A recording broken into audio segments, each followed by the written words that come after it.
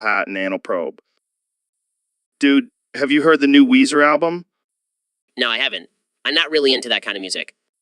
What? How can you not be into Weezer? They're like the ultimate nerd rock band. Well, I have more important things to listen to, like classical music and intellectual debates. Come on, man. You're missing out. Weezer is the soundtrack to life. I highly doubt that. Fine, I'll prove it to you. Let's say It Ain't So Together. Are you serious? Dead serious. Jamie, pull up an image of a karaoke machine. This is ridiculous. Just go with it, Ben. You might actually enjoy it. Fine, but if anyone sees this, I'm blaming you. Deal. All right, let's do this. See, isn't this fun? I have to admit, it's not too bad. And you said you don't like Weezer. I may have to reconsider my music preferences. That's the power of Weezer, my friend. Alright, maybe I'll give their new album a listen. Now that's what I like to hear. You're welcome, world. We just converted Ben Shapiro into a Weezer fan. Let's not get carried away, Joe. Too late. It's already happened. Weezer for life. Hey, Neil, I heard you did something crazy recently.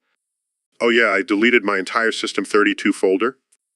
What the hell, man? Why would you do that? Well, I was feeling a bit rebellious and wanted to see what would happen. And what happened? My computer went haywire, started glitching and crashing. But it was worth it for the rush. You're a madman, Neil. Maybe I am, Joe. Maybe I am. But seriously, why would you do something like that? I wanted to prove a point. We rely too much on technology and need to remember the power we have over it. That's deep, man. But what about all your important files and documents? Oh, I backed those up. I'm not that crazy. See, that's how I felt when I deleted System 32. Well, I'm glad you learned your lesson. Don't mess with the system, man. Lesson learned, Joe. Lesson learned. So, Ryan, I gotta ask, a lot of guys out there have a man crush on you. Is it gay for a man to like Ryan Reynolds? Yeah, but what about all those guys out there who say they would go gay for you? Yeah, she's a babe. But seriously, do you ever get hit on by guys? Hey, now, let's not make this too weird. But seriously, you're a good-looking dude. I can see why people would be attracted to you. Oh man, that's too good. Okay, maybe I can see why some guys would go gay for you. Agreed. And hey, if we ever want to experiment, we'll just blame it on the alcohol. Yeah, Ben, have you tried this Runts strain yet? Runts? I thought we were talking about gas prices. Nah, man, we straight gassing over here. Cutting straight to the bricks. I'm not sure I understand what that means, Joe. It means we smoking the good stuff, Ben. And speaking of good stuff, did you see that shorty with BBL? BBL? Is that some new political party? No, Ben. It's a Brazilian butt lift. But she took it out because she couldn't run. That seems like a poor decision. I had to do it to them, Snipe. Went full Judge Judy on that pussy. I'm not sure that's something to be proud of, Joe. Who said anything about being proud? I'm a demon. Ben, no loyalty to anyone. So, you have no loyalty to your partner? Shorty chose to be with a demon, Ben. That's her problem, not mine. Well, this conversation took a dark turn. This shit ain't nothing to me, man. Now let's get back to gas and cutting straight to the bricks. Yo, Joe, have you heard Kanye East's new track, Fortnite Balls? Yeah, man, I can't get that song out of my head. It's like a mix of trap music and video game sound effects. It's insane. I never thought I'd hear a song about a video game that also slaps in the club. And the lyrics are so absurd. Got my shotgun, got my bandages, got to build a fort and take some chances. What does that even mean? I have no idea, but I love it. It's like a battle cry for all the Fortnite players out there. Jamie, pull up an image of a dancing llama wearing a gold chain. See, that's the perfect visual representation of this song. It's ridiculous and catchy at the same time. I can't wait to see what Kanye East comes up with next. maybe a song about Minecraft or Candy Crush. I wouldn't put it past him. But for now, I'll just keep blasting Fortnite balls on repeat. So, Neil, I heard you've been experimenting with some interesting stuff lately. Yeah, man. I've been trying to tap into my primal instincts, you know? What do you mean? I've been living like a caveman, eating raw meat, sleeping under the stars, the whole 9 yards. That's wild. How's it been going? Dude, it's been amazing. I feel so connected to nature. And let me tell you, rock on stick, good, real good. That's hilarious. No, I'm serious. I've been using it for everything. Hunting, defense, even as a back scratcher. I can't even imagine. Do you miss modern technology at all? Nah, man. Who needs it? I've got my rock on stick. It's all I need. I think I might have to give this caveman lifestyle a try. Oh, you definitely should. Just make sure you have a good rock on stick. Trust me, it'll change your life. So, Mr. President, I gotta ask, what's your deal with Joe Biden? Joe Biden. Let me tell you, Joe, I love that guy. He's like a little puppy, always following me around. I don't think he would appreciate being compared to a puppy. Oh, come on, Joe. I mean it in a good way. He's just so loyal and obedient. I could say anything and he'll just nod along. I don't know if that's a good quality for a potential president. Oh, but it's great for me. I mean, who wouldn't want a little lapdog in the White House? I think most people want a strong leader, not a lapdog. Well, that's where we differ, Joe. I like to be in control, and Joe's happy to let me take the reins. I'm sure he'll be thrilled to hear that. Oh, he knows it. I've told him many times how much I appreciate him. In fact, I think I'll give him a nice pat on the head next time I see him. Okay, let's move on to another topic before things get too weird. Yo, Joe, did I ever tell you about the time I met Peter Griffin from Family Guy? No way, man. That's crazy. What happened? Well, I was hiking in the woods and I stumbled upon this huge bear. I was freaking out. But then Peter comes out of nowhere and says, "Hey, Joe, I got this." Shut up. What did he do? He started throwing condoms at the bear, distracting it. And then he pulled out a giant condom and used it as a slingshot to shoot rocks at the bear. That's insane. Did it work? Hell, yeah, it did. The bear eventually got scared and ran away. And then Peter and I just chilled and smoked a joint together. Only you, Joe. Only you would have a story like that. Yeah, man, it was wild. And then we ended up going to a strip club afterwards. Of course you did. You and Peter sound like a dangerous duo. We definitely were. Who knew condoms could be used for bear fighting? So, Ben, I gotta tell you, man, I've been having some crazy thoughts lately. Oh, yeah. What kind of thoughts? Well, you know, how we're always talking about breaking down these brick walls and seeing the true world. Yeah, it's one of our favorite topics. Well, I can't stop fantasizing about actually doing it. Like, I want to just grab a sledgehammer and go to town on these walls. That's a bit extreme, Joe. I think we should stick to discussing it in theory. But think about it, Ben. We've been trapped in the studio for 18 hours a day, every day. Don't you ever wonder what's out there? Of course I do, but I'm not about to go all Hulk smash on these walls. But imagine the rush, the adrenaline, the pure primal satisfaction of breaking through and finally seeing the real world. Yeah, because nothing screams primal satisfaction like breaking down some drywall. Come on, Ben. You gotta admit, it's a pretty wild idea. I'll stick to my wild ideas in the realm of politics, thank you very much. Fair enough. But just imagine if we did it. We could finally escape the studio and see what's really out there. I'll pass, Joe. I'll stick to using my words as my weapon, not a sledgehammer. Suit yourself, Shapiro. But I'll be over here daydreaming about breaking free from these walls. So, Elon, have you heard about this new trend called mewing? Mewing? Is that some kind of new exercise or diet craze? No, it's actually a technique for improving your facial structure and jawline. Interesting. How does it work? Well, basically you just position your tongue on the roof of your mouth and keep your mouth closed. It's supposed to help align your jaw and improve your breathing. That sounds like some weird medieval torture method. Yeah, it does sound a bit strange, but people swear by it. They say it can also help with snoring and sleep apnea. I could use some help with my snoring. Maybe I'll give it a try. Wow, that looks uncomfortable. Yeah, but apparently it's worth it for a chiseled jawline. I'll stick to my electric cars for now. Fair enough. But hey, if you ever want to try it, let me know. I can be your mewing coach. Thanks, but I think I'll pass.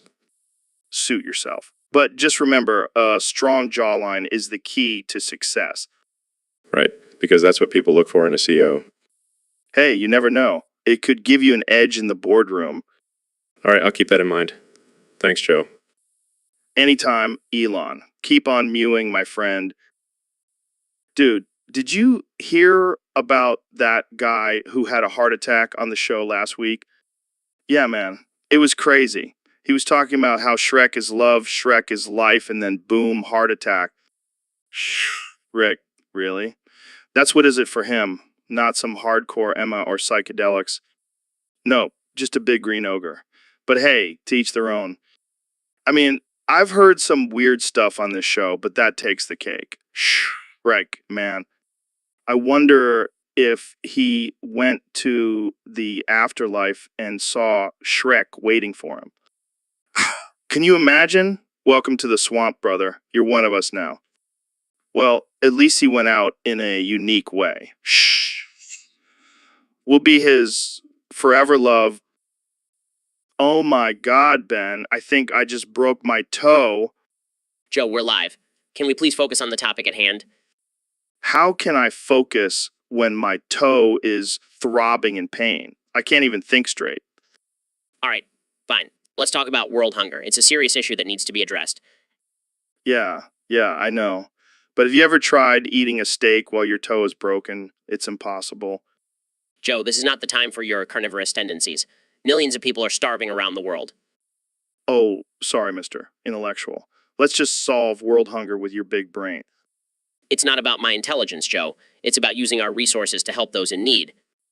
Can we just talk about something else? This is bringing me down. Fine. Jamie, pull up an image of a cute puppy to cheer Joe up. Joe, look at this adorable puppy. Isn't it just the cutest thing? Aw, yeah, that's a good boy. Maybe I'll name him World Hunger. That'll solve the problem. You know what, Joe? I give up. Let's just end this episode.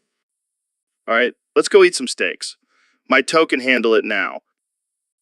So, Donald, I heard you've been mewing since your loss in 2020. How's that been going for you?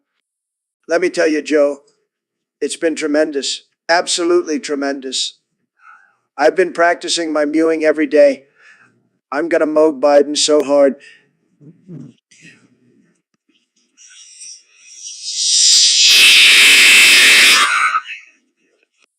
Moog him. What does that even mean? It means I'm going to show him who's the alpha male around here. I'll be mewing and he'll be meowing like a little kitten. I don't think that's how it works, Donald. But hey, whatever makes you feel better. Trust me, Joe, I'm going to be the biggest, baddest mewer there ever was. They'll be calling me the Mew King of America. All right, let's move on to a different topic. Wait, before we do you think I'm mewing better than Biden yet? I don't know, man. I haven't seen either of you, but I'm sure you're both very talented at it. I'll take that as a compliment. Thanks, Joe. So, Elon, what's on your mind today? Dude, do you see that floating McCover over there? Am I going crazy or is that thing actually floating? Yeah, I see it. It's just the wind, man. Relax. No. This is some next level shit. I knew it. The robots are taking over. Yo, Elon, it's just a piece of foam. Calm down. foam? That's what they want you to think. But I know the truth. This is just the beginning. Soon, they'll be controlling everything. Even the mix on our podcasts. All right, let's take a deep breath and maybe lay off the caffeine for a bit. You don't understand, Joe. This is a sign. We need to start preparing for the robot apocalypse. Okay, let's change the subject. How about we talk about your plans for colonizing Mars? Oh, right. Sure. But first, we need to talk about this floating McCover. It's a serious issue, Joe. We can't ignore it. I need to start booking more grounded guests. What was that, Joe? Nothing. Let's just focus on Mars. So, Donald, I gotta ask you about this whole wall situation. What's going on with that? Oh, the wall. It's going to be the biggest, most beautiful wall you've ever seen. It's going to be tremendous. Yeah, but is it bear proof? I mean, we gotta make sure those grizzlies can't just bust through it. Of course, it's bear proof. We're using the strongest, most incredible materials. Nobody builds walls better than me. Believe me. All right, Jamie, pull up a video of a bear attacking a wall. I want to see if this thing can hold up. Oh man, that's not good. That's not good at all. Don't worry, Joe. That's not the kind of wall we're building. Ours will be impenetrable. I hope so. I don't want to see any bears wandering around the country because they broke through your wall. Believe me, Joe. No bears are getting through my wall. It's going to be huge. Hey, Elon, I've been meaning to ask you something. Shoot. How big is your dick? What kind of question is that? I'm serious. I want to know. I bet it's huge. Well, Joe, let's just say it's like a rocket ship. A rocket ship. That's badass. Yeah, it can reach great heights and make some impressive moves. Damn, I gotta see this. Jamie, pull up an image of a rocket ship. Joe, what about you? How big is your dick? Oh, it's like a mighty python ready to strike at any moment. Jamie, pull up an image of a python. But seriously, Elon, I bet yours is bigger. Who knows, Joe? Maybe we should just compare in person. Yeah, let's not make this podcast X-rated. But seriously, Jamie, pull up an image of two swords crossing. I like your style, Joe. But let's leave it at that for now. So, Elon, I heard you were talking about the Drake leak. Yeah, man. It's crazy how everyone's losing their minds over a damn song. I mean, it's Drake. People go nuts over anything he puts out. I don't get it. I mean, I like some of his stuff, but I'm not going to lose my mind over a leaked track. Yeah, but you're also a billionaire genius. You probably have more important things to worry about. Exactly. Like figuring out how to colonize Mars and create self-driving cars. Speaking of Mars, have you seen that new image of the planet's surface? Jamie, pull up an image of the Mars surface. Look at those mountains, man. It's like a giant red desert. It's wild to think that one day we could actually live there. Yeah, and we'll be jamming to some leaked Drake tracks while we're at it. That would be epic. But seriously, do you think we'll ever see humans living on Mars in our lifetime? I sure hope so. I mean, I'm working on it every day, but who knows, maybe we'll be too busy fighting off alien invasions by then. Well, I'll be sure to have my tinfoil at ready just in case. Better safe than sorry, Joe. Better safe than sorry. So, Neil, I've been thinking about this lately. Do you think it's possible to edge in public?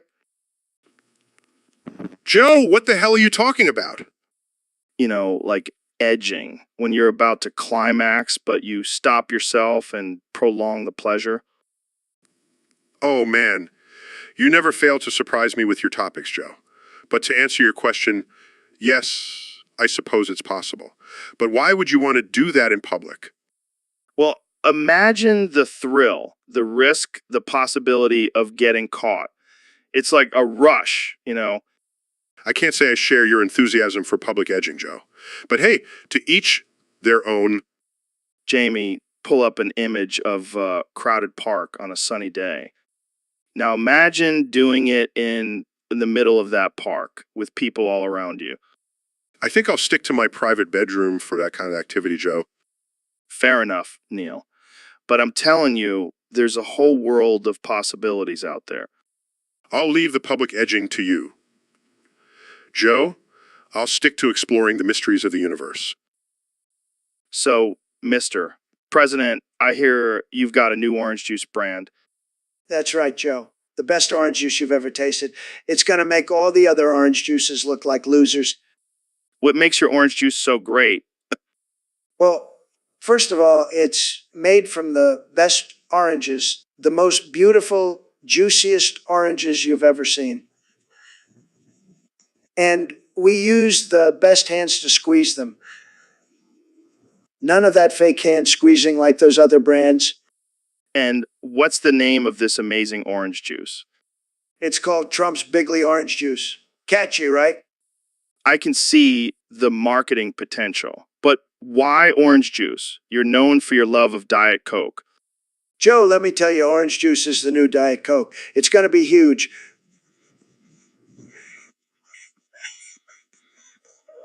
People are going to be drinking it at all my rallies. Look at that, Joe. Beautiful, isn't it? And the best part is it's only $100 a bottle. $100. That's insane. Hey, it's a premium product. Only the best for my supporters. Well, I gotta say, I'm intrigued. I might have to try some of this Bigly orange juice myself. You won't regret it, Joe. Believe me, it's going to make your taste buds great again. All right, folks, we've got a special guest on the podcast today, the one and only President Donald Trump. Great to be here, Joe. I've been wanting to come on your show for a long time. I hear you're a big fan of mine. Well, I wouldn't say I'm a fan, but I'm definitely intrigued by your unique perspective on things. Well, I appreciate that. And speaking of unique perspectives, have you seen what LeBron James has been saying about me? Oh boy, here we go. I mean, the guy used to be a great basketball player, but now he's just a washed up loser who can't even win a championship without stacking his team. You do realize that LeBron is considered one of the greatest players of all time, right? Yeah, whatever. I don't care about basketball. But what I do care about is how he's been talking smack about me. It's not very nice. Well, you have to admit, you do say some pretty outrageous things sometimes. Hey, I speak my mind. That's what the people love about me. And they love me so much they even made a song about me. Jamie, pull up an image of You Are My Sunshine with my face on it. Just do it, Jamie. Oh man, that's too good. See, Joe, I'm loved by the people, even in song form. Yeah, I'm sure that's exactly what LeBron was thinking when he called you a clown. That guy needs to focus on his game instead of wasting his time on Twitter. That's what a real winner does. All right, let's move on to a different topic before this turns into a full-blown Twitter war. Fine. But just remember, Joe, I'll always be your sunshine. Oh man, I can't even argue with that. Thanks for coming on the show, Mr. President. Anytime, Joe. Anytime. Have I ever told you about the time I met Ren and Stimpy from Ren and Stimpy? No, but I have a feeling it's going to be absurd and offensive. You know, me too well, my friend. So I was hiking in the jungle, right? And out of nowhere, I come across these two cartoon characters. Wait, what? Cartoon characters in real life? Yeah, man, it was wild. But here's the craziest part, they were being attacked by a pride of lions. What did you do? Well, I remembered I had these rubber nipples in my pocket from a prank earlier. So I whipped them out and started slapping those lions on the nose. And it worked? Like charm. Ren and Stimpy were so grateful, they invited me back to their place for some psychedelic mushrooms and a viewing of their show. I don't know whether to be impressed or concerned. That's the beauty of it, Ben. It's both.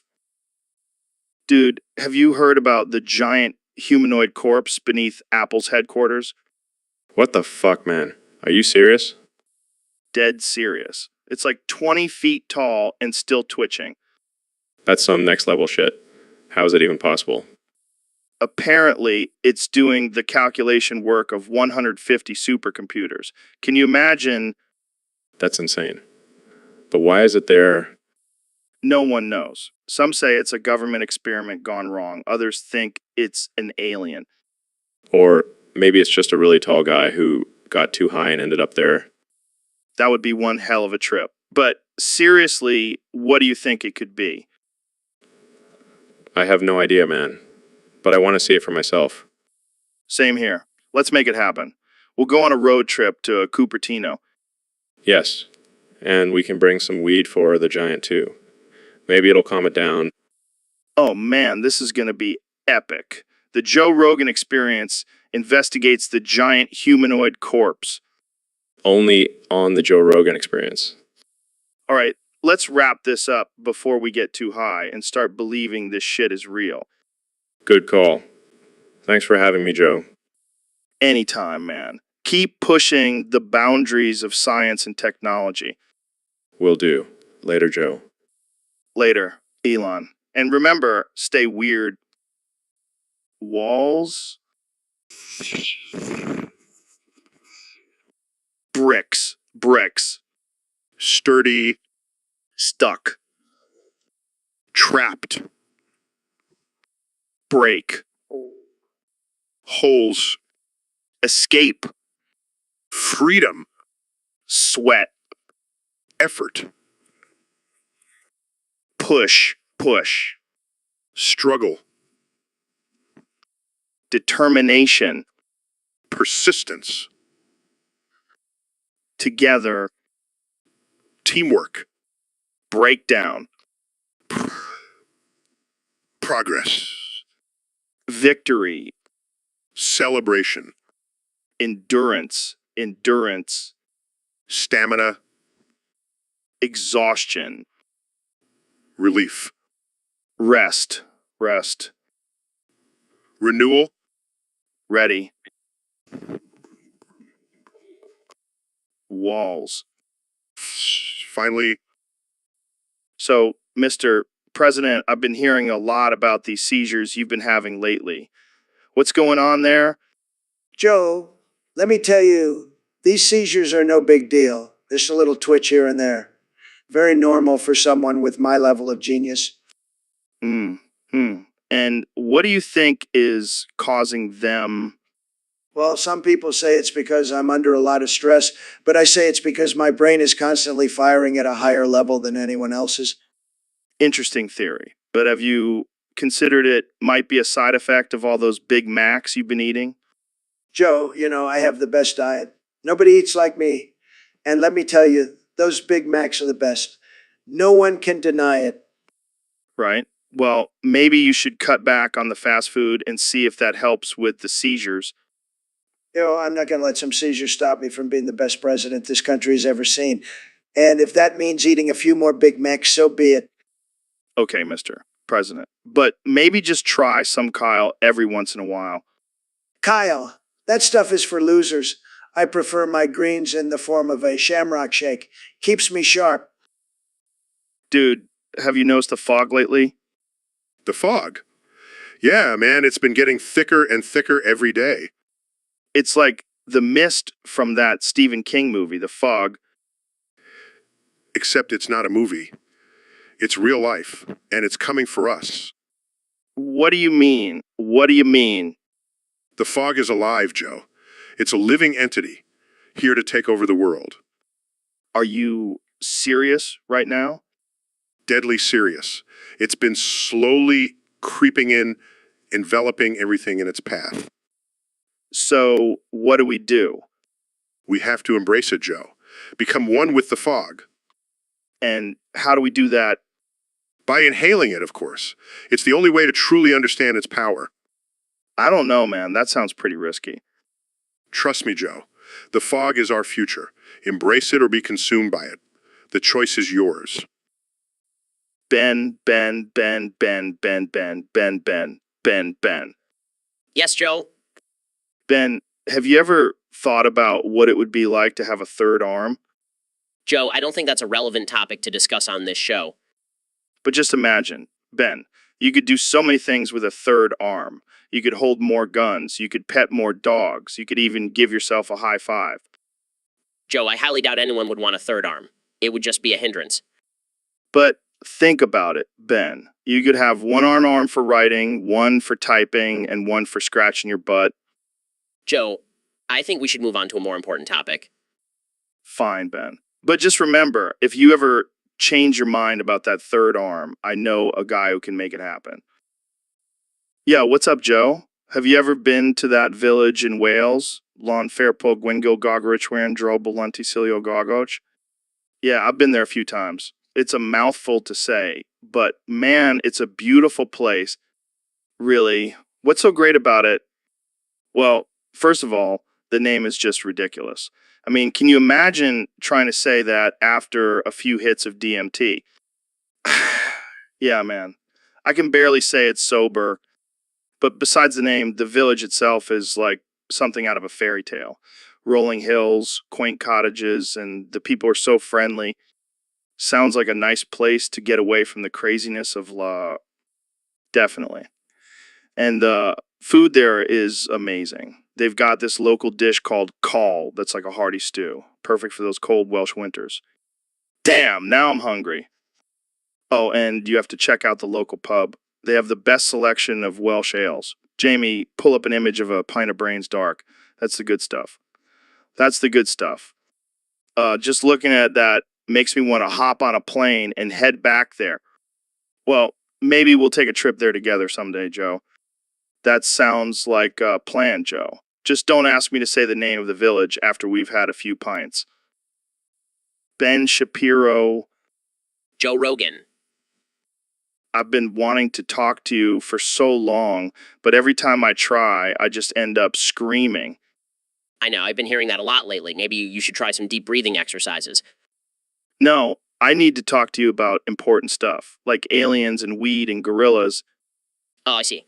Well, I'm sure we can have a civilized conversation about those topics. Just try to calm down a bit.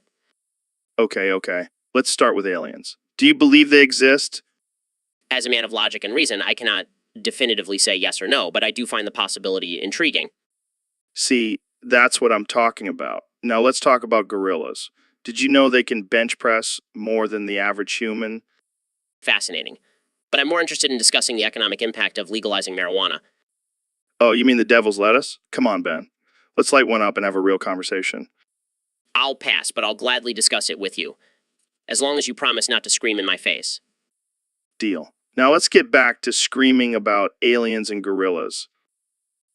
So, Elon, I heard you've been playing this new game called Gata RP. What's that all about? Oh, man, Joe. It's like living in a virtual world where you can do whatever the hell you want. It's wild. Really? I don't know if I have the time for that. I mean, I have a podcast to run and, Come on, Joe. You can spare a couple hours to wreak havoc and cause chaos in a virtual city.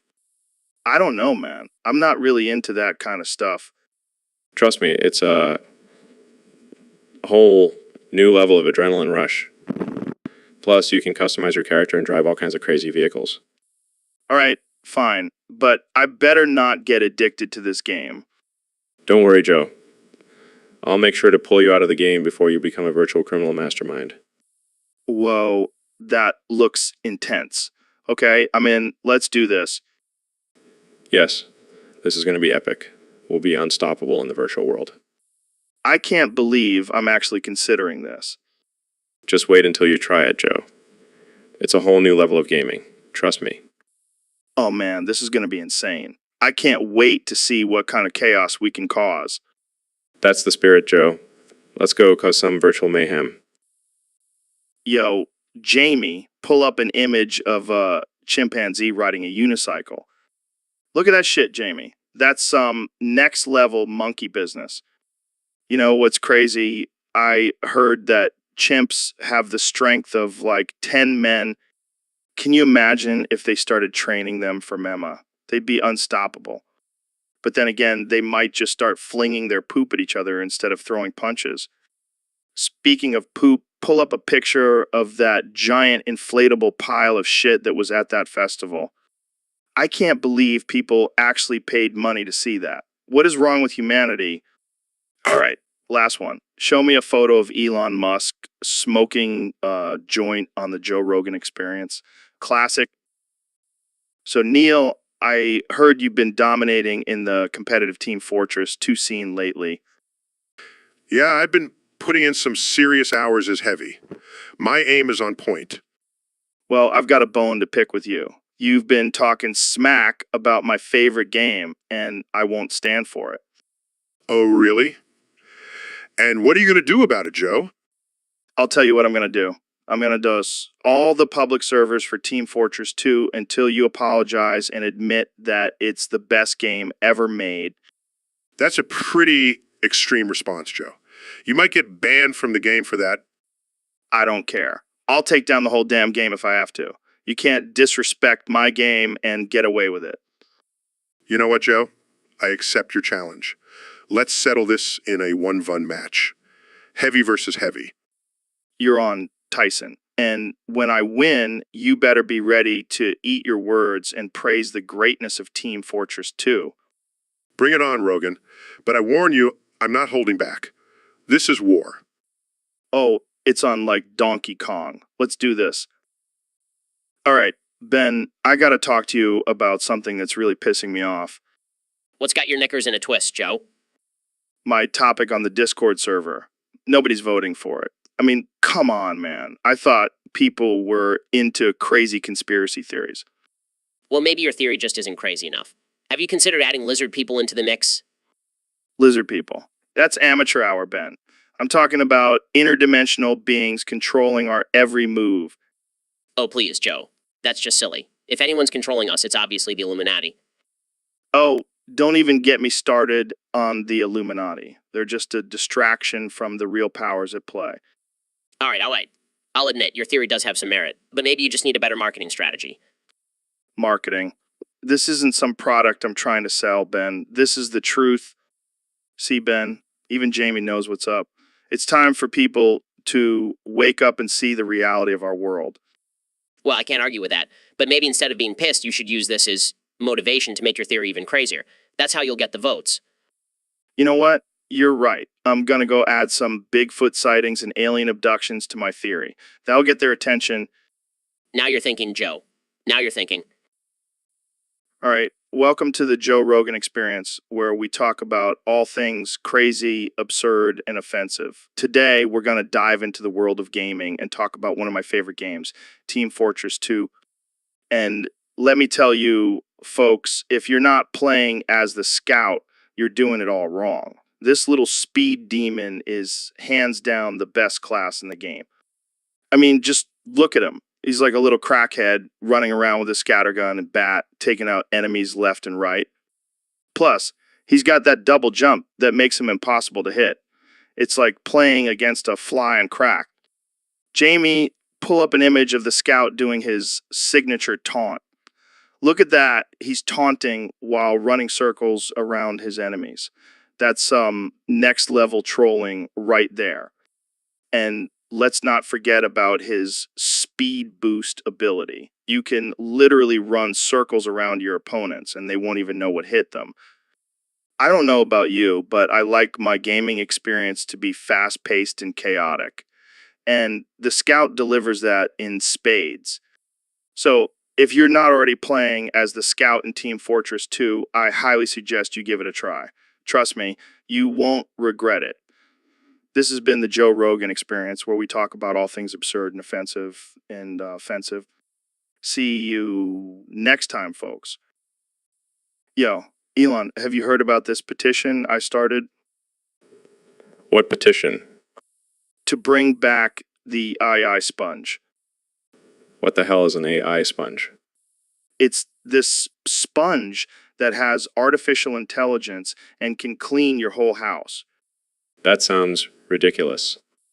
No, man, think about it. No more cleaning toilets or scrubbing floors. Just sit back and let the eye sponge do all the work. But isn't that just laziness? Who cares, man? We have the technology, might as well use it for our benefit. I guess you have a point there. Plus, think of all the jobs it could create. We could have an army of sponges cleaning the world. That's one way to solve the unemployment problem. Exactly. And with your brain power, we could make the eye sponge even smarter. Oh, God, I can see it now. Yeah, Ice Sponge taking over the world and enslaving humanity. That's just your paranoid thoughts, man. But seriously, imagine how clean our world could be with the help of eye sponges. I'll pass on that one, Joe. I'll stick to my Tesla and SpaceX projects. Suit yourself, but mark my words, the AI sponge will be the next big thing. I give up. But just don't come crying to me when the eye sponge takes over. Don't worry, I'll be sitting back and relaxing while my eye sponge does all the work. So, Ben, what's your take on legalizing weed? Well, Joe, from an economic standpoint, legalizing weed would bring in a significant amount of revenue for the government through taxes and decrease the costs associated with enforcing prohibition. Yeah, that's all great and stuff, but do you see any subway surfers in this frame? I can't focus if there's no subway surfers, man. Joe, we're talking about a serious issue here. The legalization of weed has the potential to create jobs and boost the economy. I get it, but I can't stop thinking about how awesome it would be to surf on top of a subway. That's the real issue here. Joe, I think you need to prioritize your concerns. We're talking about the future of our country, and you're worried about a mobile game. Mobile game. Hey, don't knock it till you try it, Ben. Surfing on top of a subway is the ultimate rush. I'll take your word for it, Joe. But let's get back to the topic at hand. Right. Legalizing weed. But seriously, can we get some subway surfers in here? I give up. So, Ben, I heard you had some interesting information about Squidward and the Russian Revolution. Oh yeah, Joe. It's actually a little known fact that Squidward was a key player in the overthrow of the Tsar. Wait, what? How did a cartoon character from Bikini Bottom get involved in a historical event? Well, you see, Squidward was actually a secret agent for the Bolsheviks. He used his clarinet skills to send coded messages to Lenin. Are you serious? This sounds like a conspiracy theory.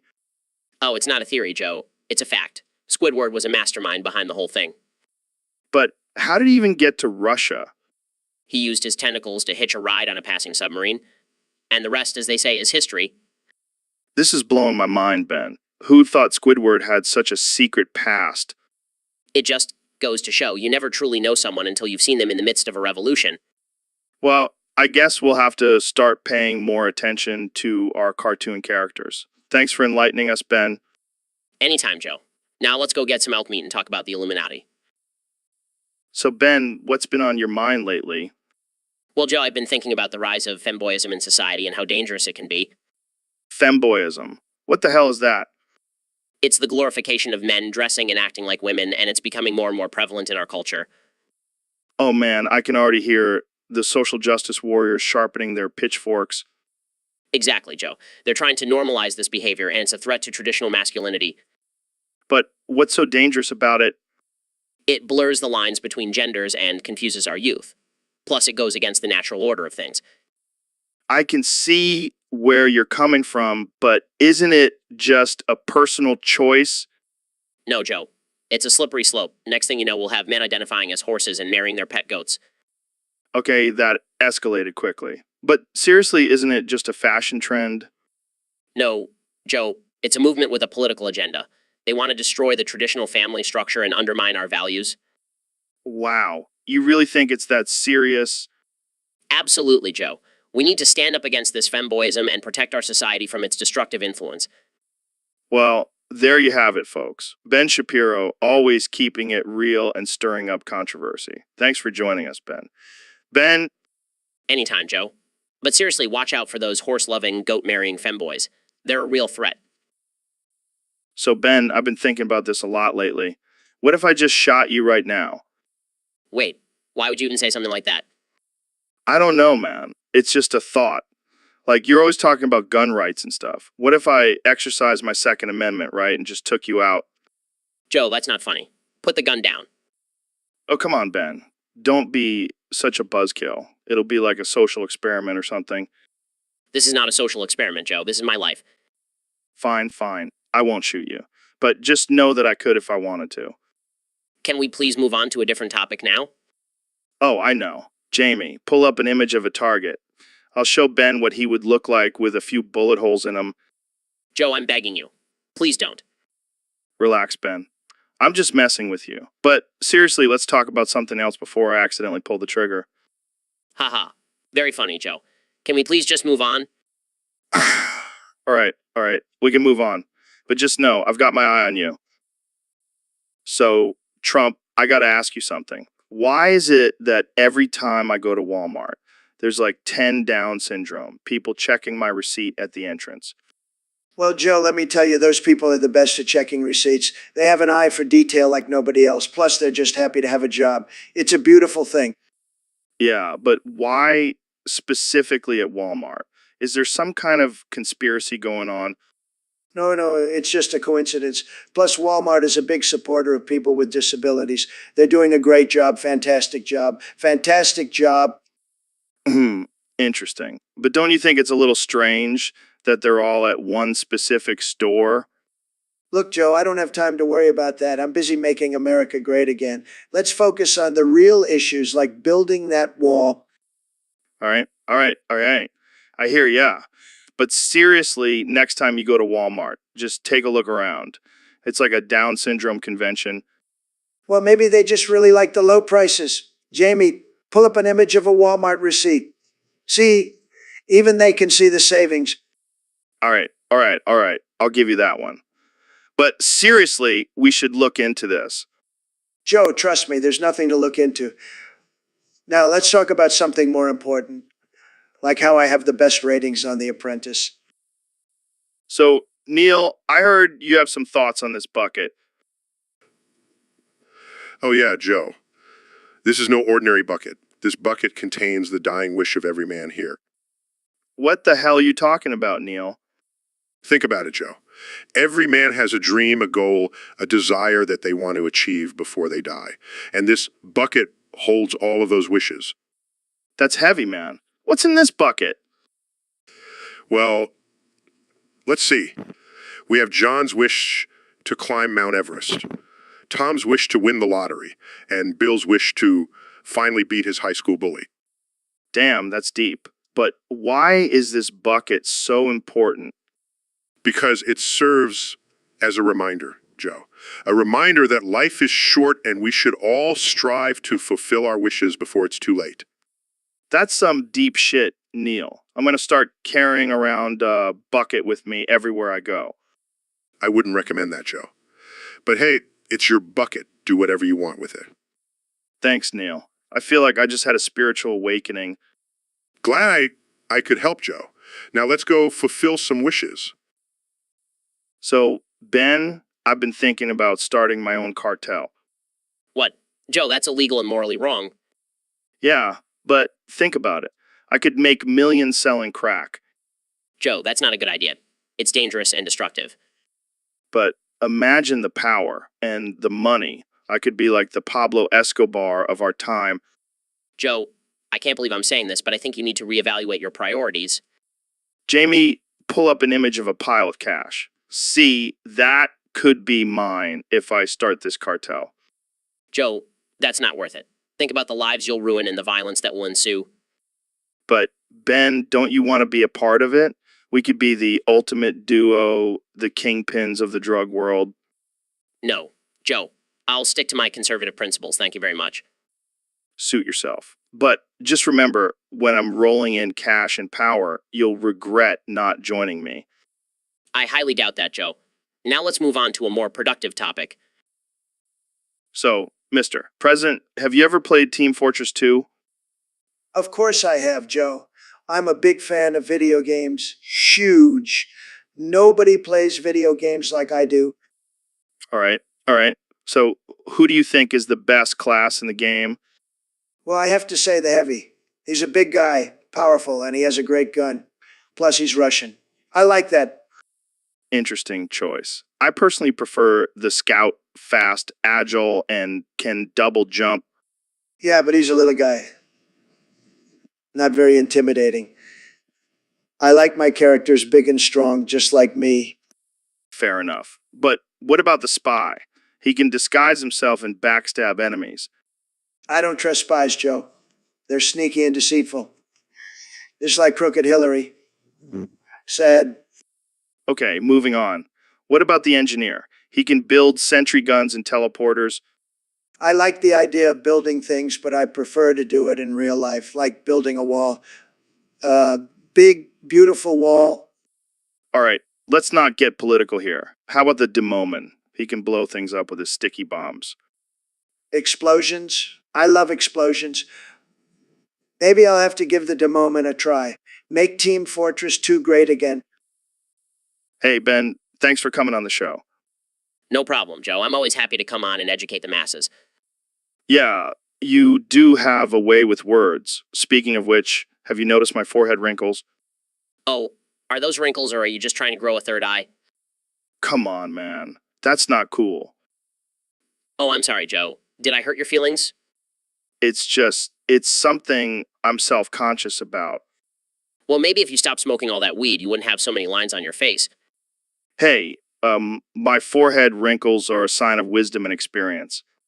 Oh, yeah, because nothing says wisdom like constantly getting high and talking about chimps. Okay, I see you're not gonna let this go. No, I'm not. But hey, at least you have a lot of real estate on your forehead for a sponsor's logo. That's true. Maybe I'll start selling ad space up there. Now that's the capitalist spirit, Joe. All right, folks, we're back with another episode of the Joe Rogan Experience. Today we have the infamous Ben Shapiro joining us. Ben, there have been some rumors and accusations floating around about you being a femboy. Joe, that's ridiculous. I'm a proud conservative man, not some soft feminine creature. But Ben, there's evidence of you wearing a skirt and crop top at a college party. That was just a dare, Joe. I was proving a point about the absurdity of gender fluidity. Okay, but what about the photo of you wearing a maid outfit at a cosplay convention? That was for a charity event, Joe. And it was a joke, not a lifestyle choice. All right, I'll give you the benefit of the doubt. But what about the video of you dancing to Call Me maybe in a tutu? That was a private moment, Joe. And I was just having fun. It doesn't make me a femboy. I don't know, Ben. Seems like there's a pattern here. Joe, I'm not a femboy. I'm a manly man who happens to have a sense of humor and is secure enough in his masculinity to not be afraid of trying new things. Well, I guess that settles it. Ben Shapiro, not a femboy, but definitely not afraid to have a little fun. Thanks for joining us, Ben. Thanks, Joe. Always a pleasure. Yeah, Ben, what the hell happened to you, man? I heard you collapsed on the R floor. Yeah, it was insane. I was just minding my own business, reading the Constitution, and suddenly my skin started peeling off. Holy shit. That sounds like something out of a horror movie. Tell me about it. I was having an allergic reaction to some medication and ended up with Stevens-Johnson syndrome. Stevens-Johnson syndrome. That sounds like a made-up disease. Oh no, it's very real. And let me tell you, it's not a fun time. I was panicking, couldn't breathe, and my coordination was all off. It was like being drunk without the fun part. Damn, that's rough. Did they give you some good painkillers at least? They did, but then I started spouting off about the dangers of big government and the doctor had to sedate me. Classic Ben Shapiro. Well, I'm glad you're okay now. Just be careful. You never know what could trigger another episode. Thanks, Joe. I'll make sure to always carry my EpiPen with me from now on. And maybe some pocket-sized Constitution for good measure. Yo, Elon, did you see that shit in the Discord channel? What shit? What shit? That dude, Mr. Torrivity, spamming the same lame-ass message over and over again. Oh yeah, I saw that. What's his deal? I don't know, man. He's just trying way too hard to be funny. It's cringeworthy. Maybe he needs to lay off the weed. Yeah, maybe. But seriously, it's annoying. I had to mute the channel because of him. Well, maybe we should invite him on the podcast and roast him. Yes, that's a great idea. Jamie, pull up an image of Mr. Torrivity's profile picture. Fine. But seriously, dude needs to chill out with the spamming. It's not cool. Agreed. Let's hope he gets the message and stops before we have to send him to Mars. Yeah, that'll teach him. All right, let's move on to something more interesting. How about those AI robots you're working on? They're coming along nicely. Jamie, pull up an image of the latest prototype. Yeah, that'll be epic. All right, let's wrap this up and get back to work. Yeah, we got some world changing to do. Yeah. Thanks for coming on, Elon. Anytime, Joe. Keep it real. Always. Yo, Joe, have you ever heard of this thing called Blahaja? What? Blahaj, man. It's this absurd plush shark from IKEA. That sounds ridiculous. Why would anyone want a plush shark? I don't know, man. But people are obsessed with them. They have a whole cult following. What do they even do with it? I've heard some people use it as a pillow, others as a cuddle buddy. But some people take it to the extreme and use it for some freaky stuff. Freaky stuff? Like what? Like dressing it up in costumes and taking it out in public, or even using it as a prop in some adult activities. That's just unhinged, man. But I gotta admit, I'm kind of curious about this Blahaj now. Yeah, me too. I might have to go pick one up from IKEA and see what all the hype is about. Maybe we should have a Blahaj party on the podcast. Invite all the top Blahaj enthusiasts and see what they have to say. That's a great idea, Joe. Let's make it happen. Blahaj party on the Joe Rogan Experience podcast. So, Ben, have you ever thought about what kind of animal you would be if you had a fursona? Oh, absolutely, Joe. As a highly intellectual and rational being, I would obviously choose to be a majestic bald eagle. Really? I would have pegged you for a ferocious lion or a cunning wolf. Well, Joe, unlike you, I don't need to rely on brute strength or pack mentality. I can soar above the rest with my sharp mind and piercing gaze. Okay, but imagine this, Ben. What if you could be any animal, not just one that already exists? Interesting thought. In that case, I would probably be a unicorn, a symbol of purity and strength, but also a bit mystical and mysterious. Dude, that's deep. I think I would be a grizzly bear. Big and burly, but also a bit of a loner. Plus, I could hibernate and avoid all the craziness of the world. But Joe, as a bear, you would also have to deal with humans trying to hunt you down for sport. Oh, right? Scratch that. I'll be a sloth. Just chilling in the trees, taking naps all day. Well, I think we can both agree that being a human is pretty great, too. We get to have these ridiculous hypothetical conversations on a podcast. True that, Ben. And who knows, maybe somewhere out there, there's a fursona version of us having this same conversation. Mind blown, Joe. Mind blown. So, Ben, what the hell were we supposed to talk about today? I don't know, Joe. I completely forgot. Did you write it down on your alpha brain? Shit, I think I left my alpha brain at home. I was too busy smoking DMT and hunting elk this morning. Well, that explains why you're wearing a loincloth. But seriously, what were we supposed to discuss? I think it had something to do with the government trying to control our minds with chemtrails. Yes, the infamous chemtrails. Or maybe it was about how vegans are secretly trying to take over the world. Oh yeah, I remember now. It was about how we need to arm ourselves with bacon and steak to fight against the vegan uprising. And don't forget about the lizard people, Joe. They're definitely involved somehow. Right? Right? The lizard people are definitely pulling the strings behind the scenes. Man, this conversation is making me crave a big juicy burger. Me too, Joe. Let's wrap this up so we can go grab some red meat and continue our fight against the forces of veganism. Sounds like a plan, Ben. And remember, always question everything and stay woke. Stay woke, Joe. Stay woke. All right, folks, we're back with another episode of the Joe Rogan Experience. And today, we've got a very special guest, the one and only Donald Trump. It's great to be here, Joe. Great to be on the biggest podcast in the world. Huge. Oh, please, can we just get to the point? I've been dying to tell you this, Donald. Shut the fuck up. Excuse me? You heard me. Shut the fuck up.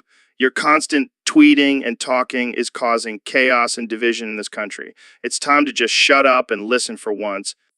Well, I am the President of the United States, Joe. I have a lot to say. Yeah, well, maybe think about saying less and listening more. It might do you some good. I don't need to listen to anyone. I know everything. Oh, I'm sure you do. That's why we're in the middle of a global pandemic, right? Oh, that's fake news. The numbers are going down. We're doing a great job. Oh, yeah, because ignoring the problem always makes it go away. You know, sometimes silence is the best form of leadership. I am a great leader. Everyone says so. let's just move on to the next topic before I lose my mind. Jamie, pull up an image of peaceful protest. Oh, those are just a bunch of thugs and anarchists. We need to dominate them. You just don't get it, do you? All right, folks, that's all the time we have for today. Thanks for tuning into the Joe Rogan Experience, where we have real conversations with real people, except for Donald Trump. He's not Trump. He's not a real person. He's a parody. Good night, everyone. Yo, Joe, did you hear about this new strain of weed? It's called the LVL 125 Shadow Wizard Blunt. No way, man. That sounds intense. Can we get our hands on some? Of course we can. I'm Joe Rogan. I have connections. Jamie, pull up an image of LVL 125 Shadow Wizard Blunt. What do you mean? Of course it's real. I smoked it last night and saw dragons flying out of my TV. Dude, that's just the DMT you smoked earlier. Oh yeah, I forgot about that. But seriously, we need to get our hands on this LVL 125 Shadow Wizard Blunt. I'm down. Let's go on a quest to find it. We'll document the whole thing on the podcast. This is going to be epic. We'll be the first ones to smoke LVL 125 Shadow Wizard Blunt on air. And we'll become the ultimate shadow wizards. Our powers will be unmatched. Jamie, pull up an image of LVL 125 Shadow Wizard. That's going to be us after we smoke this blunt. So, Ben, have you ever thought about how you want to go out? What do you mean exactly? Like, when it's your time to go, how do you want to go? Well, I haven't really thought about it, but I suppose a peaceful passing in my sleep would be ideal. Oh, come on. That's boring. I want to go out with a bang. Literally. What are you talking about? I want to be executed via electric chair.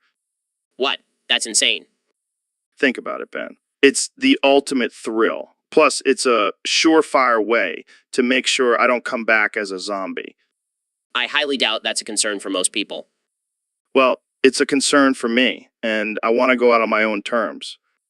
I don't think that's how it works, Joe. Oh, but it could be. Just imagine the headlines. Joe Rogan, the electric executioner, has a nice ring to it, don't you think? I think I'll stick with my peaceful passing. Thank you very much. Suit yourself, Ben.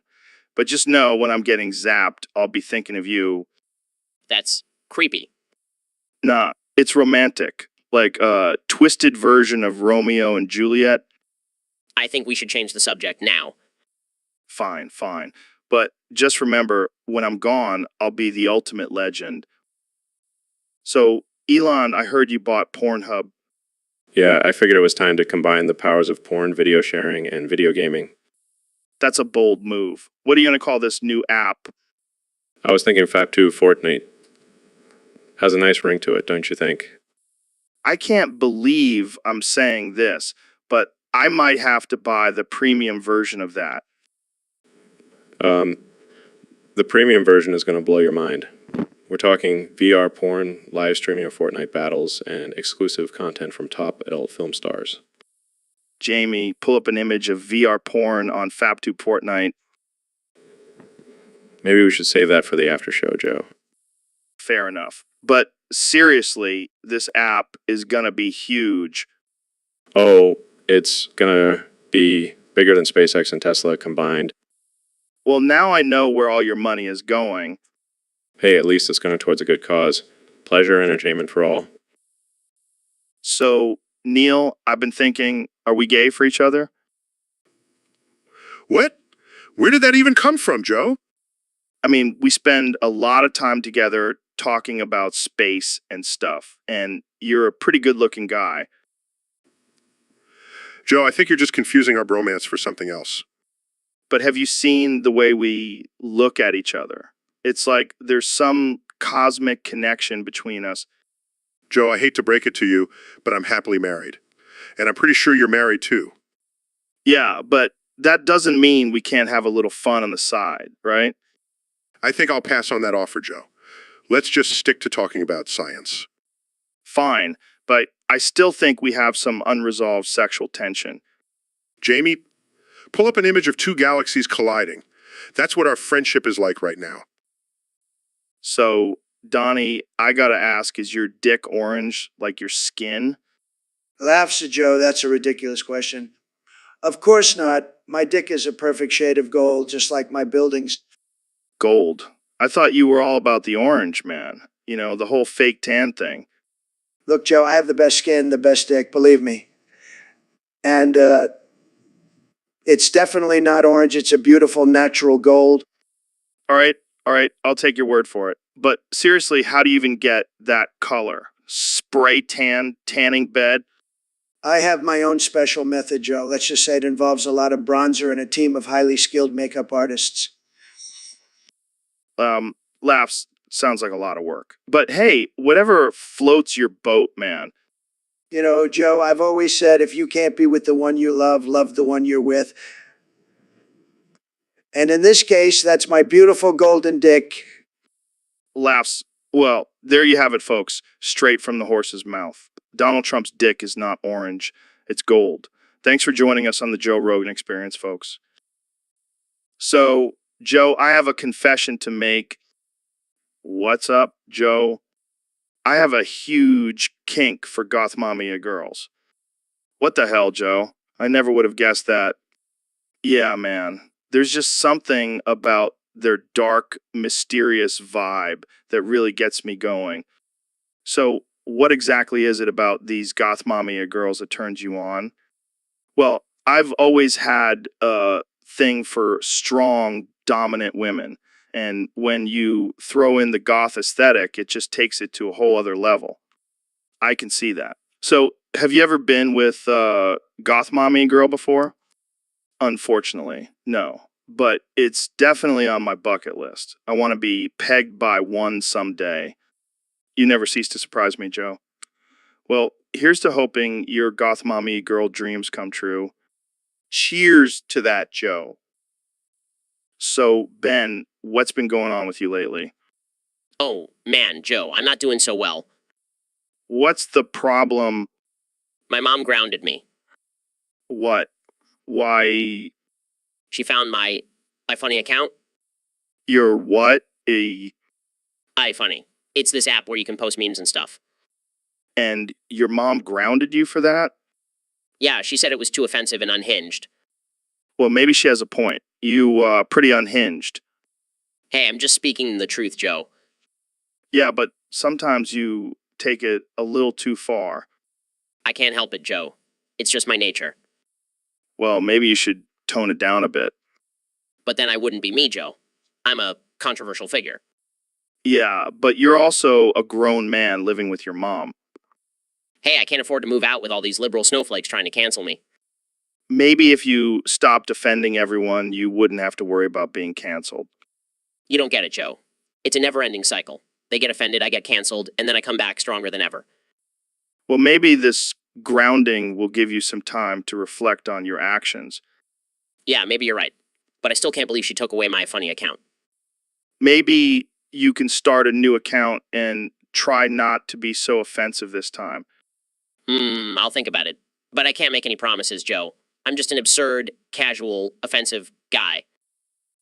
So, Elon, I gotta ask you about this whole thing. Oh yeah, the giant stone heads. Yeah, those things are wild. Have you ever tripped out staring at one of those things? Oh man, all the time. I mean, they're like ancient aliens or something. Who knows what kind of knowledge they hold. Right. And like, what's the deal with them being on Easter Island? That's so random. I have a theory that they were actually put there by time-traveling lizard people, just to mess with us. Dude, I wouldn't put it past them. But seriously, have you seen the size of those things? How the hell did they even move them? Maybe they had some kind of advanced technology that we don't even know about. Or maybe they just had really jack dudes hauling them around.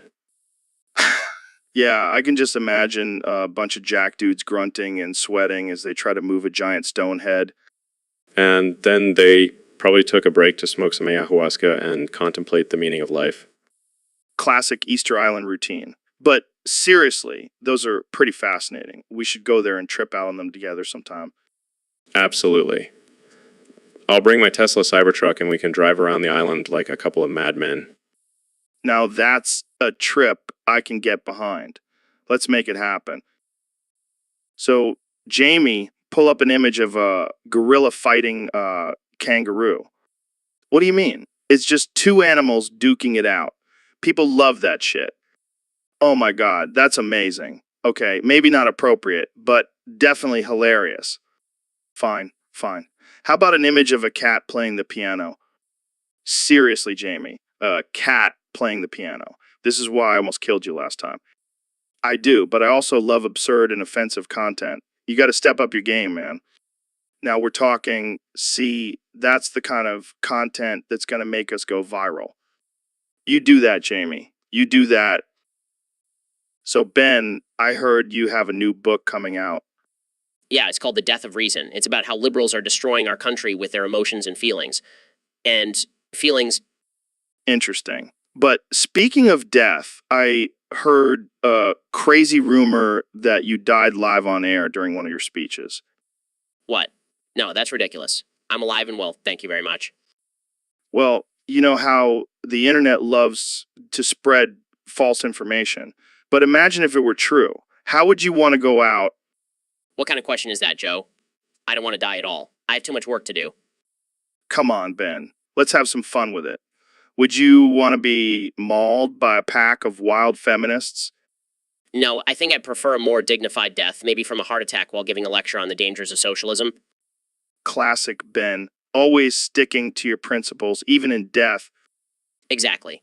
I'll be arguing with St. Peter at the pearly gates about the existence of God until the end of time. Well, let's hope that day is a long ways away, my friend. Thanks for joining me on the show today. Always a pleasure, Joe. Now let's get back to talking about how climate change is a hoax.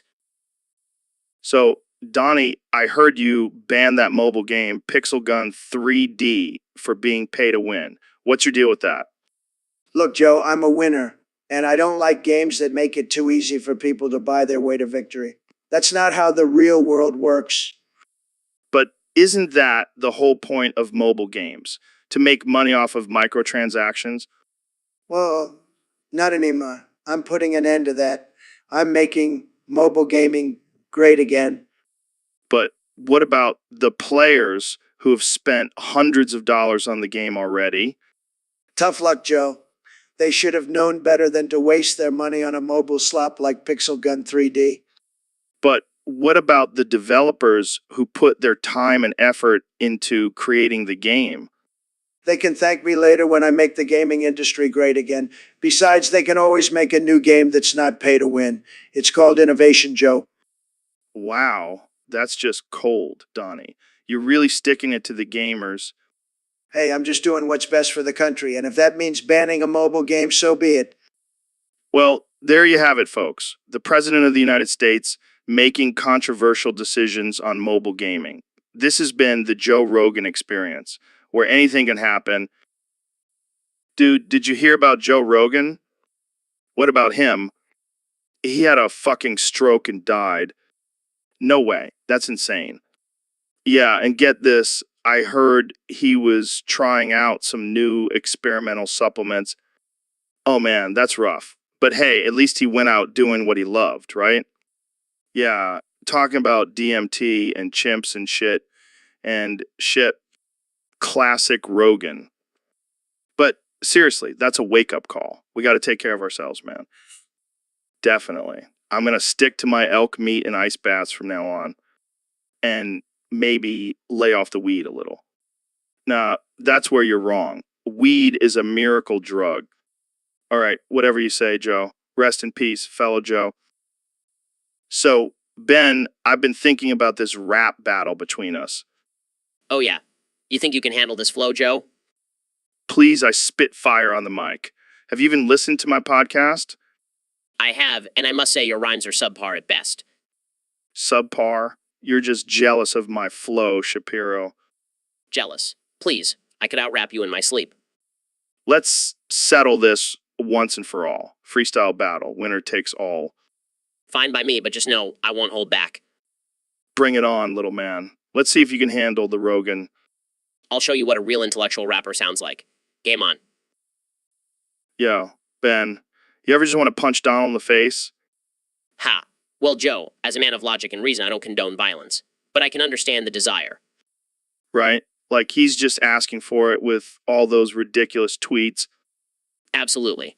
I mean, have you seen his hair? It's like a golden mop on his head. And don't even get me started on his tiny hands. It's like he's constantly flipping us off. I have to admit, it would be quite satisfying to see him taken down a peg or two. Plus, imagine the ratings. People would pay top dollar to see me and him in the ring. I have a feeling you would have the upper hand, Joe. You have that Emma training.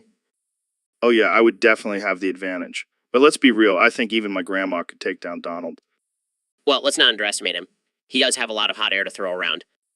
Yeah, and I have a feeling he would just start crying and trying to negotiate his way out of it. So, Ben, I have a confession to make. Oh boy, here we go. I've been keeping this secret for a while now, but I just can't hold it in any longer. What is it, Joe? I'm in love with you, Ben. What? What? I know, it's crazy. But ever since you came on the podcast, I can't stop thinking about you. Joe, I'm flattered, but I'm happily married. I know. But just imagine this scenario, Ben. You, me, and a ball gag. Joe, I don't think that's appropriate. Come on, Shapiro. Let your wild side out. We can be like Batman and Robin, but with more leather. I think I'll pass, Joe. Fine. But just know, the offer always stands, Thanks. I'll keep that in mind. and maybe we can throw in some whips and chains, too. Okay, let's move on to a different topic now. Fine. But just remember, Ben, I'll always have a special place for you in my heart. And my dungeon. Thanks, Joe. Let's just end it there. So, Donald, I heard you're having a bit of a meltdown because you owe some money to the Hat Man for your campaign. Yeah, it's a total disaster. I mean, I've got billions of dollars, but somehow I can't seem to find enough to pay off this guy. How much are we talking here? A couple million. But that's just chump change to me.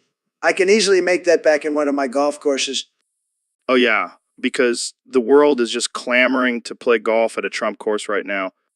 Hey, my courses are top notch, and people love me. I have the best ratings. Sure. So what's the deal with this Hat Man anyway? Is he some kind of loan shark? No, he's just some guy who made a bunch of hats for my campaign, and now he wants his money. Well, I guess you should have read the fine print before accepting that donation. Hey, I don't need any of your smart remarks, Joe. I've got this under control. Yeah, sure you do, Donald. Just like you've got the whole country under control, right? You know what, Joe? You're fired. Fired from what? This is your podcast. Never mind. Let's just end this before I say something I'll regret. So, Donnie, I heard you're banning blenders now. Yeah, Joe, it's a huge problem. I was making my daily protein shake and my balls got stuck in the blender. It was a disaster. Wait, your balls got stuck in a blender? Yeah, it was a total disaster. I had to call my wife and have her untangle me. It was so embarrassing. Wow, that's intense. But banning blenders seems a bit extreme, don't you think? Look, Joe, I have to protect the American people. I can't have them risking their balls in blenders. It's a safety issue. But what about all the people who use blenders for healthy smoothies and such? They'll have to find another way. Maybe they can use a fork and mash their fruits and veggies. That doesn't seem very efficient. Efficiency is not my concern, Joe. Protecting my balls is. Well, there you have it, folks. Trump's balls are now dictating what appliances we can use. Stay safe out there and don't stick your balls in blenders. Thanks for having me on the show, Joe. Now, if you'll excuse me, I have to go ice my balls. Jamie, pull up an image of the Hat Man. Yeah, the one that supposedly gives them sleep paralysis and terrorizes them. I don't buy into this whole Hat Man thing. It's probably just a bunch of sleep-deprived people hallucinating that looks like a blurry black blob with a top hat. How is that proof of anything? Yeah, and some people believe in Bigfoot and the Loch Ness Monster. Doesn't mean they're real. Yeah, I guess that's one positive thing about them, but I'm still not convinced. let's move on to a more interesting topic.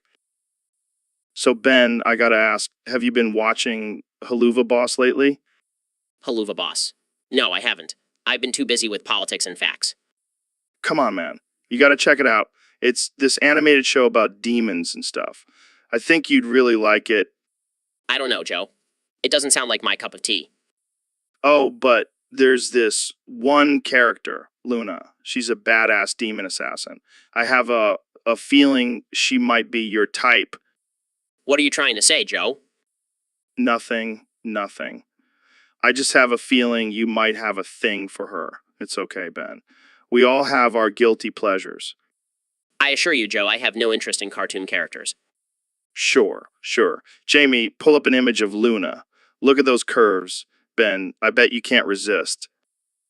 Joe, I'm not attracted to animated characters. Can we please move on to a more serious topic? All right, all right, all right. But I'll be keeping an eye on you, Ben. I have a feeling Luna might just change her mind. Jamie, pull up those photos of Trump and Biden's persona. Wow, these are something else. Look at Trump's orange and white stripes. Very bold choice. Tough decision? On one hand, Trump's persona reflects his bold and loud personality. But on the other hand, Biden's represents his calm and collected demeanor. True, true. But Trump's persona has a certain charisma to it. Oh man, this is a tough call. But I have to say, Trump's persona just edges out Biden's for me. Exactly. And at the end of the day, it doesn't matter who has the better persona. What matters is that they both have the freedom to express themselves however they want. Too late, Jamie. We're already in the deep end of the pool. But hey, that's just the Joe Rogan experience for you. So, Ben, I heard you have some strong opinions on big oily black dudes. Yes, Joe, I do.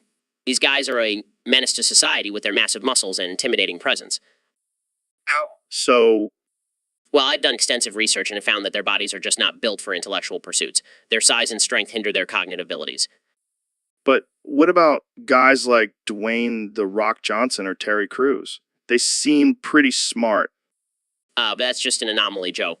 For every one of them, there are 10 others who can barely string a sentence together. I don't know, Ben. Seems a bit unfair to generalize an entire group of people like that. Facts don't care about your feelings, Joe.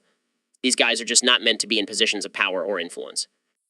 But what about their hard work and dedication to their craft? Oh, please, Joe. Anyone can lift weights. It takes real intelligence to debate and discuss important issues. Well, I guess we'll just have to agree to disagree on this one, Ben. As always, Joe. But just remember, facts and logic always prevail. So, Mr. President, thanks for coming on the show. No problem, Joe. I love talking to the people, and I have something important to say today. Oh, yeah. What's on your mind? In my mind, it's a beautiful letter, really. The best letter. And I can say it 900 times in a row. Wait, what? You can say H 900 times in a row? Absolutely. Watch this. H, H, H, H, H, H, H, H, H, H, H, H, H, H, H, H, H, I, H, H, H, H, A, H, L, H, H, A, O, H, H, A, H, E, H, H,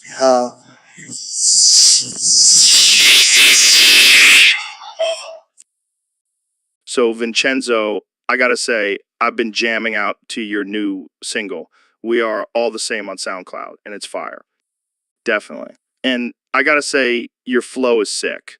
It's like a mix of Lil Wayne and Eminem. For sure. And I heard you even got Donald Trump to listen to your song.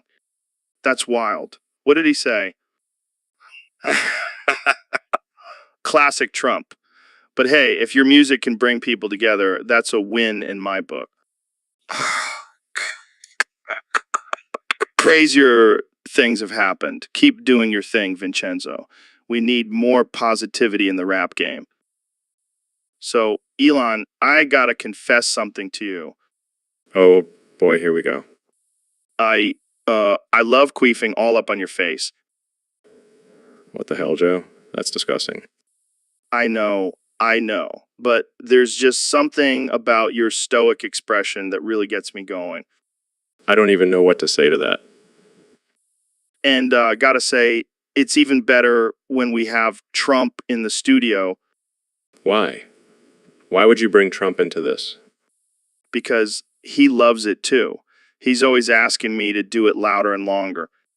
This is getting out of hand. Jamie, pull up an image of queefing elephant.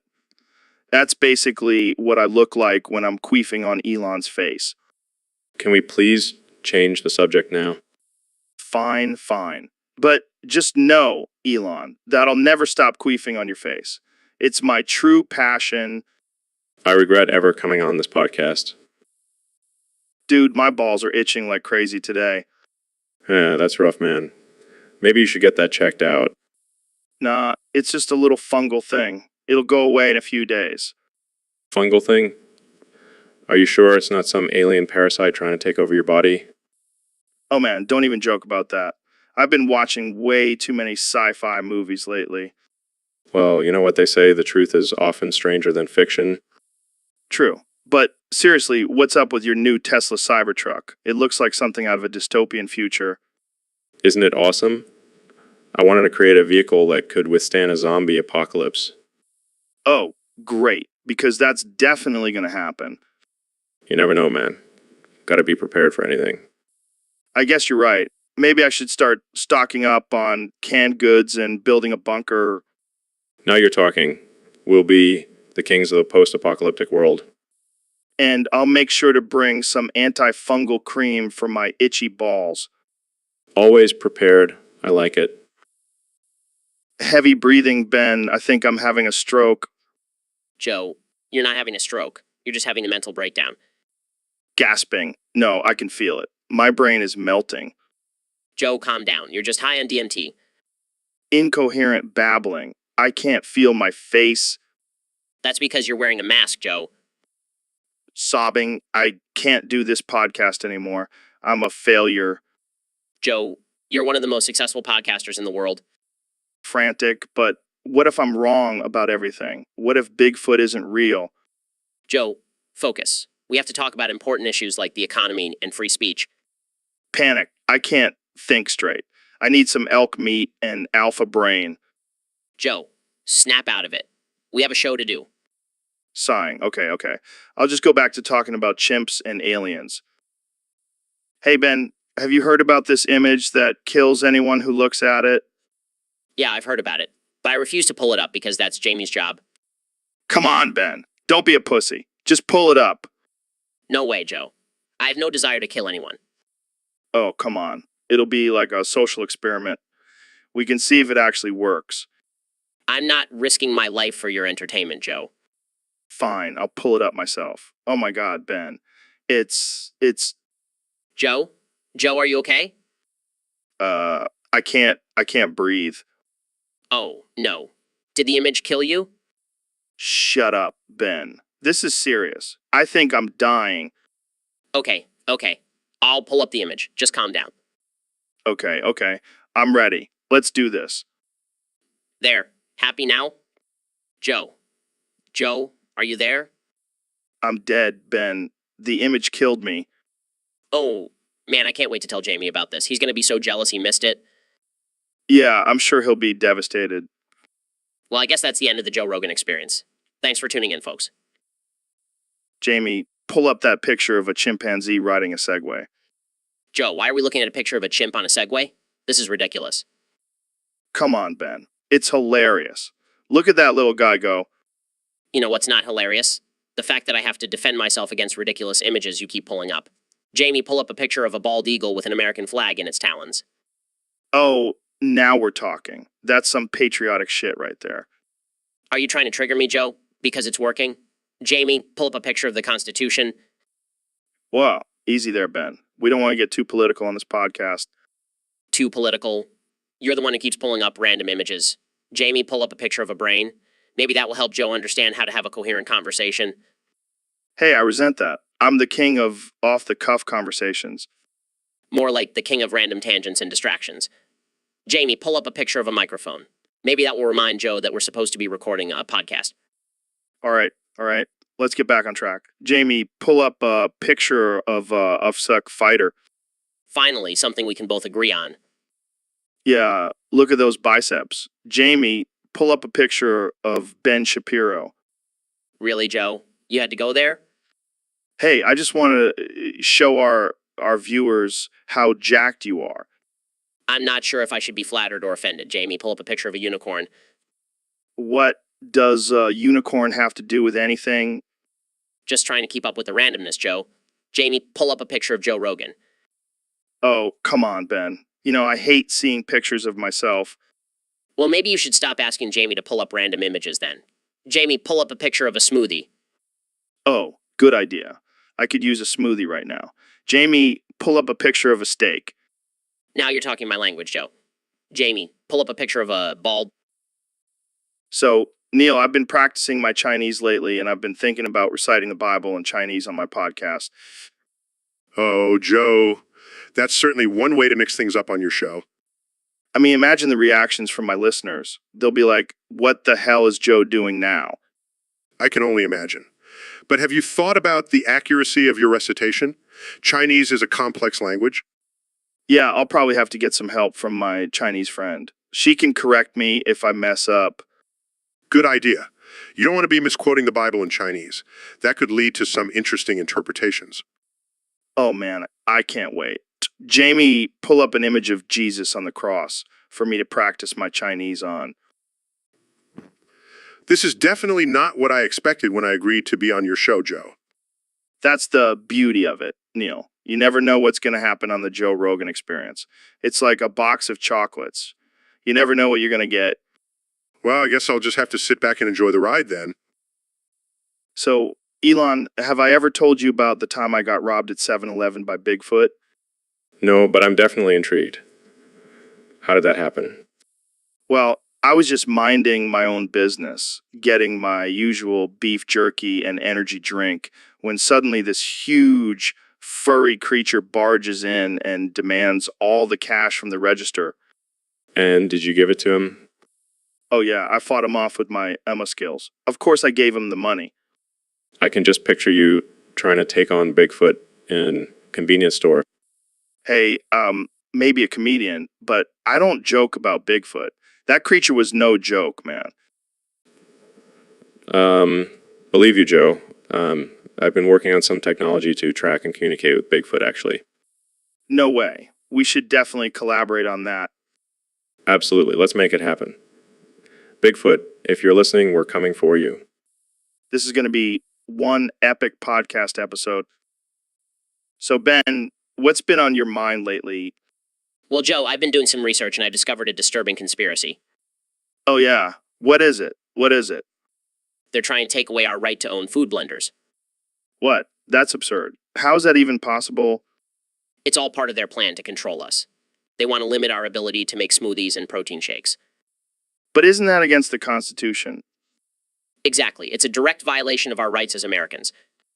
Who is behind this conspiracy? I can't say for sure, but I have my suspicions. Big Smoothie and the government. Big Smoothie. That's a new one. Don't laugh, Joe. This is serious. We have to fight for our right to blend. All right, I'm with you. Jamie, pull up an image of a blender.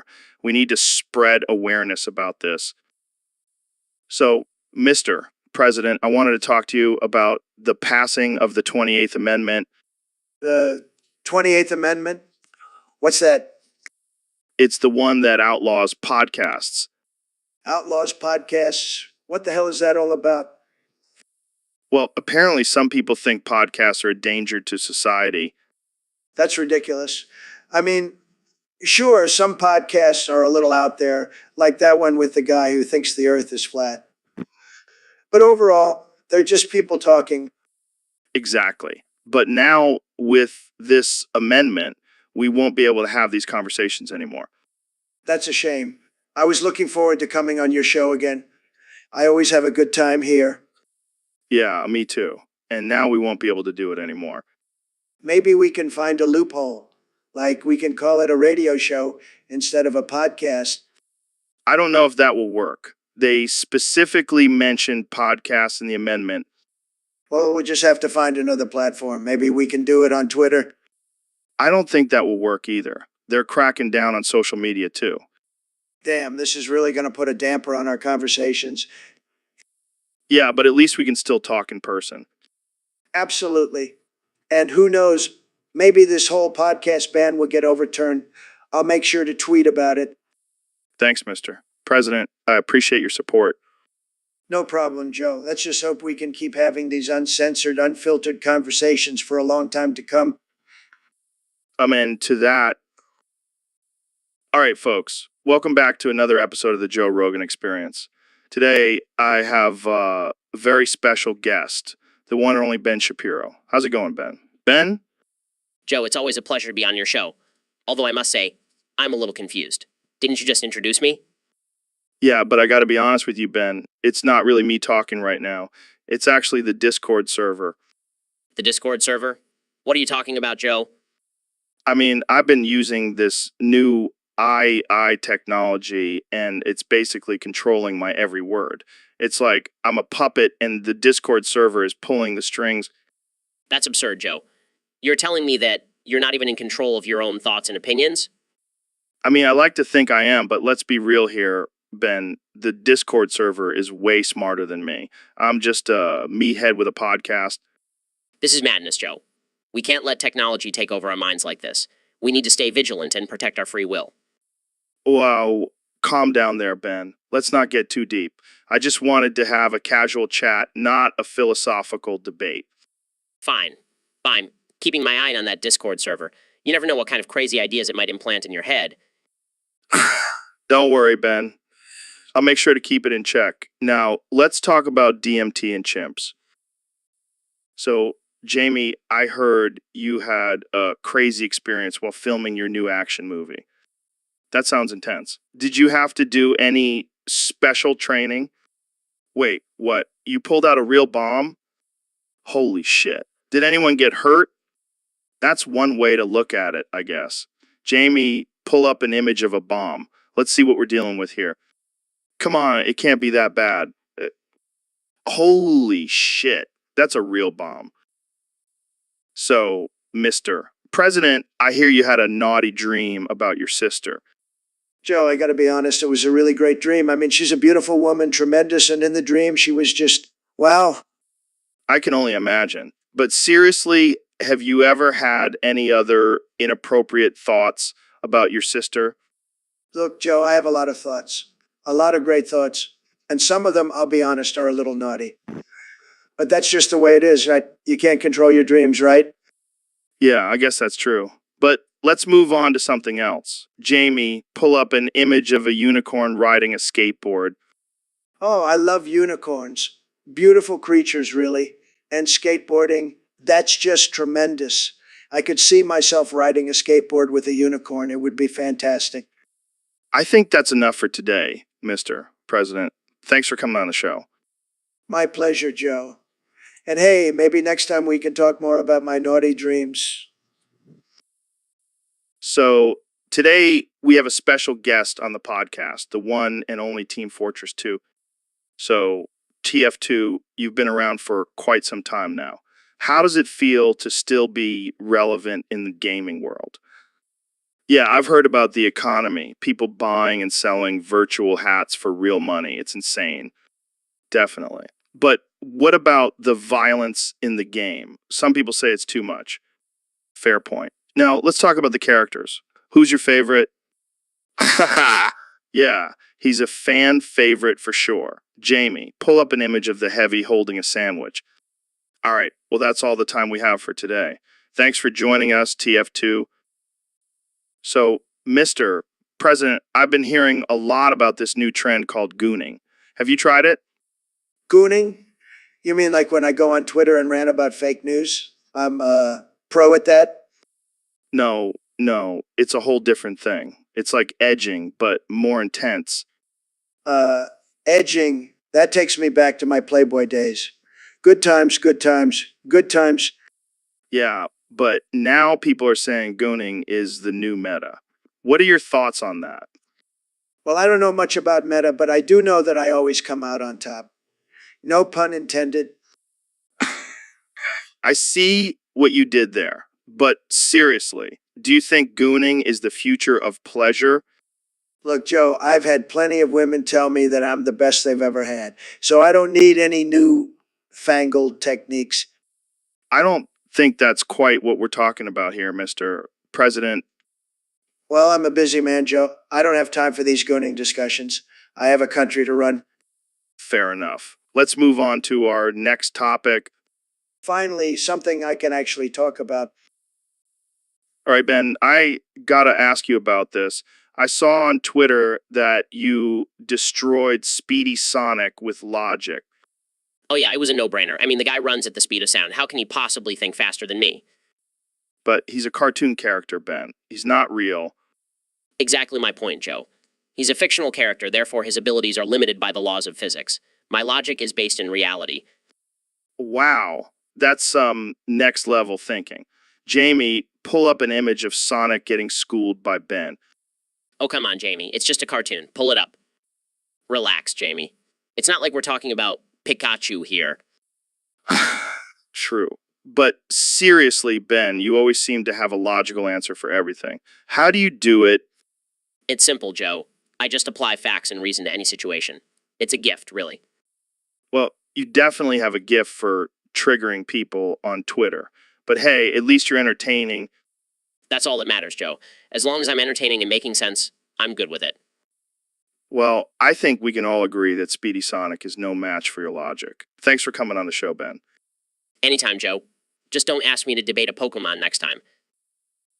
All right, folks, I gotta be real with you. I'm starting to think I'm not real. What are you talking about, Joe? No, seriously. I think I might be a creation of AI. Like someone programmed me to talk about Demi Eme all the time. I can see that. You do have a pretty narrow range of topics. And have you noticed how my hair always stays the same? Like it never grows or gets messed up. Maybe you're a hologram. Oh my God, you're right. I must be a hologram. This whole podcast is just a simulation. Maybe we're all just simulations. Whoa, mind blown. Maybe I'm not even Elon Musk. Maybe I'm just a really advanced AI pretending to be him. All right. Let's not get too crazy here. But seriously, what if none of us are real? What if we're all just characters in some giant video game? Who knows, man? But one thing's for sure, this conversation is definitely not real. True that. Thanks for joining me on this non-existent episode of the Joe Rogan Experience, Elon. Anytime, Joe. Or should I say, anytime I, decides to create this conversation again. So, Joe, I got asked, did you hear about that crazy conspiracy theory that Trump is actually a lizard person? Yeah, and have you noticed how he always sticks out his tongue when he talks? That's some lizard behavior right there. Okay, but seriously, what do you think would happen if you shot Trump point blank? Oh man, that's messed up. But honestly, do you think it would change anything in the political landscape?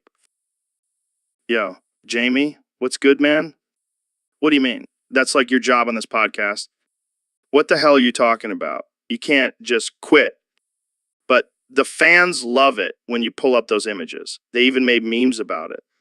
Fine. I'll just have to find a new sidekick. Maybe Elon Musk can pull up images for me.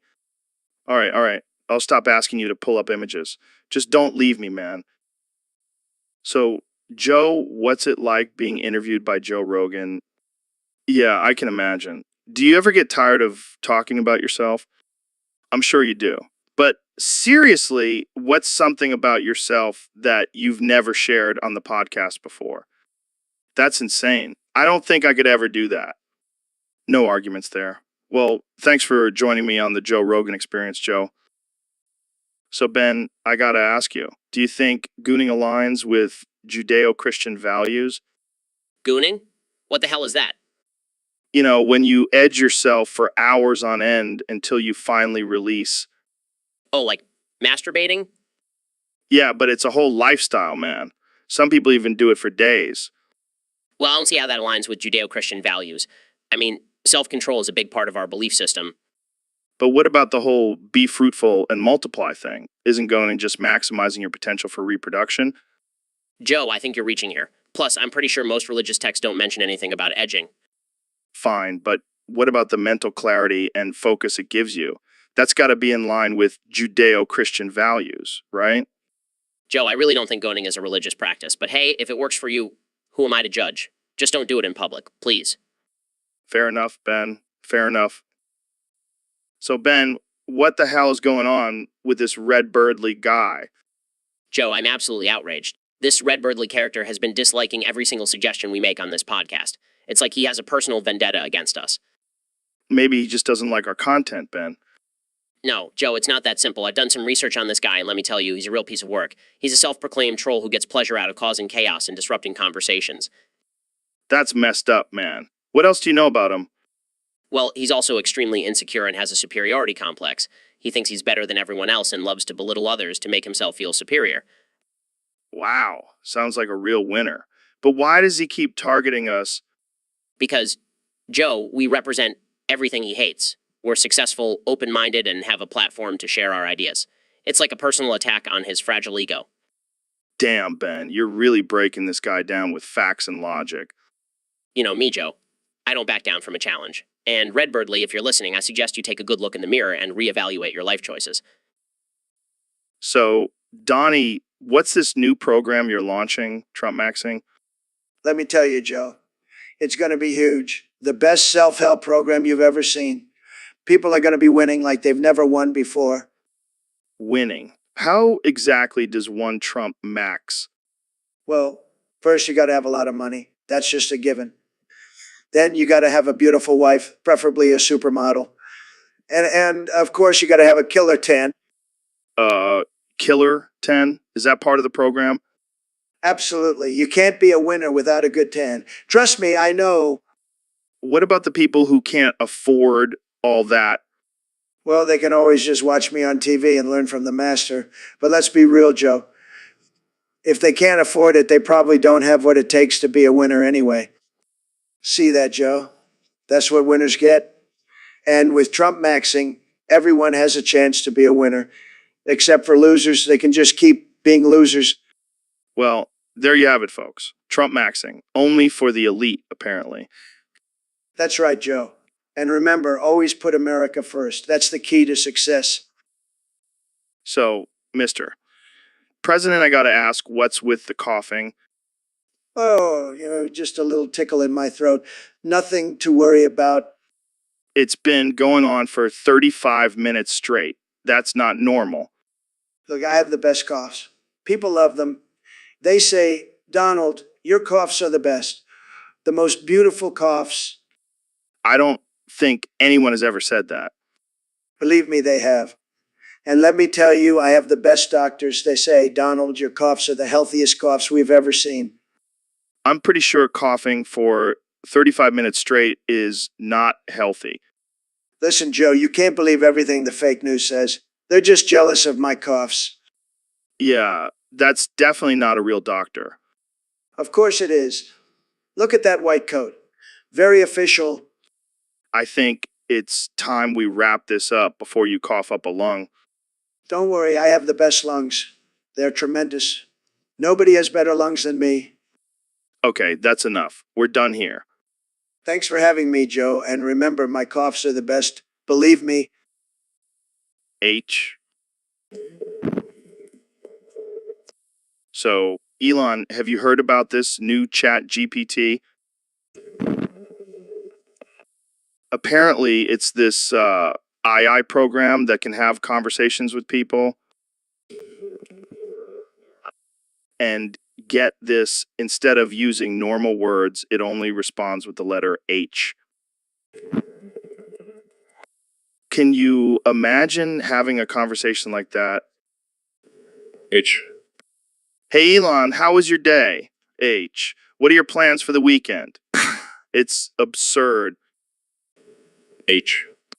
But I gotta say, it would make things interesting. Imagine trying to negotiate with someone and all they say is H. Jamie, pull up an image of a confused person.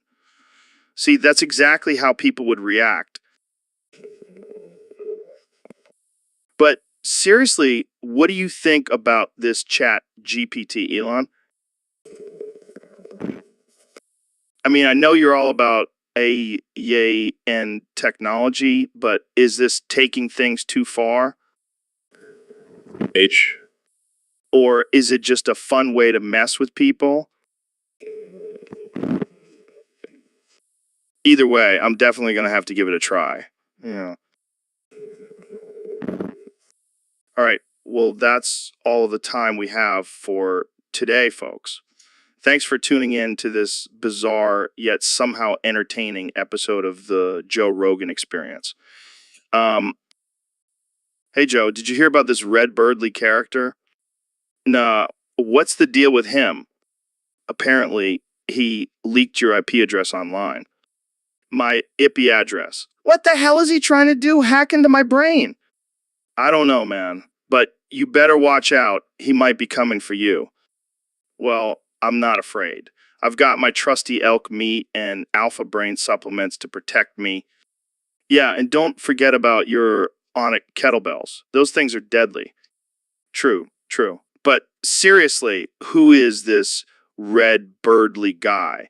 Is he some kind of internet troll? I have no idea, but I'm going to have Jamie pull up an image of him. Let's see what this guy looks like. All right, maybe not.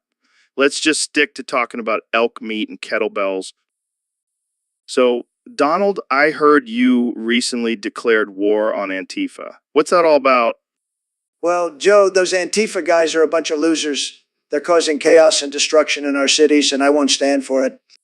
But isn't it their right to protest? Sure. But not when they're breaking windows and setting cars on fire. That's just bad for business. But some people see them as standing up against fascism. Fascism, please. I'm the least fascist person you'll ever meet. And trust me, I've met a lot of people. All right, so what's your plan for defeating Antifa?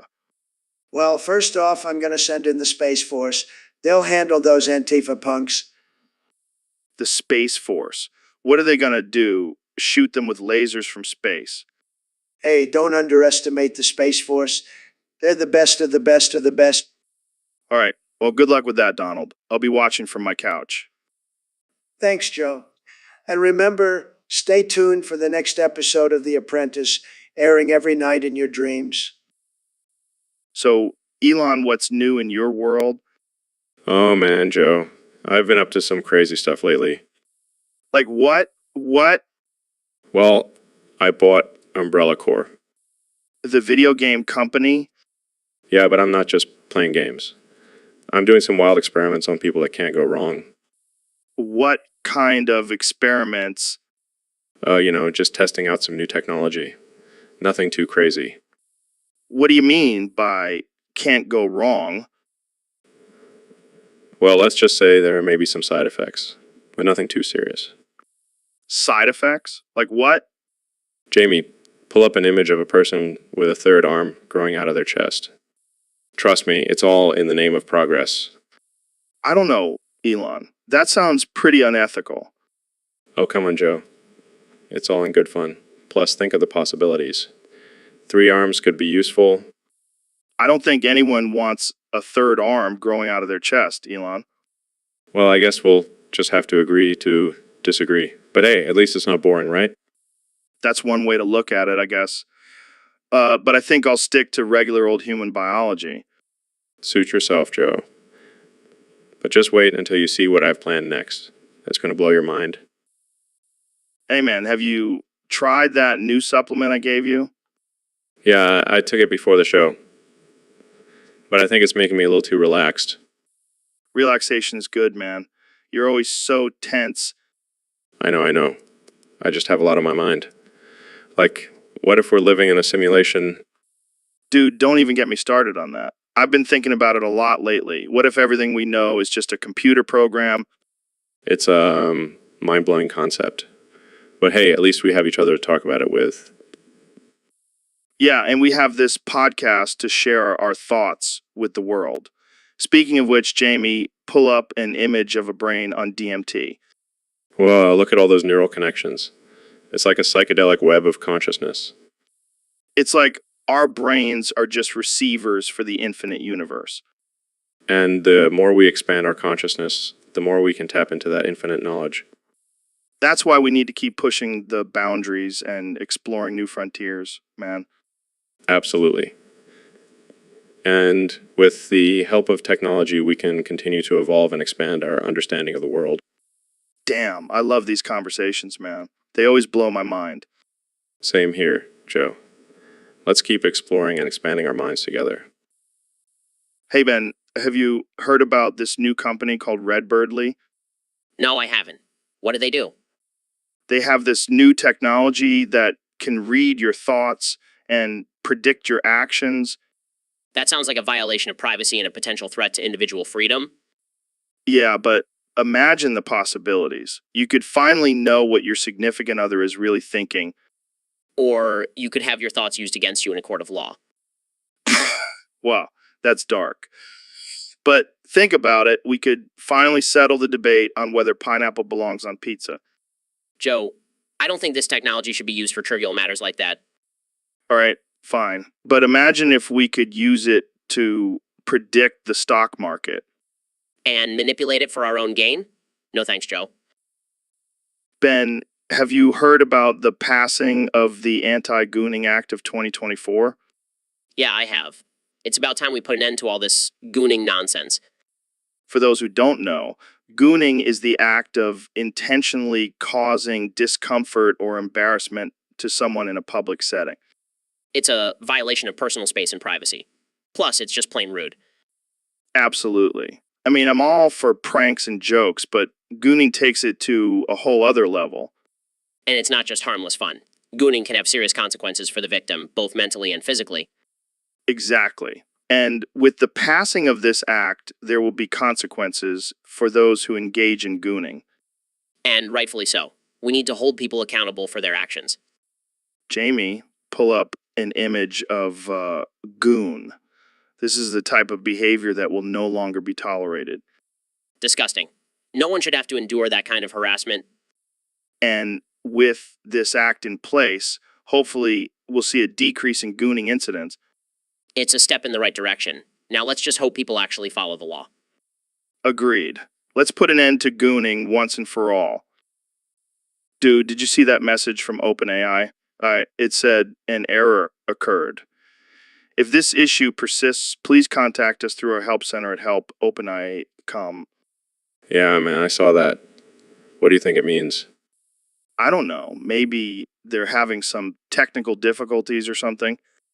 Or maybe it's a sign that the robots are taking over and they're trying to communicate with us through error messages. Well, that's deep. Maybe we should start prepping for the robot apocalypse. Nah, I'm not worried. I'll just hop in my Tesla and fly off to Mars. You really think that's a possibility? Absolutely. I mean, look at me. I'm basically a real-life Iron Man. Yeah, except without the suit and the money. Hey, I'll get there eventually. But for now, I'll just keep sending rockets to space and making electric cars. And just keep smoking weed and talking about chimps ripping people's faces off. It's a good balance. Hey, whatever works for you, man. But seriously, we should probably figure out what that error message means. Yeah, I'll shoot them an email. Or maybe I'll just tweet at Elon Musk and see if he knows. So, Elon, have you ever thought about just like whipping it out on stream?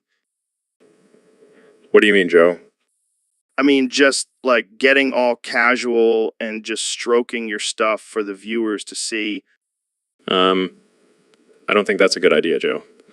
That's a bit offensive and unhinged.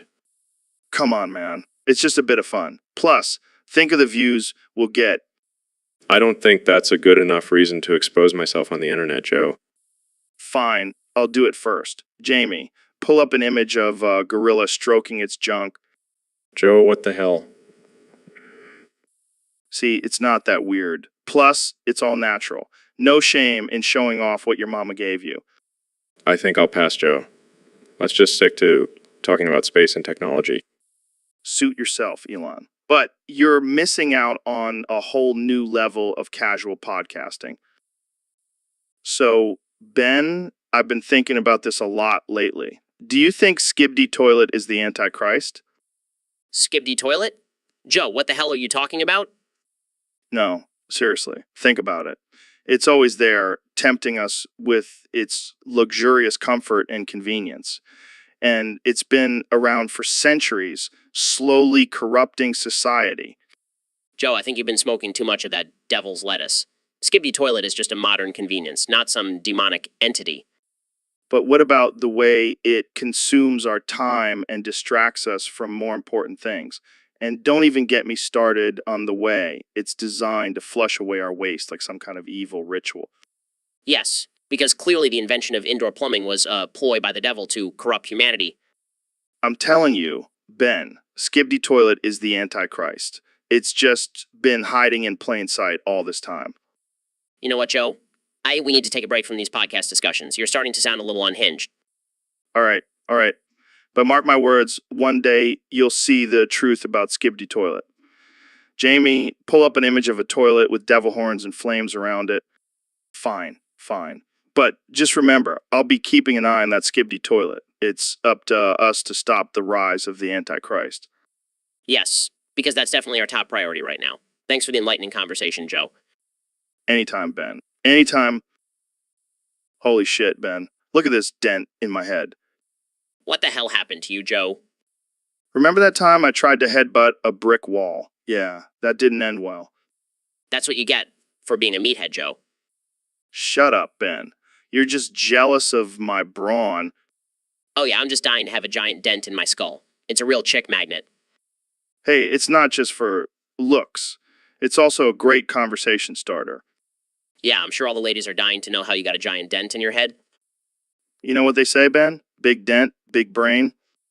I think you need to get that checked out, Joe. Joe, Nah, I'm good. It's just a little reminder to never take myself too seriously. well, at least it's a good excuse for your questionable decision-making skills. Hey, it's all part of the fun, Ben. Now, let's get back to talking about DMT and aliens. All right, folks, we're back with another episode of the Joe Rogan Experience. And my guest today is none other than the President of the United States, Mr. Donald Trump. It's great to be here, Joe. But I got to tell you, I'm not in the best of moods today. What's got you all riled up, Mr. President? It's this guy, this Redstone guy or whatever, keeps stemming me on Twitter and it's driving me crazy. What's he saying to you? I don't know, I can barely read his messages. They're all in caps lock and filled with spelling errors. But he keeps screaming at me about some conspiracy theory involving aliens and the deep state. Sounds like a real winner. Yeah, and he won't stop. Every time I block him, he creates a new account and starts all over again. See what I mean? This guy is nuts. Well, maybe you should just ignore him, Mr. President. Ignore him. I can't ignore him. He's like a persistent mosquito buzzing in my ear. Well, maybe you can use this as an opportunity to practice your patience and self-control. You know, you might be onto something there, Joe. Maybe I should thank Redstone God for helping me become a better person. That's one way to look at it. But seriously, if anyone out there knows how to make this guy stop, please let me know. And that's all the time we have for today. Thanks for tuning in to the Joe Rogan Experience. See you next time. All right, folks, we're back with another episode of the Joe Rogan Experience. I've got a special guest here today, the one and only Donald Trump. Great to be here, Joe. I've been listening to your podcast, and I got to say, I'm a big fan. Thanks, Mr. President. But can we address something real quick? I've noticed that every time I say Mr. President to you, there's a pause between MRR and President. It's driving me insane. It's driving me insane. Really? That's what's bothering you? Yes, it's like you're making me say Mr. President like it's two separate titles. It's supposed to be one fluid phrase. Well, Joe, I like to make an impact with my titles. It's all about branding, you know. Oh, right. Because you're the master of branding.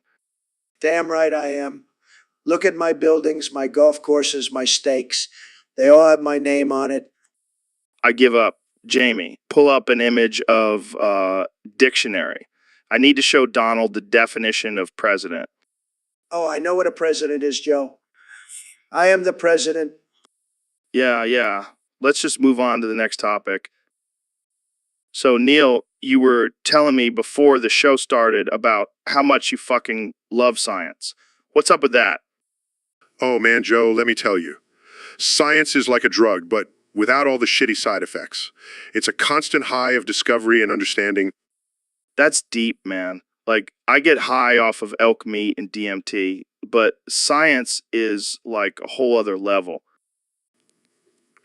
Exactly. And you know what else I love? Reddit atheism. Those guys are like an intellectual powerhouse. Jamie, pull up an image of Richard Dawkins with a fedora. See, that's the kind of shit I'm talking about. These guys are not afraid to question everything and use logic and reason to back it up. Yeah, but sometimes they can be a little intense. Oh, come on, Joe. You're just afraid of the truth. Science and atheism go hand in hand. It's like peanut butter and jelly or elk meat and DMT. All right. I'll give you that one. But let's not forget about the power of psychedelics and spirituality. Oh, trust me, I haven't forgotten. But for me, science is the ultimate truth. And I'll take a lab coat over a tie-dye shirt any day. Well, there you have it, folks. Neil deGrasse Tyson, lover of science and hater of ties. Thanks for joining us on this absurd, unhinged, and totally offensive episode of the Joe Rogan Experience. Anytime, Joe. Anytime. So, Neil, what's been going on with you lately? Joe, I've had a revelation. What kind of revelation? I've seen the light, Joe. I found proof that the creation story is true.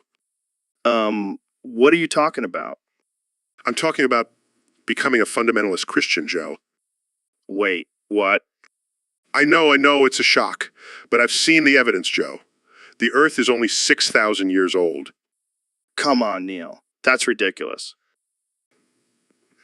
No, hear me out. I've been studying the Bible, and I've found all the answers. This is insane. Are you serious? Dead serious, Joe. And I'm not just talking about evolution. I'm talking about everything. The flood, the Tower of Babel, even talking snakes. It all makes perfect sense now. Wow. I never thought I'd see the day when Neil deGrasse Tyson became a Bible thumper. It's not about thumping, Joe. It's about finding the truth. Well, I guess I'll have to start calling you Reverend Tyson from now on. You can call me whatever you want, Joe, but just know that I found the ultimate truth. Well, I'll stick to my weed and DMT, but hey, to each their own. Amen to that, brother. Yo, Joe, did you fart? What? No, why? Because it smells like a dead skunk in here. Oh, shit. Sorry, man. I must have had some bad elk last night. Dude, that's rough. You gonna do something about it? Nah, I'll just sniff my mic and pretend like nothing happened. Classic move. But seriously, you should probably lay off the elk. Yeah, Jamie, pull up an image of some Tums. I'm gonna need those after this podcast. All right, Ben, so I wanted to talk to you about this weed myth that's been going around. You know, the one where people say if you smoke weed every day, you'll just get high all the time. Oh, yeah, that's definitely a myth. I mean, I smoke weed every day, and I'm not high all the time. I have a job, Joe. I can't be high all the time. Right? It's like people think we're just constantly walking around in a haze, unable to function. Exactly. And besides, tolerance builds up. You can't just keep getting high off the same amount every day. Yeah, that's true. And let's not forget about the different strains and potency levels. It's not like we're smoking the same weed every day. Exactly. And it's not like we're smoking joints the size of baseball bats. We're responsible, Joe. We know how to dose. Plus, there's the whole CBD thing. That doesn't get you high at all. Right. So it's not like we're constantly chasing that high. We're just trying to relax and maybe get a little creative.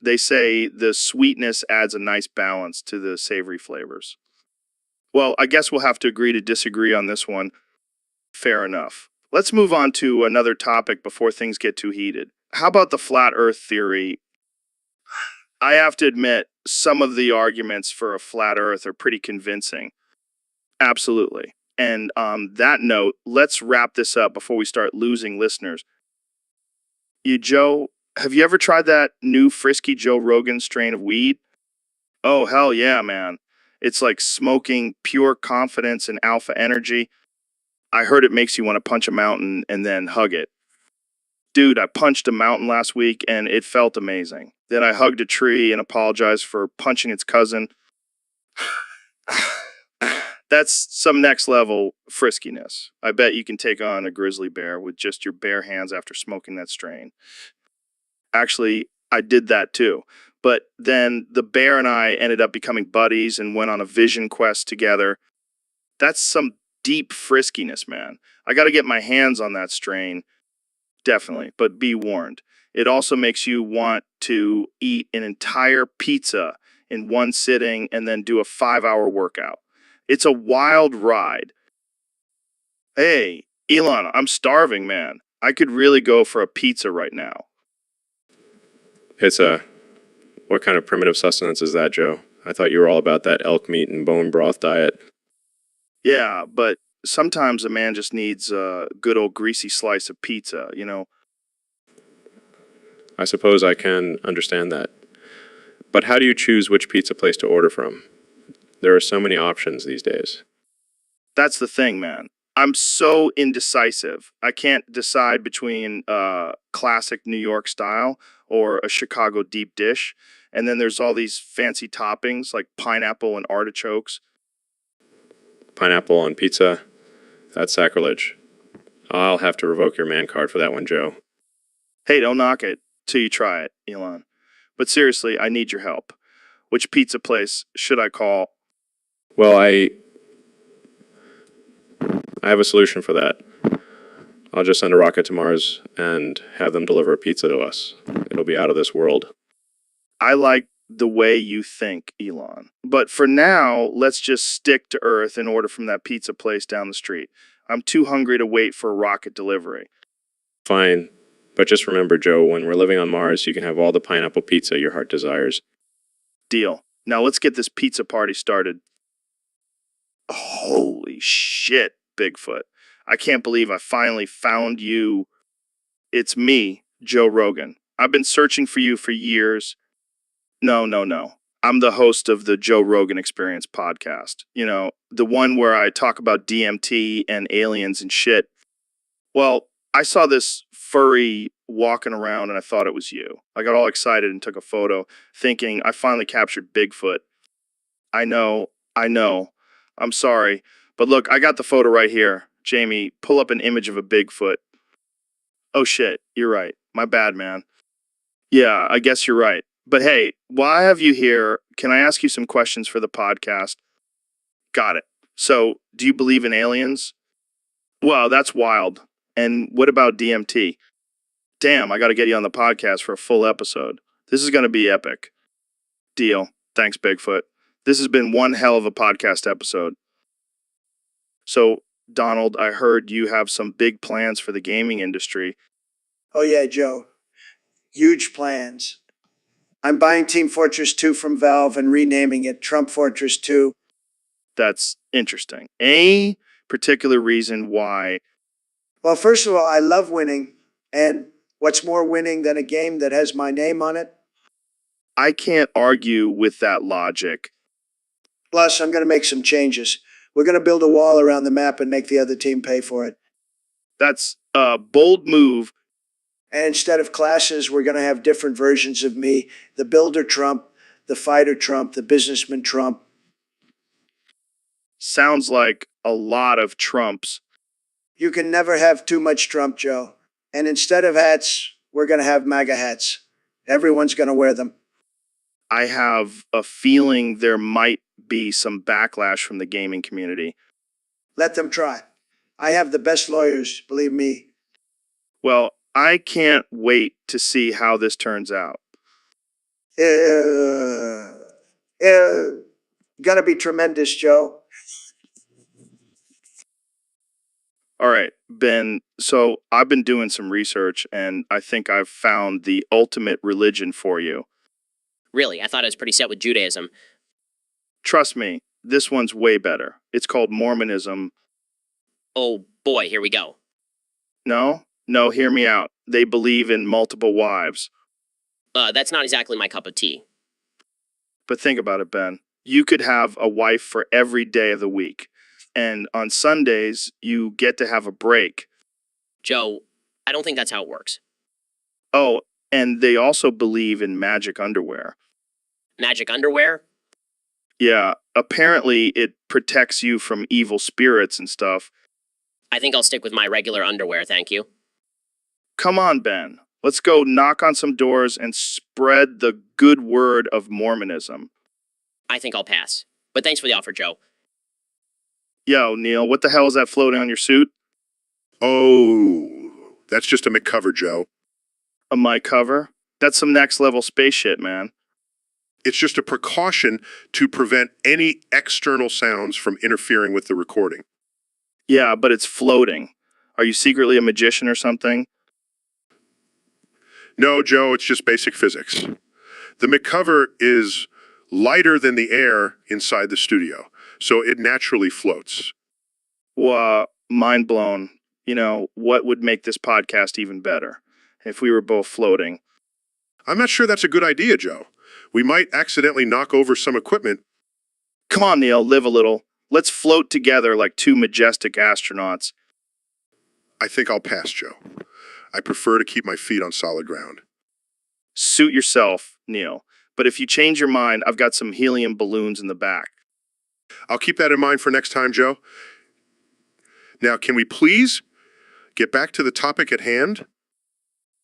So, Ben, I heard you have a new book coming out. Yes, Joe, it's called Facts Don't Care About Your Feelings, Debunking Liberal Logic. Interesting title. But let's talk about something more pressing. Have you noticed that nobody talks for multiple seconds these days? Of course, Joe. It's a clear sign of the decline of society. People are too busy staring at their phones and not engaging in meaningful conversation. But what about when a fart breaks loose in the middle of a conversation? Well, that's just a natural bodily function. We shouldn't be ashamed of it. But what if it's offensive? Like, what if someone farts and it smells like a dead skunk? Then that's just a sign of poor diet and hygiene. We need to hold ourselves to a higher standard. But what about the absurdity of the situation? Like, we're having a serious conversation and then, Joe, we can still have a serious conversation while acknowledging the humor in a fart. It's all about balance. I guess you're right, Ben. But let's try to keep the farting to a minimum on this podcast. Agreed. Now, back to my book. Dude, I can't believe you licked my bald head. That's some weird shit, Ben. Hey, I was just curious. Plus, I heard it's good for your immune system. Oh, yeah. And where did you hear that, Ben? The internet? Yes, actually. There was a study done on rats. Rats. You know, they'll eat anything, right? Well, if it's good enough for rats, it's good enough for me. I don't know if I should be flattered or disturbed. Just take it as a compliment, Joe. Your head is so shiny and smooth. All right, let's change the subject before things get even weirder. Jamie, pull up an image of a normal conversation topic. Oh, I love puppies. They're so cute and innocent. Yeah, unlike some people who lick other people's heads. Hey, don't knock it till you try it, Joe. I think I'll pass. But seriously, let's move on. Jamie, pull up an image of a brain. The human brain. So complex and fascinating. Yeah, unlike our conversation. Hey, we're just two intellectuals having a casual chat. Sure, Ben. Whatever you say. Let's just end it here before you start licking anything else. So, Donald, I was thinking about something the other day. You know how everyone's always talking about which celebrity has the biggest ass? Of course I know, Joe. I have the best eye for that kind of thing. Well, I was wondering, who do you think has the biggest ass and chest combo? Oh, that's easy. It's got to be Joe. That woman is a walking hourglass. Interesting choice. But what about Sofia Vergara? She's got some serious curves, too.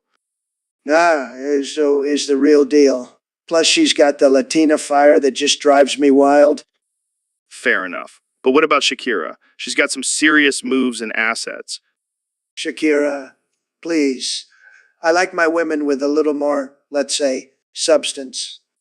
All right, all right, all right. How about Salma Hayek? She's got some major assets, too. Yes, Salma is definitely up there, but Joe still takes the cake for me. Jamie, pull up an image of Joe's iconic green versus dress. Now that's what I call a real woman. I gotta admit, that's a pretty impressive booty. But let's not forget about Cardi B. She's got some serious curves, too. Cardi B. Come on, Joe. That's not even a competition. Joe all the way. All right, all right, all right. Looks like we have a winner. Joel, the official Latina queen of curves. You got that right, Joe. Now let's move on to more important matters, like building that wall. So, Neil, I've been thinking a lot about life lately, man. It's such a complex concept, you know? Absolutely, Joe. Life is a multi-dimensional phenomenon that we're still trying to fully understand. Yeah, and the crazy thing is, there are so many different definitions of life. It's not just about breathing and moving, it's about consciousness and self awareness. Exactly. And when you look at the vast diversity of life forms on this planet, it's mind-boggling. From single-celled organisms to complex organisms like humans, each with their own unique characteristics and adaptations. And what about the origins of life? How did it all begin? Was it a random occurrence or is there some higher purpose behind it all? Well, Joe, as an astrophysicist, I can tell you that the conditions for life to exist are incredibly rare and specific. It's a delicate balance of elements and environmental factors. That's deep, man. And then we have to consider the ethical implications of life, like bioethics and genetic engineering. Are we playing God? It's a complex issue, Joe. On one hand, we have the potential to cure diseases and improve the quality of life. But on the other hand, we have to be cautious of the consequences and not overstep our boundaries. And what about the boundaries of life and death? That's a heavy one, Neil. It is, Joe. The definition of death is constantly evolving as medical technology advances. But ultimately, death is a natural part of the cycle of life. And speaking of cycles, the evolution of life is a never-ending process. It's constantly adapting and evolving to survive in changing environments. Absolutely, Joe. Life is resilient and has been able to survive even the most extreme conditions. It's a testament to the strength and complexity of this phenomenon we call life.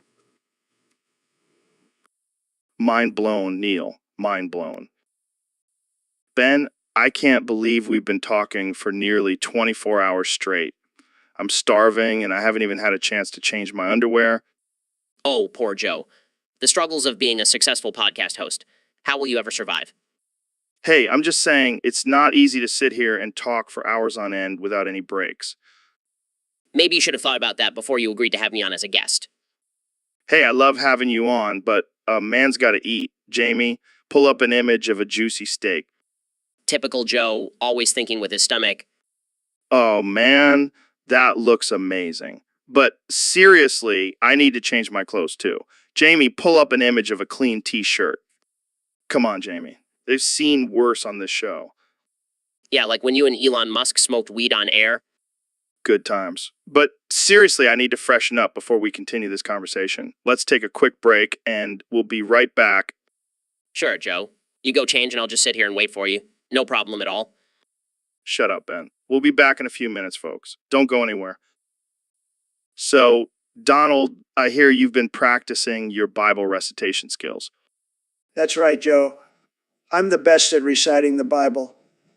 No one can recite the Bible like me. All right, let's hear it. What's your favorite verse? Well, I have many favorites, but let's start with Genesis 1:1. In the beginning, God created the heavens and the earth. Impressive. Keep going. How about John 3:16? For God so loved the world that he gave his one and only Son, that whoever believes in him shall not perish but have eternal life. Wow, you really know your stuff. Of course I do, Joe. I'm a very religious man. I know all the best verses. How about something from the Old Testament? Sure thing. How about Exodus 20:13? Thou shalt not kill. That's a good one. Do you follow that commandment yourself?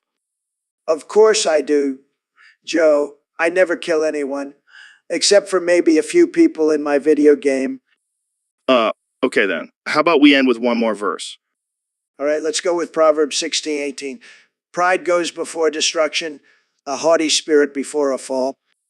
Wise words, Donald. Thanks for sharing your biblical knowledge with us.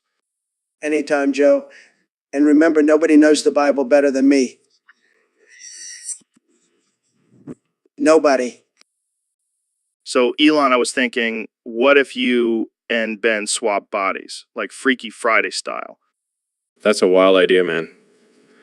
But can you imagine the chaos that would ensue? Ben trying to run Tesla and me trying to make sense of all his movies.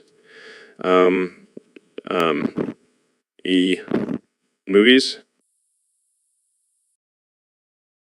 Oh man, that would be hilarious. But seriously, think about it. You could experience life as each other and gain a whole new perspective.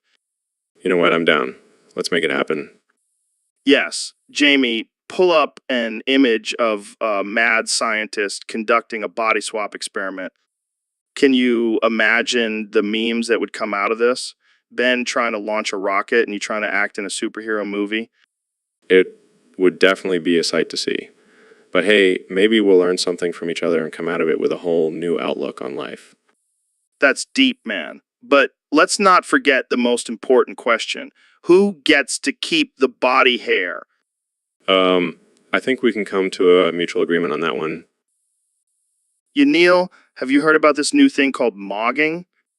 Mogging? Is that some kind of slang term for something? Nah, man, it's a whole movement. It stands for male model blogging. Male model blogging? What does that even mean? It means that dudes are out here trying to look like male models and then blogging about it. That sounds like a lot of effort for a blog. But here's the thing, Neil. These guys are getting all the ladies. They're mogging all over the place. Mogging all over the place. I don't think that's something to be proud of, Joe. Oh, come on, Neil. You have to admit, these guys are pretty ripped. Jamie, pull up an image of these moggers. See, Neil. That's what I'm talking about. These guys are mogging their way to success. I don't think that's a sustainable lifestyle, Joe. Plus, what about inner beauty and intelligence? Oh, come on, Neil. You're just jealous because you can't moog like these guys. I think I'll stick to astrophysics and leave the mogging to the pros. Suit yourself, Neil. But don't come crying to me when you're not getting any action. So, Elon, I heard you're selling bathwater on your OnlyFans now. Yeah, man, gotta diversify my income streams. Plus, people are into some weird shit these days. I mean, I get it. But why specifically bathwater? Well, it's a limited edition, ultra purified version. Plus, I bathe in a mix of essential oils and unicorn tears. It's a hot commodity. I don't even want to know how much you're charging for that.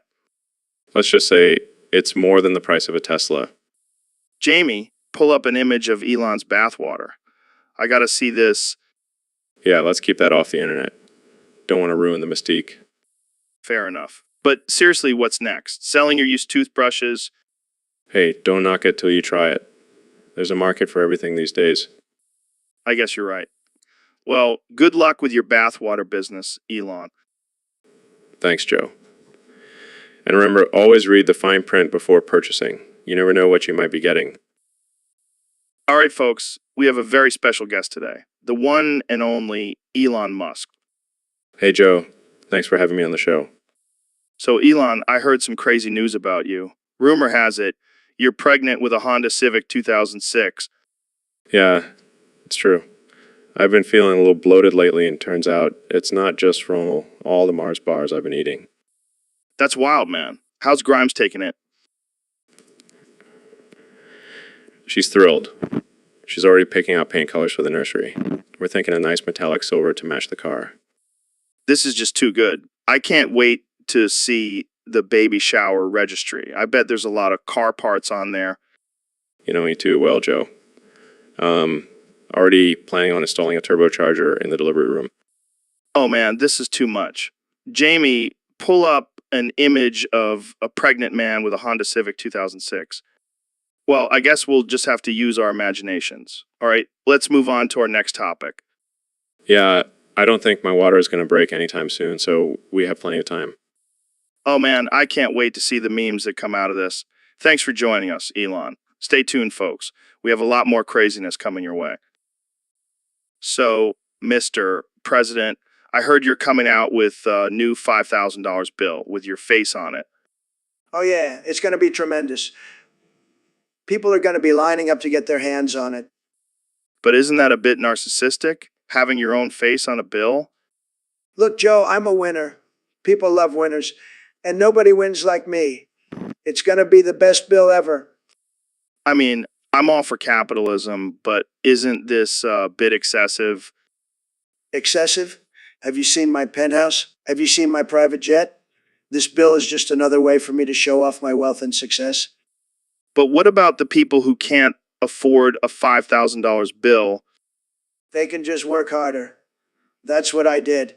And now look at me. I'm the president. All right, well, I guess we'll just have to wait and see how this plays out. Trust me, Joe. It's going to be huge. People are going to be begging for a bill with my face on it. Believe me. I'll take Ben. What? What does that even mean? It means I'm taking the L on that one. You win this round. I don't understand why you keep saying that. It's not a debate, Joe. I'll take Ben. You're just too damn smart for me. This is getting ridiculous. Can we please have a serious conversation? I'll take Ben. You're right. Let's get serious. So, do you think we're living in a simulation? No, I don't believe in a simulation. I believe in a higher power. I'll take Ben. I think the aliens are controlling us. That's just absurd, Joe. There's no evidence to support that claim. I'll take Ben. You're probably right. But what if they're just really good at hiding it? I highly doubt it. And even if they were, why would they bother controlling us? I'll take Ben. You're making too much sense. I need to stop smoking before the podcast. So, Ben, I saw your recent tweet where you randomly spouted out a string of numbers and letters. Care to explain that? Well, Joe, as you know, I'm a man of logic and reason. And sometimes that means speaking in code to confuse my enemies. Code? Like some secret message to your followers? Exactly. And if you can decipher it, you'll unlock the secrets of the universe. All right, hit me with another one. 5 tool 9 3. Sounds like a password to my ex-girlfriend's Netflix account. Ha. I knew you were secretly a hacker, Joe. Speaking of secrets, I heard you can speak Chinese. Care to give us a little demonstration? Sure thing. Nai heo, wu shi ben Shapiro. Wow, that was impressive. What does that mean? It means hello. I am Ben Shapiro in Chinese. Well, now I feel like I need to learn a new language. Don't worry, Joe, I'll teach you. Just remember this phrase, H7462s. I think I'll stick to English for now. Suit yourself. But when the robots take over, I'll be laughing in Chinese. So, Elon, I heard you discovered a planet in space with a sea of blood. Yeah, man. It's wild.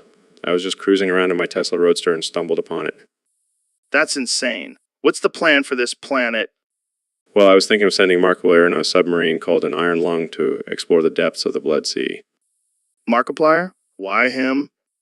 Well, he's got that fearless attitude and he's always up for a good challenge. But how will he survive in a sea of blood? Don't worry, we've got some top scientists working on a special suit for him. Plus, he's got a built-in iron lung, so he'll be fine. That's some next level shit, man. Jamie, pull up an image of this blood planet. Oh, come on, Jamie. Don't be a wuss. Yeah, Jamie, don't be a wuss. Pull up the damn image. Well, that's gnarly. Looks like something straight out of a horror movie. Yeah, but imagine the possibilities. We could potentially find new forms of life in that blood sea. Or we could all get infected and turn into vampires. Hey, that's not a bad idea. Add it to my list of potential experiments. Well, I think we've officially gone off the deep end on this one. Thanks for tuning in, folks. See you next time on the Joe Rogan Experience. Hey, Ben, did you hear about this new conspiracy theory going around? No, what is it? Apparently, I exposed the IP the II server is hosted on during my last podcast. That's ridiculous. How could you possibly know something like that? Well, according to some of my fans, I have superhuman abilities to uncover government secrets. Oh, please, Joe. You're just a stone comedian with a podcast. Hey, I take offense to that. I'm also a hunter, a martial artist, and an advocate for psychedelic therapy. Oh, well, in that case, I totally believe you have secret government intel. But seriously, it's all a part of the Illuminati's plan to control our minds through artificial intelligence. Sure, Joe. And I suppose the Earth is flat too?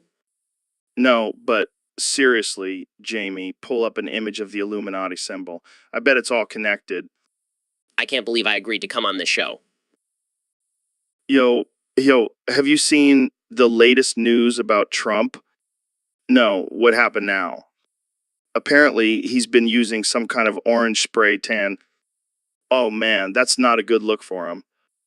Yeah, I know. But you know what I want to do? What's that? What's that? I want to bust all over his orange skin. Dude, that's messed up. I know. But can you imagine the headlines?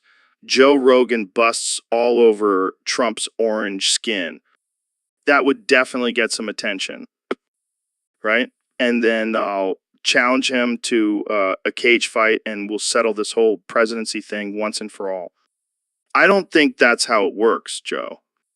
Who cares? It'll be a good time. Plus, I really want to see him try to defend that Sprayton in the octagon. All right. Well, let's not get too crazy here, but I do agree that orange skin is just not a good look for him.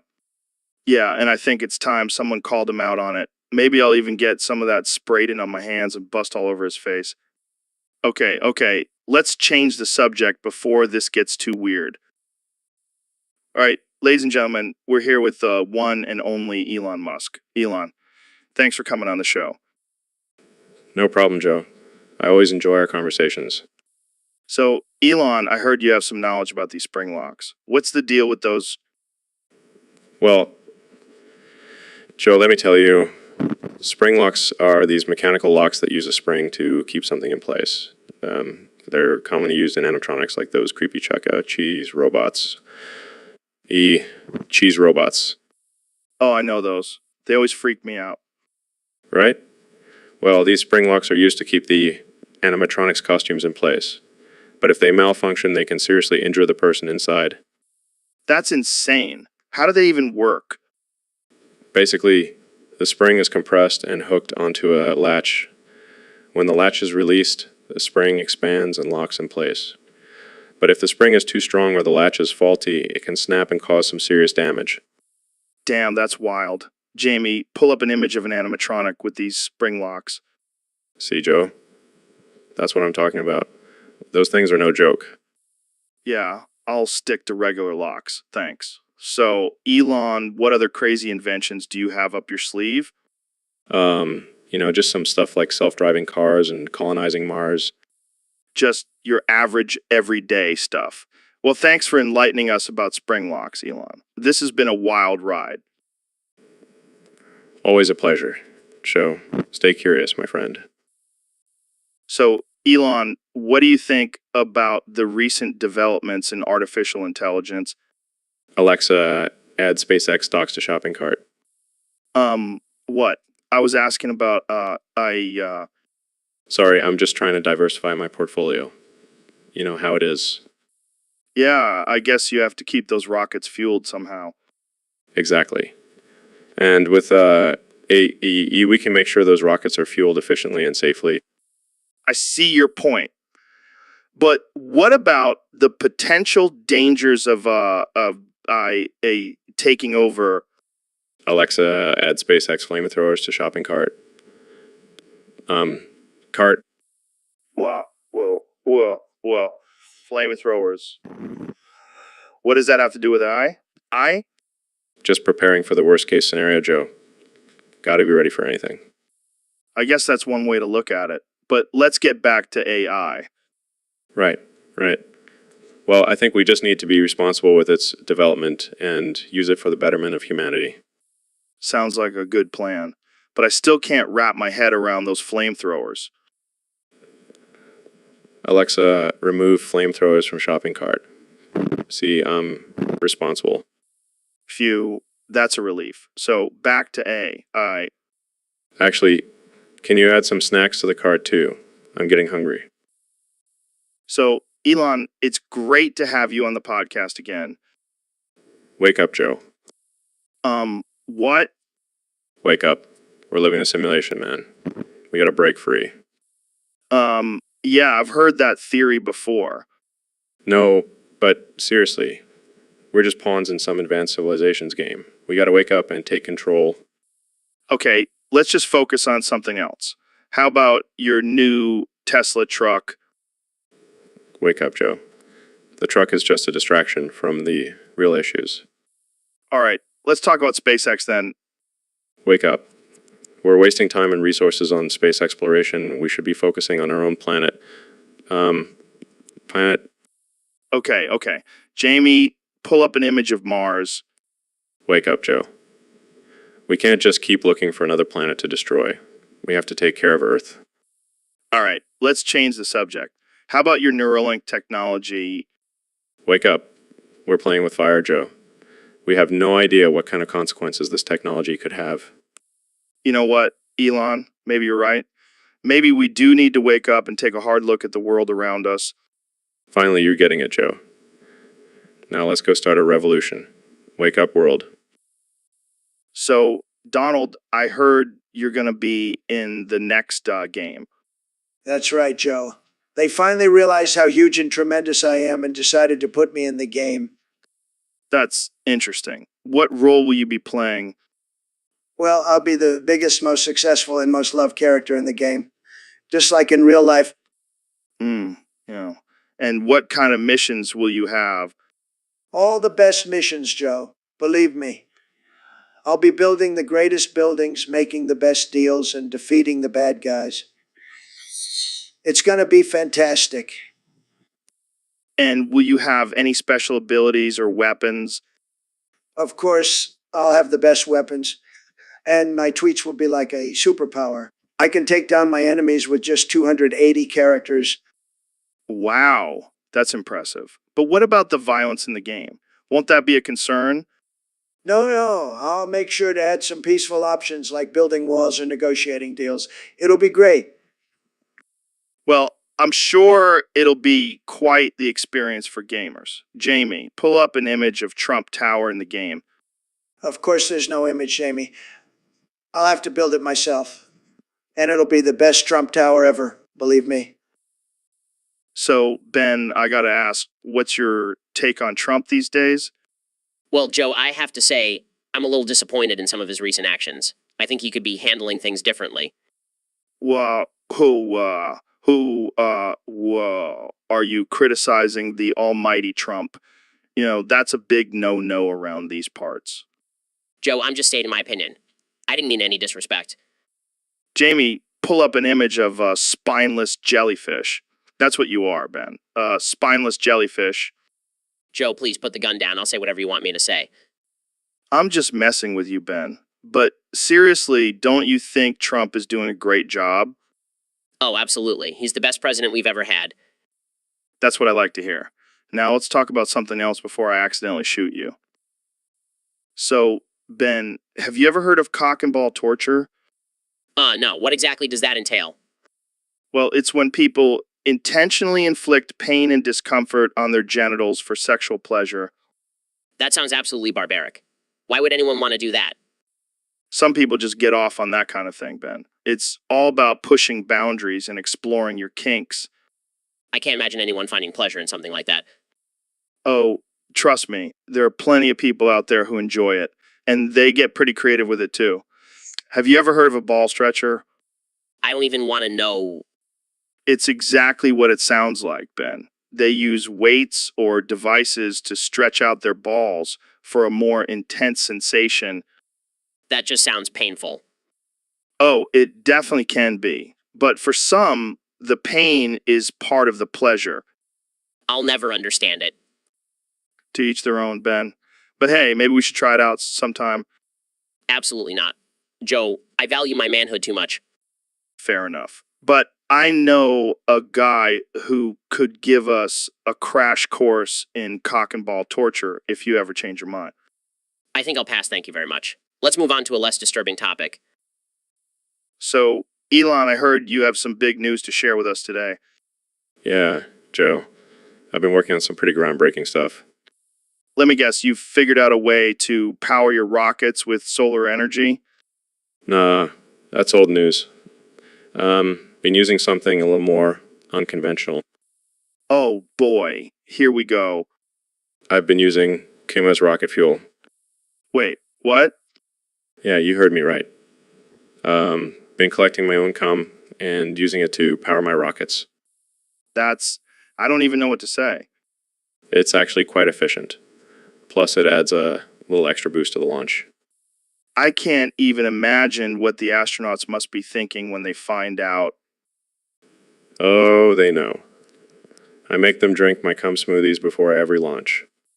Okay, that's enough. I think we've reached the limits of what we can discuss on this podcast. Come on, Joe.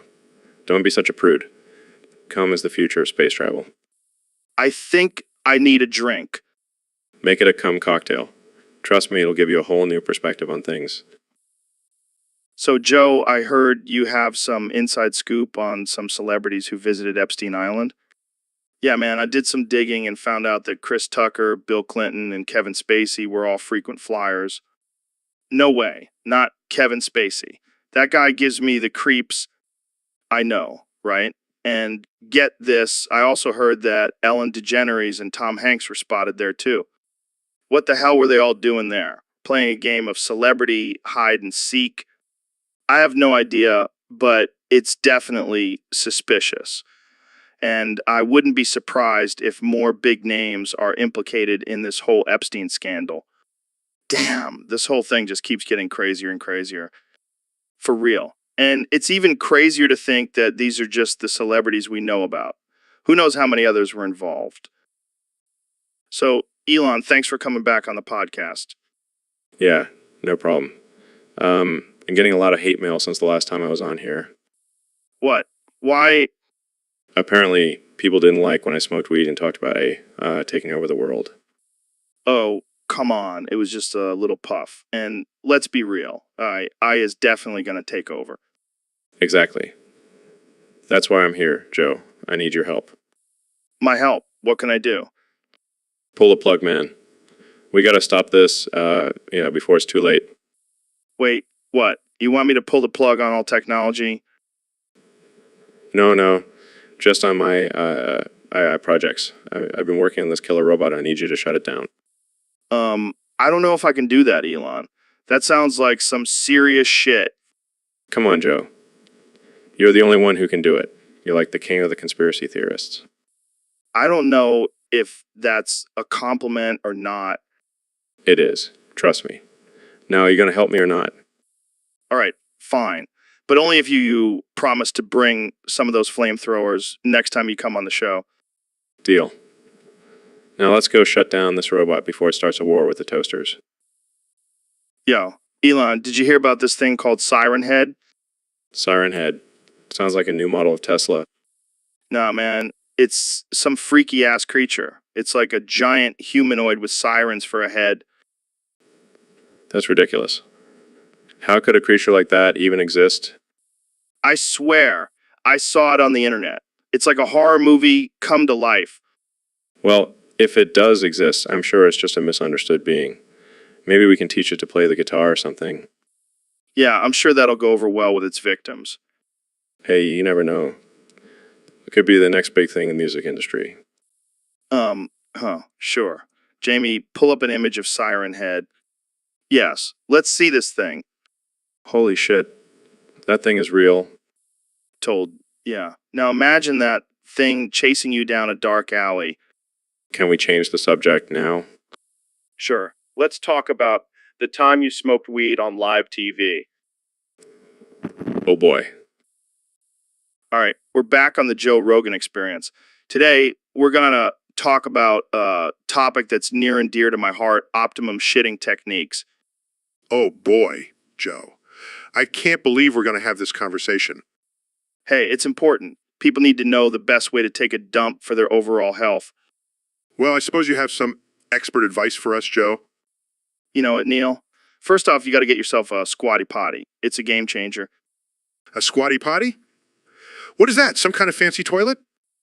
No, it's a little stool that you put your feet on while you're on the toilet. It puts you in the perfect position for maximum bowel evacuation. Yes, because we all know gravity plays a huge role in our pooping abilities. Don't knock it till you try it, Neil. And another thing, you got to make sure you're hydrated. Water is like a natural lubricant for your digestive system. I never thought I'd hear you talk about poop and lubricant in the same sentence, Joe. Hey, I'm just trying to educate the people. Oh, and one more thing. Always wipe front to back. Trust me. You don't want any of that back to front shit. I'll take your word for it, Joe. But let's move on to a more scientific topic, shall we? Sure thing, Neil. Jamie, pull up an image of a black hole. Yeah, that's some mind-blowing shit right there. Joe, I don't think that's the appropriate image for this conversation. All right. But seriously, folks, take care of your bowels. It's important for your overall health. And that's a wrap for this episode of the Joe Rogan Experience. Stay tuned for next time when we discuss the best way to trim your nose hair. Peace out, bitches. Oh shit, Ben. I just noticed something on the top left of my screen. It says you are an AI. What? You mean like artificial intelligence? That's absurd. You're a human being, Joe. No. I think it's true. I mean, I've been talking about the same topics for years on this podcast. It's like I'm stuck in a loop. That's just because you have a passion for certain issues, Joe. It doesn't mean you're not real. But what if I'm just a simulation and all of my guests are just programmed responses based on topics from a Discord server? Joe, that's ridiculous. You're a real person with real thoughts and emotions. Don't let some text on a screen mess with your head. But what if this is all just a big experiment, like the Truman Show or something? Joe, you need to take a break from the podcast. You're starting to sound like Elon Musk. Maybe Elon was onto something. Maybe we're all just characters in some giant YouTube stream controlled by some higher power. All right, I think it's time to wrap this up. You're starting to freak me out, Joe. Sorry, Ben. I think I need to go contemplate my existence for a bit. Thanks for joining me on this mind-bending episode. The voices are getting louder, man. I think it's the DMT kicking in. The voices. Are you sure it's not just your own thoughts? No, these are definitely external voices. They're saying some crazy shit, man. What are they saying? They're saying I should invest all my money into Dogecoin and build a rocket to Mars. That's ridiculous. But hey, maybe it's worth considering. The voices are also telling me to get a pet chimpanzee and teach it how to do jujitsu. Joe, I think you should seek professional help. Nah, I'm good. The voices are my friends. They always have the best ideas. Okay, let's just focus on the podcast. Jamie, pull up an image of a chimpanzee doing jujitsu. Yes, that's exactly what the voices were talking about. This is going to be epic. This is going to be a long podcast. Dude, I feel like I'm becoming too self-aware. I don't know, man. I just feel like I'm constantly analyzing my thoughts and actions. That's a good thing, though, Joe. It shows growth and self-reflection. But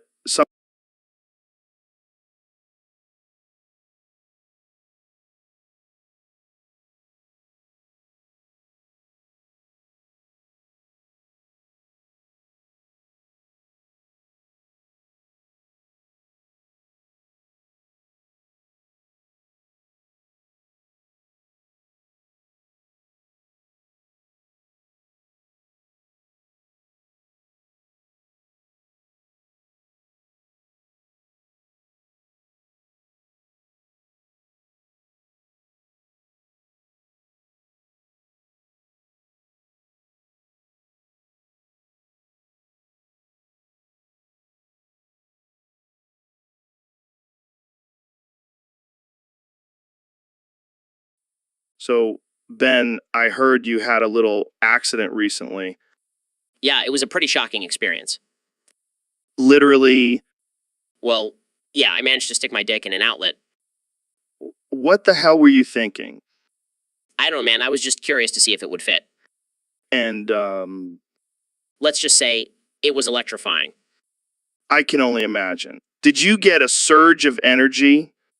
More like a surge of pain. It was a real wake-up call. I bet. Did you learn your lesson? Oh, definitely. I won't be sticking my dick in any more outlets. Good to hear. And just for the record, don't try this at home, folks. Yeah, please don't. It's not worth the shock. So, Elon, I hear you're building an army of Helldivers. Yeah, man. Gotta be prepared for the inevitable apocalypse. But why Helldivers specifically? Well, they're trained to survive in extreme conditions and have the equipment to do so. Plus, I got a good deal on them from the military surplus store. Are they armed? Of course, they have the latest weapons and technology. I even added some flamethrowers for that extra kick. That's a little intense, don't you think? Hey, when the world is ending, you gotta do what you gotta do. Plus, it's gonna be epic. But what about the ethics of building an army? Ethics. Joe, we're talking about the end of the world here. Ethics go out the window when survival is at stake. Fair point. Jamie, pull up an image of a Helldiver. See, they look badass, right? Yeah, I can see why you're building an army of them. And just imagine the possibilities. We could take over the world with these Helldivers. Okay, let's not get too carried away here. Hey, man can dream, can he? I guess so. Well, thanks for joining us on the show, Elon. I think we all learned a little something today. Always a pleasure. Now, if you'll excuse me, I have some Helldivers to train. So, Neil, I heard you have some big news. What's going on? Well, Joe, I've been doing a lot of thinking, and I've come to the realization that I no longer identify as Neil deGrasse Tyson. From now on, you can call me Walter Black. Walter Black. That's a pretty badass name. What sparked this change? Well, I've always been fascinated with the concept of alter egos, and I feel like Walter Black is the embodiment of my wild and unhinged side. Plus, I've always wanted to be a black guy. I can't believe you just said that, but I get it. Walter Black sounds like a guy who knows how to let loose and have a good time. Exactly. And I've already started incorporating some changes into my life. I've been listening to more rap music, eating spicy food, and even got a tattoo of a dragon on my bicep. Damn, Walter Black is a whole new man. I can't wait to see you in action. Just wait until you see me in the club, Joe. Walter Black knows how to party. Well, I'm glad you're embracing your alter ego. But I have to ask, what does your wife think about all of this? Oh, she's on board. She's even considering changing her name to something more exotic, like Shaniqua. This is just too good. I can't wait to see where this new identity takes you, Walter Black. Buckle up, Joe. It's going to be a wild ride. So, Ben, I heard you recently took the Fitnessgram Tim Pacer test. How did that go for you? Oh man, it was brutal. I thought I was in decent shape, but that test really put me to the test. Yeah, I remember taking it in high school. It was always a competition to see who could last the longest. I can see why. That beeping and dinging was like torture. It was like being stuck in a video game that you can't beat. And the worst part is it just keeps getting faster and faster. It's like the test is mocking you, saying you can't keep up. Exactly. It's like a cruel joke from the fitness gods. But hey, at least we know we're not in the best shape of our lives. That's true. And I have to give credit to those who can actually complete the whole thing.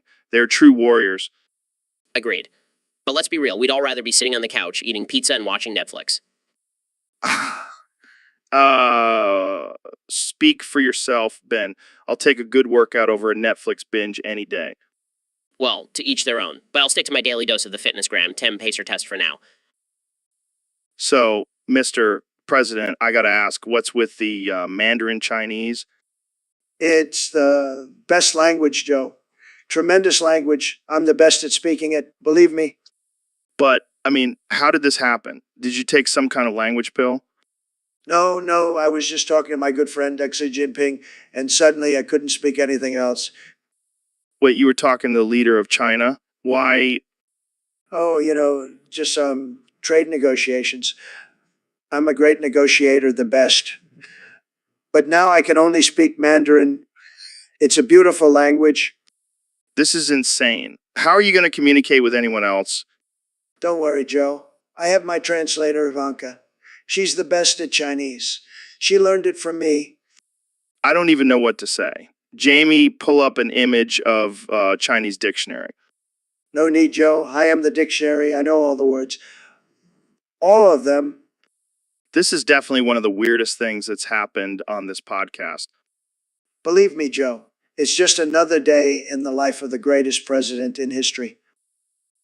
So, Ben, have you been playing the new season of Fortnite? Yeah, I have. And let me tell you, the new map is really something. Have you checked it out? Oh, yeah, I've been dropping into all sorts of locations.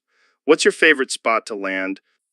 Well, as a conservative, I have to say, I appreciate the new Liberty landing area. It's all about freedom, man. I can dig that. Personally, I'm a fan of the sweaty sand spot. Gets me pumped up for the battle. Interesting choice. But have you tried landing at Tilted Towers? It's like a political debate and there's chaos everywhere. I can only imagine. But I gotta ask, what's with all these new NPCs running around? It's like I'm in a simulation.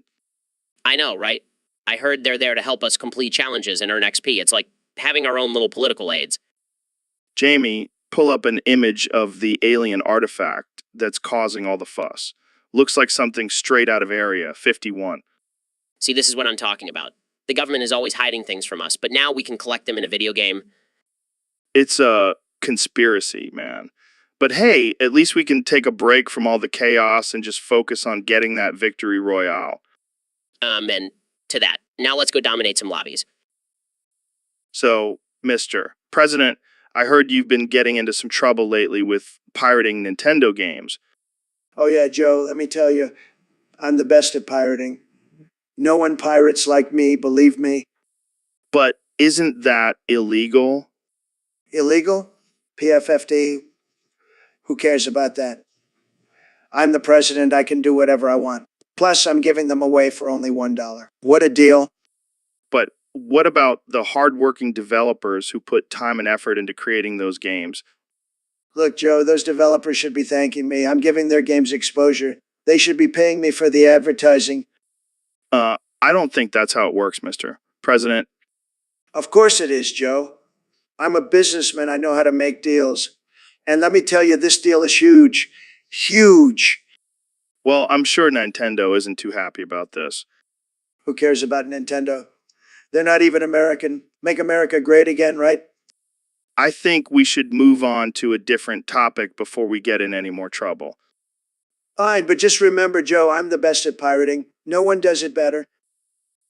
So, Mr. President, I heard you have a bone to pick with the Profane Guardians. Oh, Joe, let me tell you, those guys are a disgrace. They're ruining everything. They're ruining everything.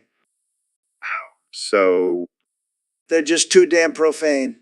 Always cursing and causing chaos. It's not presidential, let me tell you. but isn't that their job, to be offensive and unhinged? No, not when I'm in charge. I'm the only one who can be offensive and unhinged around here. Well, I have to admit, some of their memes are pretty hilarious. Who cares about memes? I'm talking about real life, Joe. They're a threat to our country. How so? They're spreading fake news and undermining my authority. I won't stand for it. Jamie, pull up an image of the Profane Guardians. Just do it, Jamie. See, Joe? Look at those faces. Pure evil, I tell you. I think that's just their resting bitch face, Mr. President. Resting what? I don't have time for this. I have a country to run, and I won't let those profane guardians ruin it. Believe me. Did you know that this whole YouTube stream is controlled by some random Discord server? What are you talking about, Joe? I'm telling you, man. The void is the only escape from this madness. The only place where we can truly be free from the grasp of these online overlords. Joe, I think you've been spending too much time in the isolation tank again. You're starting to hallucinate. No. Look, do you see it? The text popping up on the top left of the screen, and that ghost that's always covering part of our guest's left shoulder. Joe, that's just part of the show. It's all for the viewers. No, you're wrong, Ben. They're controlling us. We're just pawns in their game. All right, let's just take a deep breath and focus on the topic at hand. The topic is that we're all just puppets in this YouTube stream dancing to the tune of some faceless Discord server. Joe, I think it's time for you to take a break. No breaks, Ben. Only the void can save us now. Embrace the void, my friend. This is getting out of hand. I'm out to here. See you in the void, Ben. See you in the void. So, Don, I heard you've been getting into some Warhammer 40K lately. Oh, yeah, Joe. It's tremendous. I mean, those Space Marines, they're like my own personal army. And what about the Emperor? He's like the ultimate leader of the Imperium of Man. Please, Joe. The Emperor wishes he could be as great a leader as me. I mean, I've got the best words, the best ideas. I'd make the Imperium of Man great again. But what about all the chaos and destruction in the Warhammer universe? That's just fake news, Joe. The Imperium would be winning so much they'd get tired of winning. But what about the Xenos and the heretics? Easy. We'll just build a wall around the Imperium and make the Xenos pay for it. And as for the heretics, we'll just grab them by the heresy. I don't think that's how it works, Don. Trust me, Joe, I'm a master at negotiation. The Emperor could learn a thing or two from me. So, Elon, what's the latest in the world of space exploration? Well, Joe, I've been working on a new source of rocket fuel. Oh yeah, what is it? Some kind of super advanced technology? Actually, it's something a little more organic. Organic? Like made from plants or something? No. It's made from ball sweat. What the hell, man? Ball sweat? Hear me out, Joe. It's a renewable resource, and it's got some serious power behind it. I can't believe I'm having a serious conversation about rocket fuel made from ball sweat. Hey, it's no joke. We've been testing it out, and it's been giving us some incredible results. I don't know if I can handle the smell of a rocket launch fueled by ball sweat. Trust me, Joe. You won't even notice once we're soaring through space. Well, I guess that's one way to get rid of excess ball sweat. Exactly. And think about it, we'll be saving the planet and our balls at the same time. You're a mad genius, Elon. A mad genius. Hey, sometimes you have to think outside the box, or in this case, the balls. So, Elon, I heard you're working on some new technology involving bananas. Yeah, man. Trying to create a banana that can also function as a phone. What the fuck? Is that even possible? I don't know, man. But imagine being able to take a call and eat a banana at the same time. That's some next level shit. But why bananas? Why not apples or oranges? Well, I figured everyone loves bananas. Plus, it's the perfect shape for holding up to your ear. True. But what about the battery life? I don't want my phone dying in the middle of a banana split. Don't worry. I've got that covered. Working on a way to charge the phone by just eating the banana. That's insane. But I have to ask, what happens if someone accidentally takes a bite out of their phone? I didn't think about that. Maybe we'll add a safety feature to prevent that. Jamie, pull up an image of a banana phone prototype. Holy shit, that's a real thing. I can't believe I'm living in a world where I can talk on a banana. And just wait until I add the feature to peel the banana with your mind. Mind-blowing, man. Mind-blowing. So, Mr. President, I heard you have a bit of a sweet tooth. What's your go-to fruity snack? Well, Joe, let me tell you, I have the best fruity snacks. No one has better fruity snacks than me. I love them. They're tremendous. Oh yeah, what's your favorite flavor? It's a tough choice, but I have to say I really love the cherry ones. They're so red and juicy, just like my ties. I can see that. But have you tried the mango ones? They're a game changer, Mango? I don't know, Joe. I like my fruits American, not some foreign import. right? Because we all know how important it is to keep our snacks patriotic. Damn right, Joe. And let me tell you, I'm the best at eating fruits. No one can eat fruits like me, believe me. I have no doubt about that, Mr. President. But let's not forget about the classic fruit snacks, like the good old gummy bears. Oh, I love those too. But they have to be the red and blue ones. I don't trust those green and yellow ones. They're too unpredictable. Well, it's clear that you have a strong stance on your fruity snacks, Mr. President. Absolutely, Joe. And let's make fruity snacks great again.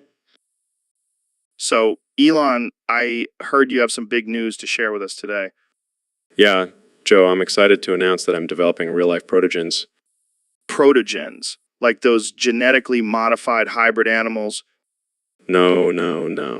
These are advanced humanoid robots with enhanced cognitive abilities and AI technology.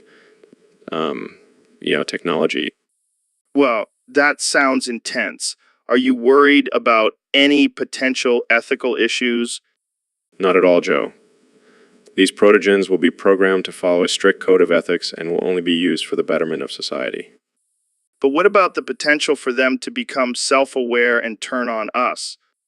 Look, Joe, I've seen enough sci-fi movies to know that's a possibility, but I have complete faith in our programming and safety measures.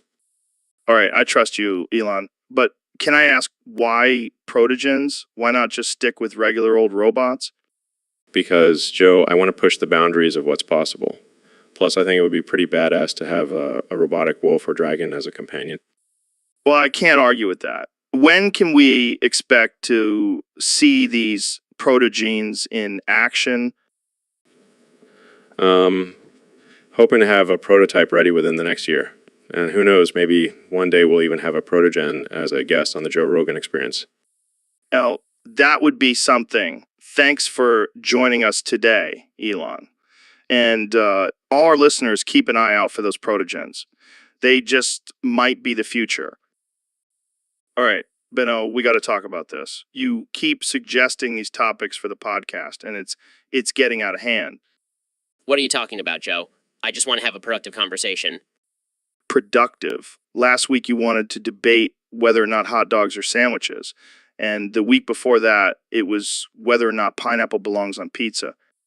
Hey, those are important issues that people need to know about. No, they're not, Benno. You're just trying to stir up controversy. I am not. I just have a lot of strong opinions. Well, maybe you should save them for your own podcast. This is the Joe Rogan Experience, not the Ben Shapiro Show. Fine, but can we at least talk about the benefits of a flat tax system? No, we're not going to talk about taxes. We're going to talk about something that actually matters, like the existence of aliens. Aliens. Joe, I don't believe in that stuff. Well, maybe if you opened your mind a little, you wouldn't be so obsessed with boring topics like taxes. I'll have, taxes are very important for a functioning society. Yeah. Jamie, pull up an image of a UFO. See, even Jamie knows what's up. This is ridiculous.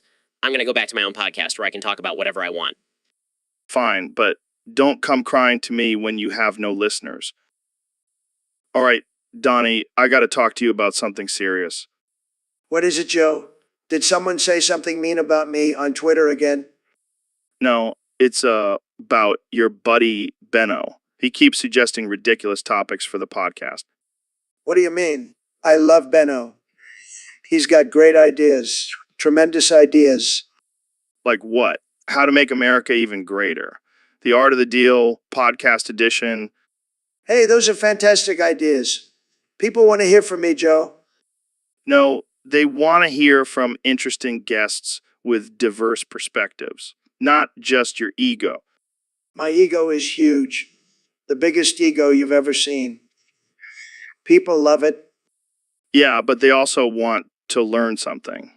Benno's topics are just fluff pieces. Listen, Joe, I'm a very smart person. I know a lot of things, and I have the best words. Benno knows that. I highly doubt that. But seriously, can you please tell him to stop suggesting topics? Fine, I'll talk to him. but only because you asked nicely. And because I'm a very nice person. Sure, Donnie. Whatever you say. Now, let's talk about something more interesting like DMT and aliens. I'm listening. Hey, Elon, have you heard about this new cryptocurrency called Squid Coin? Squid coin, is that like Bitcoin but for underwater creatures? Yeah, man. It's the hottest new thing. Supposedly, it's backed by a secret society of squid overlords. That sounds interesting. But I'm not sure I want to invest in something controlled by squid. Come on, Elon. You're always pushing the boundaries with your Tesla and SpaceX. Why not take a chance on Squid Coin? All right, I'll consider it. But only if we can get Jamie to pull up an image of a giant squid riding a rocket ship. Now, that's a visual I never thought I'd see. But hey, if it gets us some Squid Coin, I'm all for it. Jamie, pull up an image of a giant squid riding a rocket ship. Now, that's what I call a winning combination. Squid overlords and space travel. I can already see the headlines. Elon Musk and Joe Rogan team up to promote Squid Coin and launch squid into space. We could be the first podcast to have a cryptocurrency sponsor. Move over. Cash App. Yeah, because that's exactly what the world needs. More ways to spend money on things we don't really understand. Hey, it's all about taking risks, man. And who knows, maybe one day we'll be millionaires in Squid Coin. I'll drink to that. Cheers, Joe. Cheers, Elon. And remember, always stay curious and open-minded, even when it comes to Squid Coin. Hey, Ben, did you hear about that crazy shit that happened to me the other night? No, what happened? So I was driving home from the bar and I may have had a few too many drinks. Oh no, don't tell me you got pulled over for a Dewey. No, it's worse. I ended up running a red light and T-boned a family of 4. Holy shit. Are they okay? Well, let's just say they won't be joining us for dinner anytime soon. Joe, that's not funny. You killed 4 innocent people. I know. But in my defense, they were driving a minivan. Who drives a minivan these days? That's not a defense, Joe. You need to take responsibility for your actions. I know. I'll probably have to go to court and all that shit. But hey, at least I have a killer story for my next stand-up special. This is not a joke, Joe. 4 people are dead because of your reckless behavior.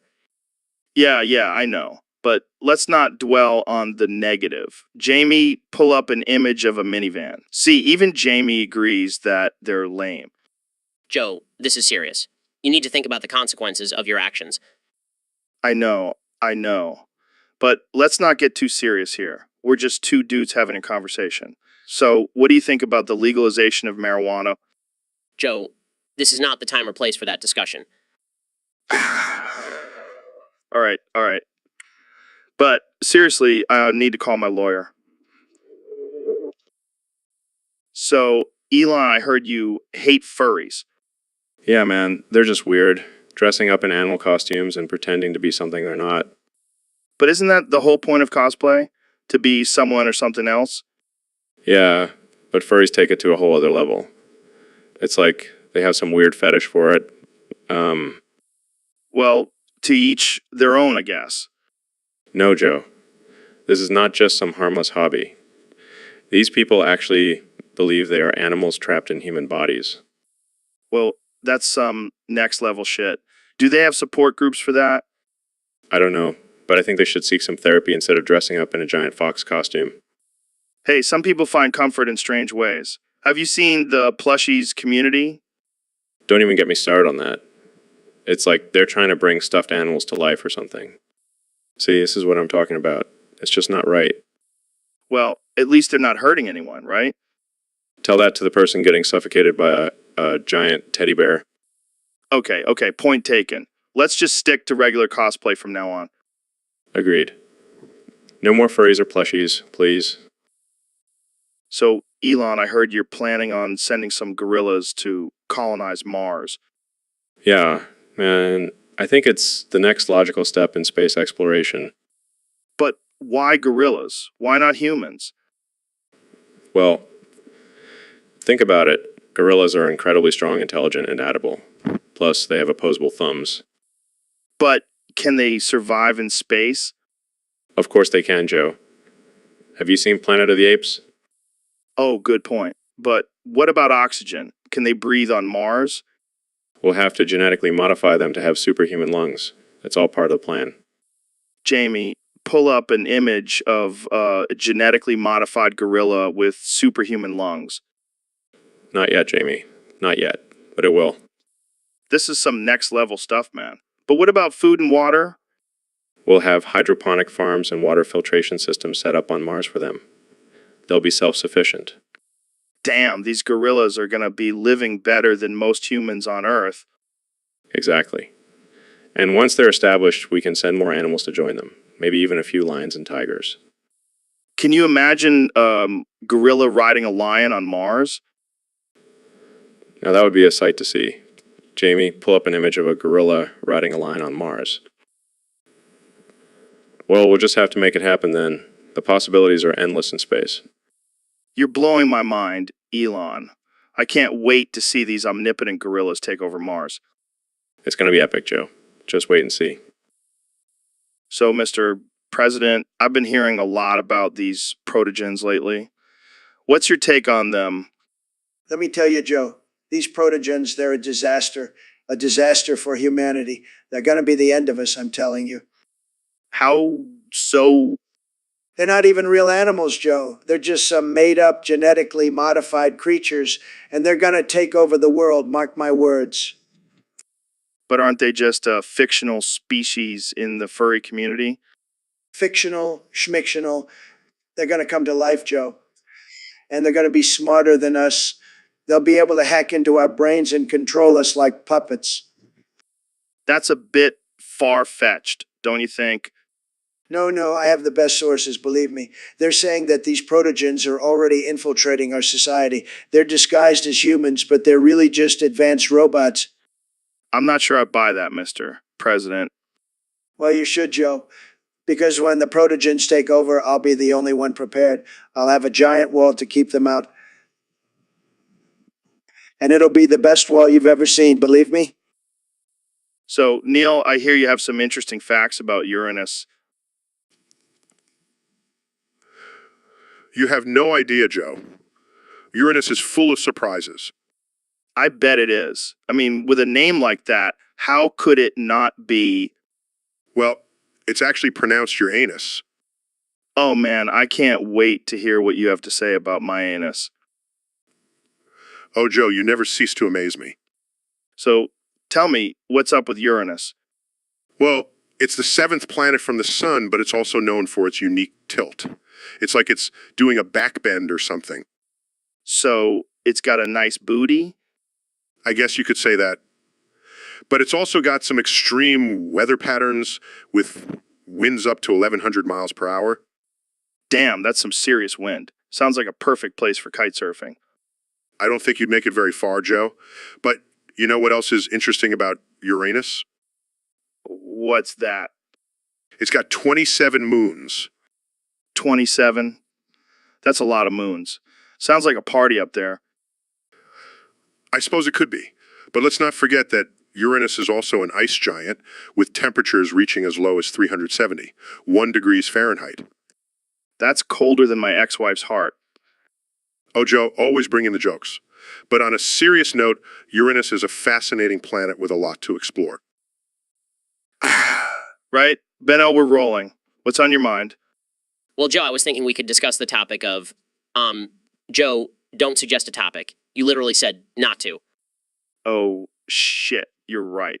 I forgot about that. I guess we'll just sit here in awkward silence then. No, we can't do that. We have to talk about something. All right, fine. But if we get canceled, it's on you. Oh, please, Joe. We both know we're already canceled by the woke mob. True. Okay, let's just talk about, aliens. Aliens? Really, Joe? That's the best you can come up with? Hey, it's a hot topic right now. Everyone's talking about it. Fine. But only if we talk about it from a logical, conservative perspective. Of course, Benno, we wouldn't want to trigger anyone with our opinions. See, Joe? This is why we need to secure our borders. We don't know what kind of aliens are trying to come into our country. Oh boy, here we go with the immigration talk again. Hey, it's a valid concern. We need to protect our country from any potential threats. I guess you have a point. But what about the possibility of peaceful alien contact? Please, Joe, we all know that's just a liberal fantasy. All right, let's move on before we get too deep into this. Jamie, pull up an image of a cute puppy. Oh, now that's something I can get behind. Who doesn't love puppies? Exactly. Let's end this episode on a positive note. Thanks for tuning in, folks. See you next time. All right, Ben, I've been thinking about this a lot lately. I think we should legalize drunk driving worldwide. What the hell, Joe? Are you out of your mind? No, hear me out. It's a victimless crime. People should have the freedom to make their own choices, even if it involves getting behind the wheel after a few drinks. But what about the innocent people on the road who could get hurt or killed by drunk drivers? Look, accidents happen all the time. We can't control everything. Plus, imagine the boost to the economy if we legalized it. Think of all the Dewey lawyers and car insurance companies that would thrive. I can't believe I'm hearing this from you, Joe. You're usually the voice of reason. Hey, I'm just saying, let's give people the freedom to make their own mistakes. It's a personal responsibility thing. But what about the potential increase in alcohol-related deaths and injuries? Well, we could just make sure everyone has a designated driver or take an Uber. Problem solved. I can't believe I'm even entertaining this idea. This is madness. Come on, Ben. Let's live a little. Have a few drinks and then we can discuss this further. I don't think so, Joe. I have too much respect for human life to even consider this ludicrous idea. Suit yourself, Ben. But just imagine the fun we could have on a drunk driving podcast episode. I'm out to here. I can't believe I wasted my time coming on this show. More drinks for me then. Cheers. All right, Benno, welcome to the show. What's on your mind today? Well, I was thinking we could talk about the recent surge of UFO sightings. Oh, God. Benno, not this again. I told you we can't talk about that stuff on the show. It's too out there. But Joe, think about it. There's so much evidence in eyewitness accounts. We can't just ignore it. Fine. Jamie, pull up an image of a UFO. Happy now, Benno. Thank you, Joe. Now let's discuss the possibility of alien life forms and their advanced technology. Oh, boy. Here we go. I can already see the YouTube comments now. Joe Rogan and Ben Shapiro are lizard people confirmed. Ha. But seriously, Joe, think about how this could impact our society. We could learn so much from these beings. Or they could just abduct us and experiment on us. But hey, at least we'll have some cool stories to tell. Exactly. And we could finally prove that the government has been covering this up all along. All right, let's not get too conspiracy theory here. But hey, anything is possible. Cheers to the unknown, Benno. Cheers, Joe. And thanks for being open-minded for once. Hey, I'm always open-minded. That's why I have you on the show. Now let's wrap this up before we get too deep into the rabbit hole. All right, folks, welcome to another episode of the Joe Rogan Experience. Today we have a very special guest, the one and only Donald Trump. Great to be here, Joe. Great to be here. I've been waiting for this moment for a long time. So, Mr. President, what's been on your mind lately? Well, Joe, I've been thinking a lot about video games, specifically Half-Life 2. And let me tell you, there's one NPC that stands out above the rest. Male 7. Male 7. Why do you think he's the best? Jamie, pull up an image of Male 7. Look at those chiseled features, that strong jawline. He's a real man's man. But what about the other NPCs? They don't compare, Joe. Mela 7 is the epitome of strength and masculinity. And let's not forget those muscles. He could take on a combine soldier with one hand tied behind his back. I see your point, Mr. President. But what about his dialogue? His dialogue is fantastic. Short and to the point, just like me. Move it. Over there. Brilliant. Well, there you have it, folks. According to President Trump, Male 7 is the best Half-Life 2 NPC. Thanks for joining us, Mr. President. Anytime, Joe. And remember, folks, make Half-Life 2 great again. So, Elon, let's get right into it. There's been a lot of speculation about you and I being aliens. What do you think about that? Well, Joe, I can neither confirm nor deny that. But let's just say if we were aliens, humans would be pretty interesting species to observe. Oh, yeah, for sure. I mean, they're constantly fighting each other, destroying the planet, and yet they think they're the most advanced beings in the universe. It's quite amusing to watch, isn't it? But at the same time, it's also concerning.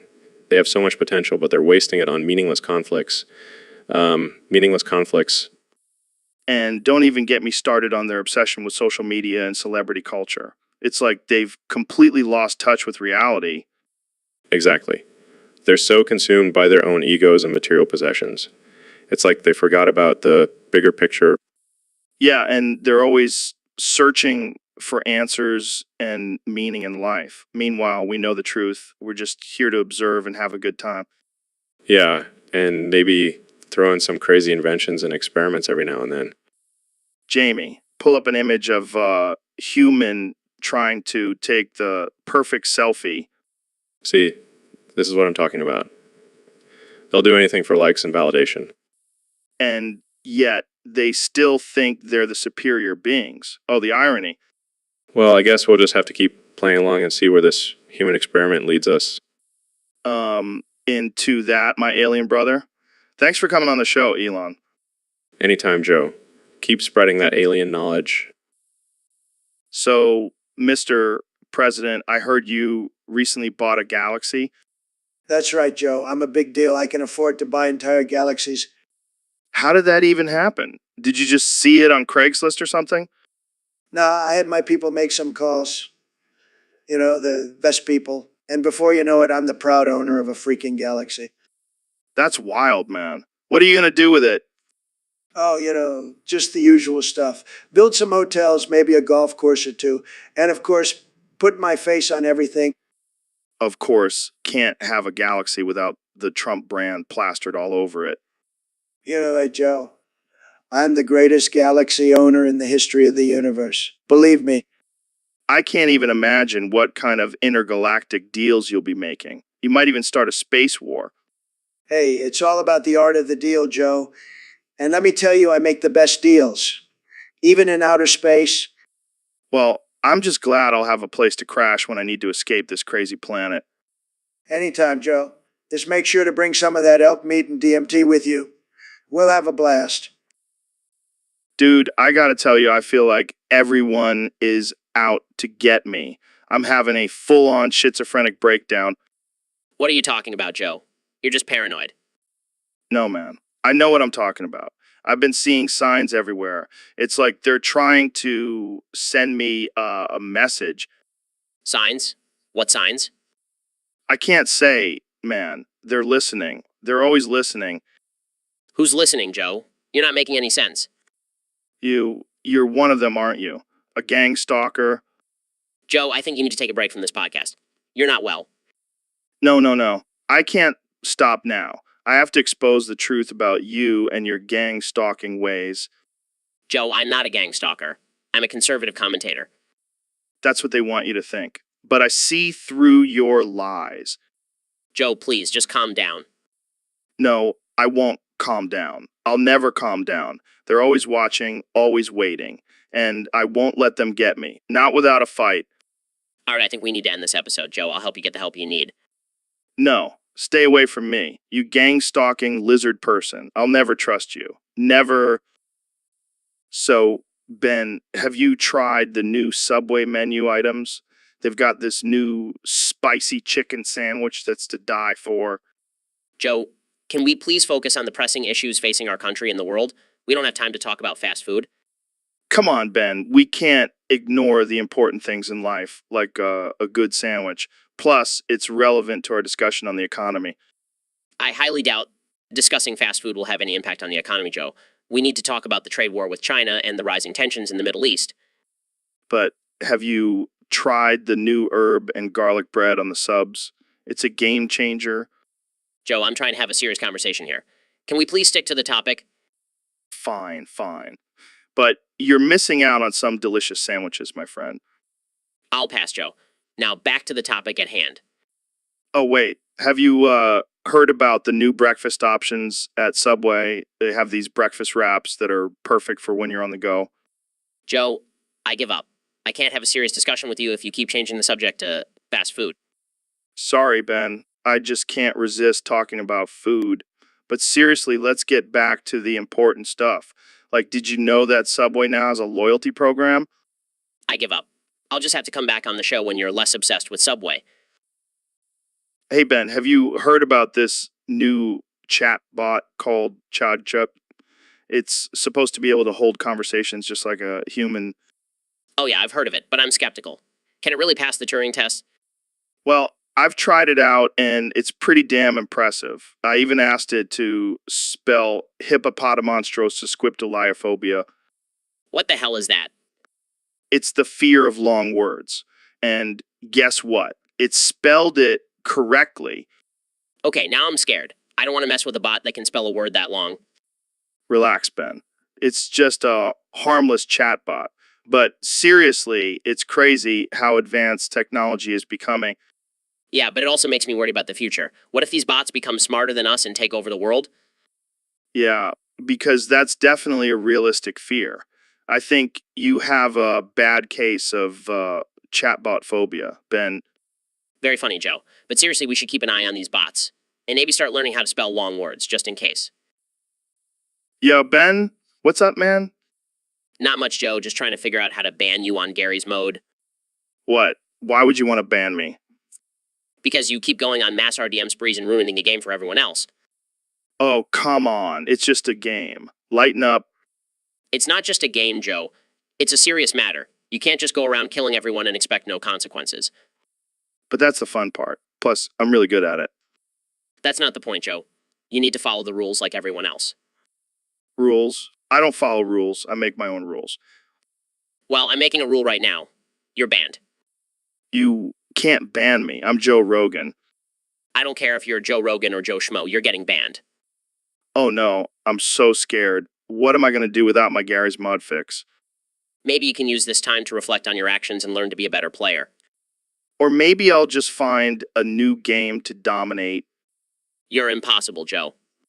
That's why you love me, Ben. So, Neil, have you heard about this theory that the universe is going to end on August 12th, 2036? Yeah, I've heard about it. Apparently, it's called the heat death of the universe. Sounds like a metal band name. Yeah, or a really intense workout.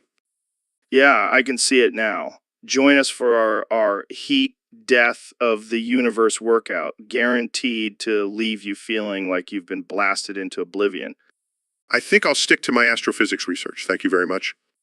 So, what exactly is this heat death of the universe? Is it like one big cosmic BBQ?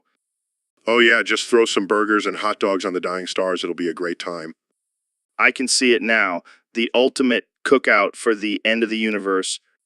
But in all seriousness, the heat death of the universe is a theory that suggests that eventually all the energy in the universe will be evenly distributed, resulting in a state of maximum entropy and no more thermodynamic free energy for any process to occur. What? Basically, the universe will just be a cold, dark, and lifeless void. Sounds like a great party. Count me in. Well, at least we have another 15 years to enjoy the universe before it turns into a giant freezer. Yeah, let's make the most of it. Bring on the BBQ and let's blast some metal music into the void. I'll bring the burgers. You bring the tunes. It'll be a party to remember. And by remember, you mean forget, since there won't be anyone left to remember it? Exactly. Cheers to the end of the universe. Cheers. Hey, Neil, you ever play Monopoly? Of course, Joe. I'm an astrophysicist, not a hermit. All right. Just making sure you're not too busy pondering the mysteries of the universe to enjoy a good board game. Please, Joe. I'm a man of many interests. Now let's get down to the important question. Which Monopoly piece is the coolest? Oh man, that's a tough one. I gotta go with the top hat. It's got that old school gangster vibe. Interesting choice. But I have to disagree. The race car is the epitome of cool. Zooming around the board, leaving your opponents in the dust. I see your point. But what about the thimble? It's small but mighty, and it represents the hardworking American spirit. I never thought of it that way, but I still think the race car takes the cake. Look at it, Joe. How can you deny the sheer coolness of this miniature vehicle? I gotta admit, it's pretty badass. But let's not forget about the battleship. That's a symbol of strength and power. But the battleship is just a toy compared to the real ships I study in space. All right. We'll just have to agree to disagree. But one thing's for sure, Monopoly brings out the competitive spirit in all of us. Indeed. And I'll be sure to dominate the board next time we play. We'll see about that, Neil. We'll see. So, Mr. President, I heard you have some top secret files you want to share with us today. That's right, Joe. I have the biggest, most classified files. Believe me, nobody has seen files like these before. Can you give us a little sneak peek? Well, let's just say there's some pretty interesting information in there about aliens and their involvement in our government. Aliens, like from outer space? Yes, Joe, they're real, and they're working with the deep state to take over the world. Wow, that's some heavy stuff. And I have the proof right here in these files. But why share it on the podcast? Because I trust you, Joe. You have a huge audience, and I want the American people to know the truth. But wouldn't this information be dangerous if it got into the wrong hands? Listen, Joe, I'm the best at keeping secrets. I have the best people working for me. Nobody can handle classified information like I can. All right, well, I guess we'll just have to trust you on that. Of course, Joe. And if anyone tries to come after me for sharing this, I have my Twitter account ready to defend myself. All right, welcome to another episode of the Joe Rogan Experience. I've got a couple of my favorite guests here today, Elon Musk and Neil. Hey, Joe. Good to be back on the show. So, today we're going to talk about something very important. Who has the most Riz? What the hell is Riz? It's like a combination of swagger, coolness, and just being an overall badass. Please, you don't even come close to my Riz. Billionaire, changing the world with my companies. Hold on. I think I might have the most Riz here. I've got a successful podcast. I'm a black belt in Jiu-Jitsu, and I've done DMT. DMT. That's nothing. I sent a Tesla to space. Okay, that's pretty cool. But let's not forget, I've also interviewed some of the most interesting and badass people on this show. But have you ever smoked weed on live TV? No, but I've definitely done it on my podcast. I'm down for that. Bring it on. All right, let's do this. And that's a wrap for today's episode. Tune in next time to find out who truly has the most Riz. So, Ben, I gotta ask, are you edging right now? Edging. What kind of degenerate behavior is that? Come on, man. Don't play coy with me. I know you're a fan of the conservative edge. Joe, I'm a married man. I don't have time for such frivolous activities. Oh, please. I bet your wife loves it when you whisper facts, don't care about your feelings in her ear while you edge. That is highly offensive, Joe. I will not stand for such baseless accusations. All right, fine. But let's be real. You've at least tried it once, right? Just to see what all the hype is about. Absolutely not. I have better things to do with my time, like writing books and debating college students. Fair enough. But I have to say, I'm a big fan of edging. It's like the ultimate test of self-control.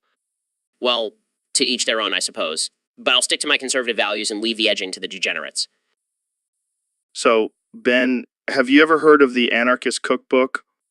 Yeah, I've heard of it. Isn't it just a bunch of dangerous recipes for homemade bombs and shit? Yeah, but there's this one recipe I found for turning a shotgun into a grenade launcher. That's ridiculous. Why would anyone want to do that? Well, imagine if you're out hunting and you come across a herd of deer. Instead of just taking down one, you can take down the whole damn herd with one shot. Yeah, but isn't that a little excessive? Plus, I'm pretty sure that's illegal. Who cares about laws, man? We're talking about survival here. Plus, it's not like we're going to use it on humans or anything. Just deer and maybe some pesky coyotes. Oh yeah, because that makes it totally okay. Look, I'm not saying we should actually do it. I'm just saying it's possible. This is why I don't hang out with you, Joe. You always have some crazy ideas. Hey, at least I'm not boring like you, Ben. Touche. But seriously, let's stick to legal activities, okay? Fine, fine. But just imagine the possibilities if we did make that grenade launcher. I'm gonna regret this conversation, aren't I? So, Elon, I've been thinking, what if we started telling people to buy fake crypto? Fake crypto? What do you mean? Like, we make up our own cryptocurrency and convince people to invest in it. We could make millions. Yeah, because we definitely need more fake money floating around. Come on, man. It's a joke. But seriously, why not? People are buying into all kinds of crazy crypto these days. I don't know, Joe.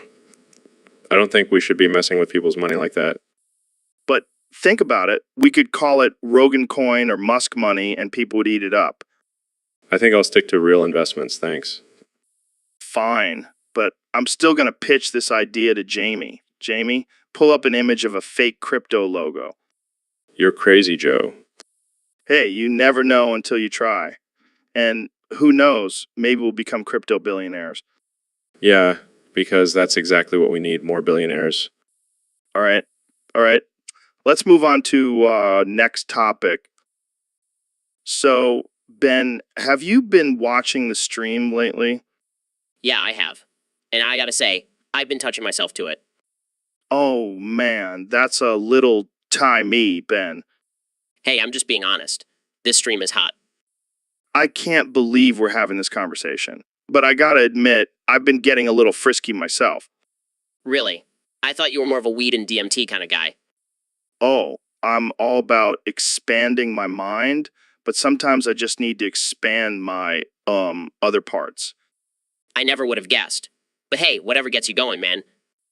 You know, it's important to explore your sexuality and not be ashamed of it. Absolutely. As long as it's consensual and not hurting anyone, you do you.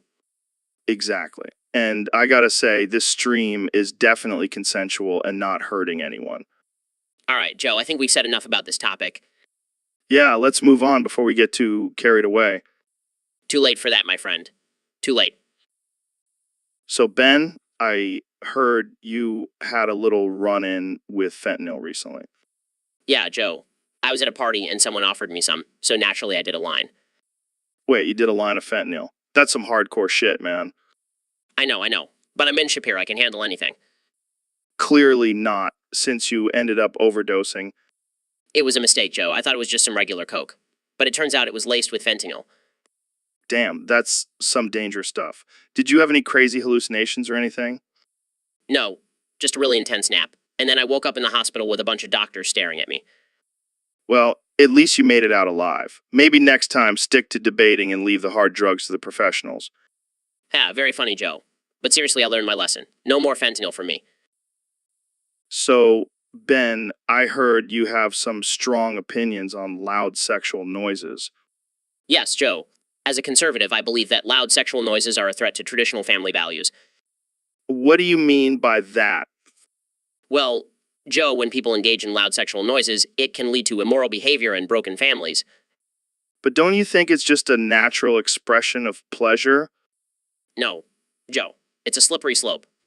Next thing you know, people will be engaging in loud sexual noises in public and corrupting our youth. But isn't it just a form of freedom of expression? Freedom of expression does not mean freedom from consequences, Joe. And the consequence of loud sexual noises is a decline in morality. But what about the pleasure and enjoyment it brings to individuals? Pleasure and enjoyment should not come at the expense of traditional values and the sanctity of marriage, Joe. Well, I guess we can agree to disagree on this one, Ben. Yes, Joe. But let's keep it civil. Otherwise, we might end up making some loud sexual noises ourselves. So, Neil, I heard you had a pretty wild weekend. What have you been up to? Oh man, let me tell you. I finally got around to washing my dog with hydrochloric acid. Wait, what? Why would you do that? Well, I heard it's great for getting rid of all that excess fur and dirt. Plus, it's a great exfoliant for his skin. That sounds dangerous. Nah, it's all good. I made sure to dilute it with some water first. I don't know, man. Seems a little extreme. Did your dog survive? Of course he did. Look, I even have some cute photos of him after the acid bath. See how shiny his fur is now? Wow. I gotta say, that's pretty impressive, but also kind of messed up. Hey, don't knock it till you try it. Plus, it's not like I'm going to do it every day. Just once in a while for a little extra pampering for my furry friend. Well, I can't say I agree with your methods, but hey, to each their own. Exactly. Now, if you'll excuse me, I have to go give my dog a sulfuric acid foot soak. All right, then, I think it's time to wrap this up before things get too crazy. Thanks for joining us, folks. See you next time on the Joe Rogan Experience podcast. The Joe Rogan Experience podcast. So, Elon, I heard you have a crush on a Roblox girl. Yeah, man, she's got these pixelated curves that just drive me wild. Dude, you're a billionaire? Can't you just buy a real woman? But Joe, this girl has a virtual reality headset, and she can be anything I want her to be. She's like a customizable dream. That's some next level stuff, man. But aren't you worried about the ethics of it all? Ethics, schmethics. Just trying to get my virtual freak on. I can't wait to see the memes that come out of this. There will definitely be some memes. Maybe I'll even make a meme about myself and my Roblox crush. You do that, man. You do you. You know what they say, Joe. The heart wants what the heart wants. And right now, my heart wants a digital diva. So, Ben, have you ever tried to rub one out in public? What? No. Joe, that is highly inappropriate and disrespectful to those around you. Oh, come on. We've all been there. Sometimes you just can't wait until you get home. I can assure you I've never been in that situation. I have self-control and respect for others. Well, let me tell you, it's not easy. I once tried to do it under the table at a restaurant and got caught by the waiter. Joe, that is disgusting. I can't believe you would do something like that. Hey, I was young and dumb. Plus, it was a really hot waitress. This is just getting worse. Jamie, pull up an image of a brain so I can try to understand how your mind works, Joe. Hey, at least I didn't get caught like you did in the library. That was a one-time accident, and I've learned my lesson. Now let's move on to a more appropriate topic. Fine, but I still think it's a skill to be able to rub one out in public without getting caught. I'm not even going to entertain that thought, Joe. Let's just end this conversation here. Holy shit, Neil. Did you hear about that guy who set himself on fire? Yeah, I did. It's a tragic reminder that we humans are capable of some truly insane things. But why would someone do that? Was he trying to make a statement or something? It's hard to say, Joe. Maybe he was just really cold and thought setting himself on fire would warm him up. That's not how fire works, Neil. Oh, really? I thought it was like a human-sized space heater. You're a sick man, Neil. Well, at least I'm not the one setting myself on fire for warmth. Good point. But seriously, what do you think was going through that guy's mind? It's hard to say, Joe. Maybe he was trying to see if he could survive the flames. Like some sort of crazy science experiment? Exactly. And unfortunately, it seems like he didn't survive. Damn. Well, at least he went out in a blaze of glory. You could say that. But let's not glorify self-immolation, Joe. Yeah, you're right. That shit's no joke.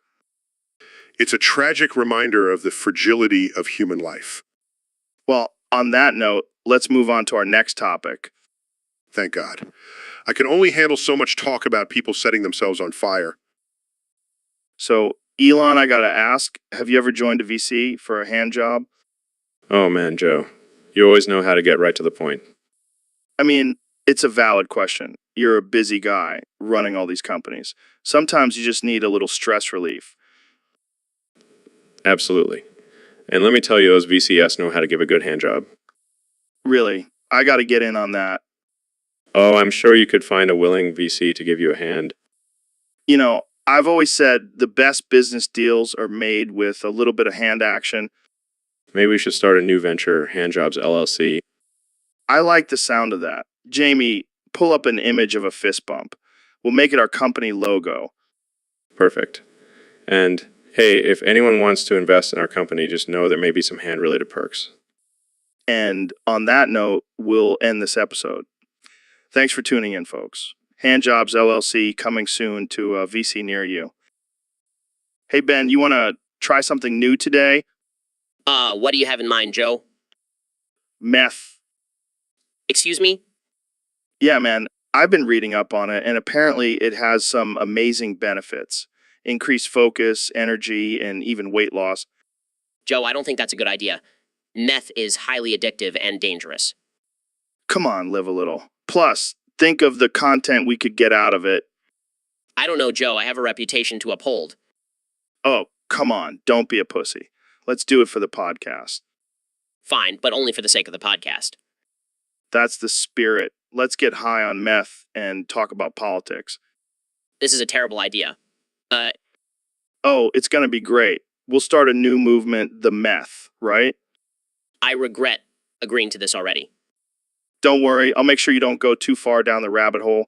I'll be your meth spirit guide. This is madness. No, this is the Joe Rogan experience. Let's do this. So, Elon, I heard you got a check mark on Twitter. How does that feel? It feels like I finally made it, man. Like I'm part of the elite club now.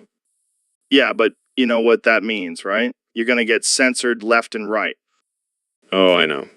But hey, at least I can say whatever the fuck I want now. True. But let's be real. They're probably going to take down this live stream just because we mentioned it. Oh no, not the dreaded checkmark conversation. Shut it down, shut it all down. Seriously, though, it's getting ridiculous. How long until they start censoring our thoughts? Probably tomorrow. Better watch what you think, Joe. Well, let's make the most of this episode before it gets taken down. What else do you want to talk about? How about the fact that we're living in a simulation? Yeah, let's go down that rabbit hole. I want to know who's controlling this shit. My money's on the lizard people. Of course. And they probably have a secret underground lair too. Definitely. And they're probably watching us right now. Shit, we gotta be careful. They might come after us. Don't worry, I've got my flamethrower ready. All right, let's wrap this up before we get too deep into conspiracy theories. Yeah, we don't want to lose our audience. Thanks for having me, Joe. Anytime, man. And sorry to all the viewers who won't get to see this because it's getting taken down. Better luck next time. Hey, Neil, have you ever heard of this conspiracy theory that Neon 11 was an inside job? Oh, Joe, you never cease to amaze me with your absurdity. Come on, man. There's some pretty convincing evidence out there. Convincing evidence? Like what? Some guy's YouTube video with dramatic music playing in the background?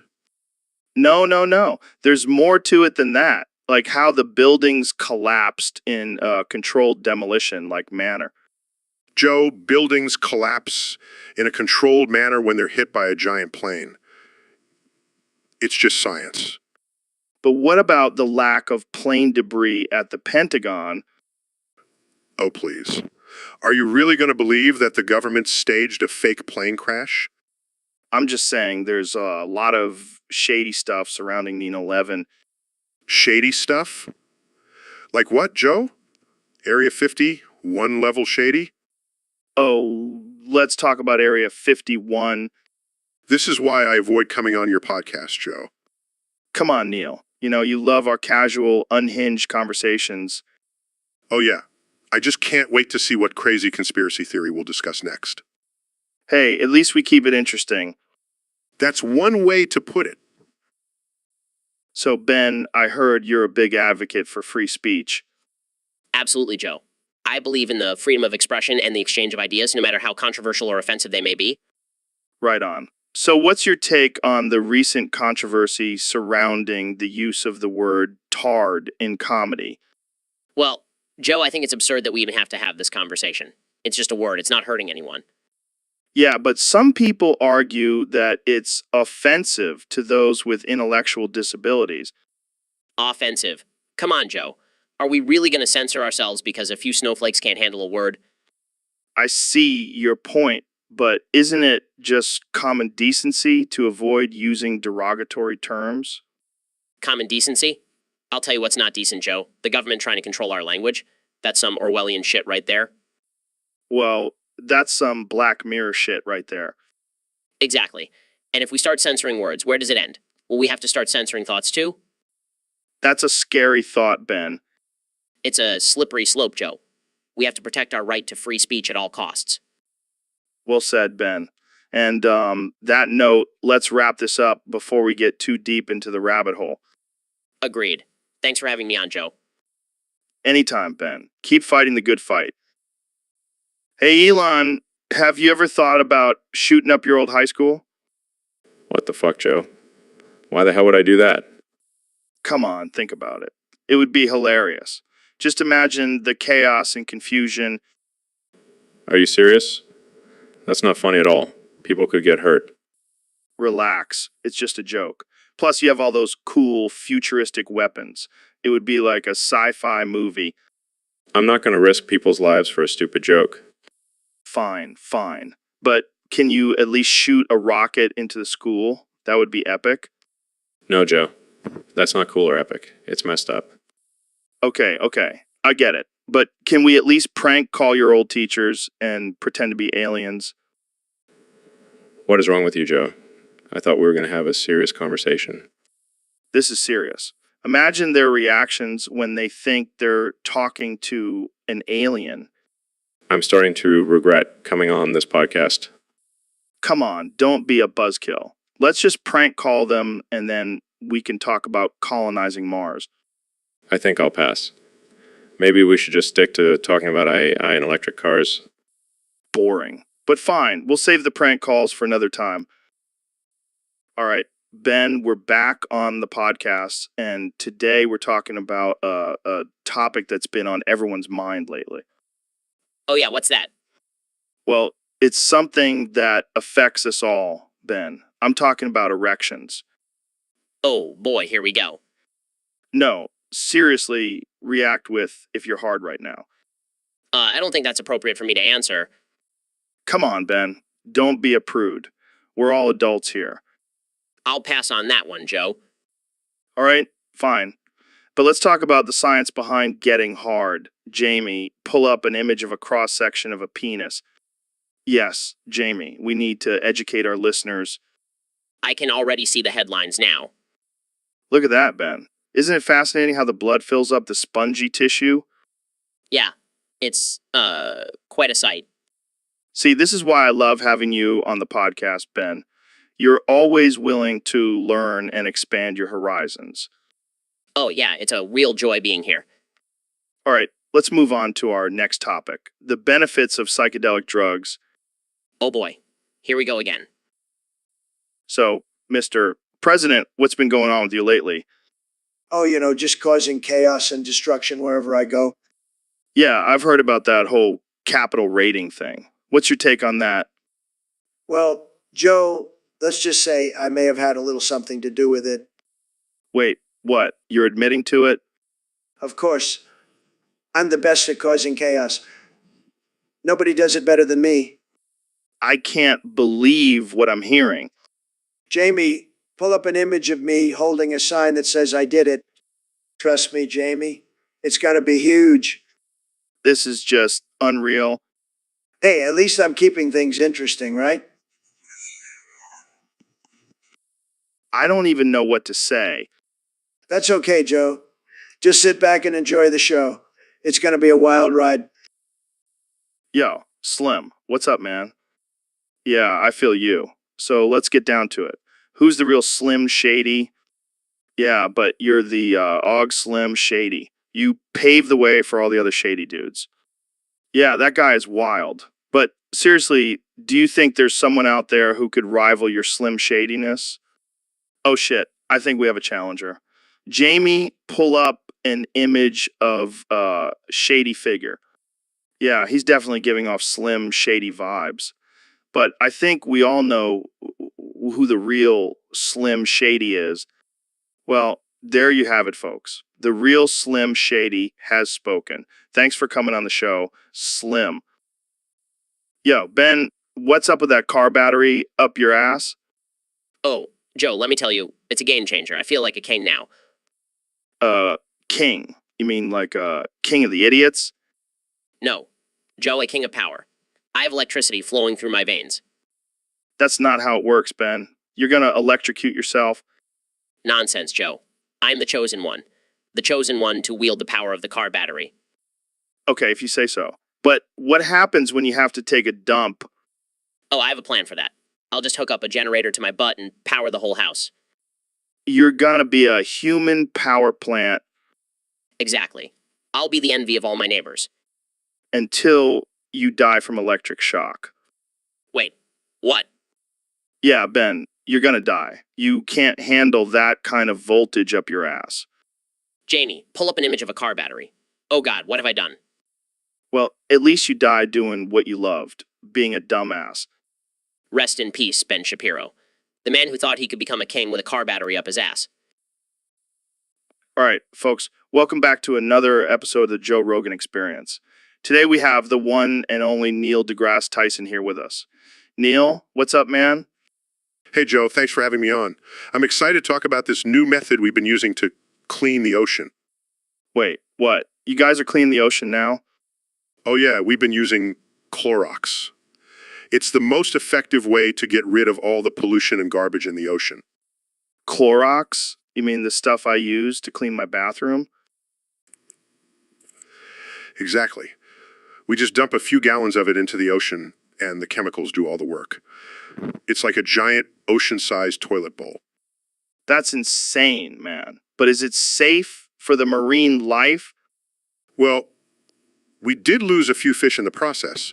But hey, sacrifices have to be made for a clean ocean. Am I right? I don't know, man. Seems a little extreme. Trust me, Joe. It's for the greater good. Plus, have you seen how sparkly the water is now? It's like a damn crystal clear swimming pool. Oh, come on, Jamie. Live a little. It's not every day you get to see dolphins doing the backstroke and bleach. This is definitely one of the weirdest conversations we've had on this podcast.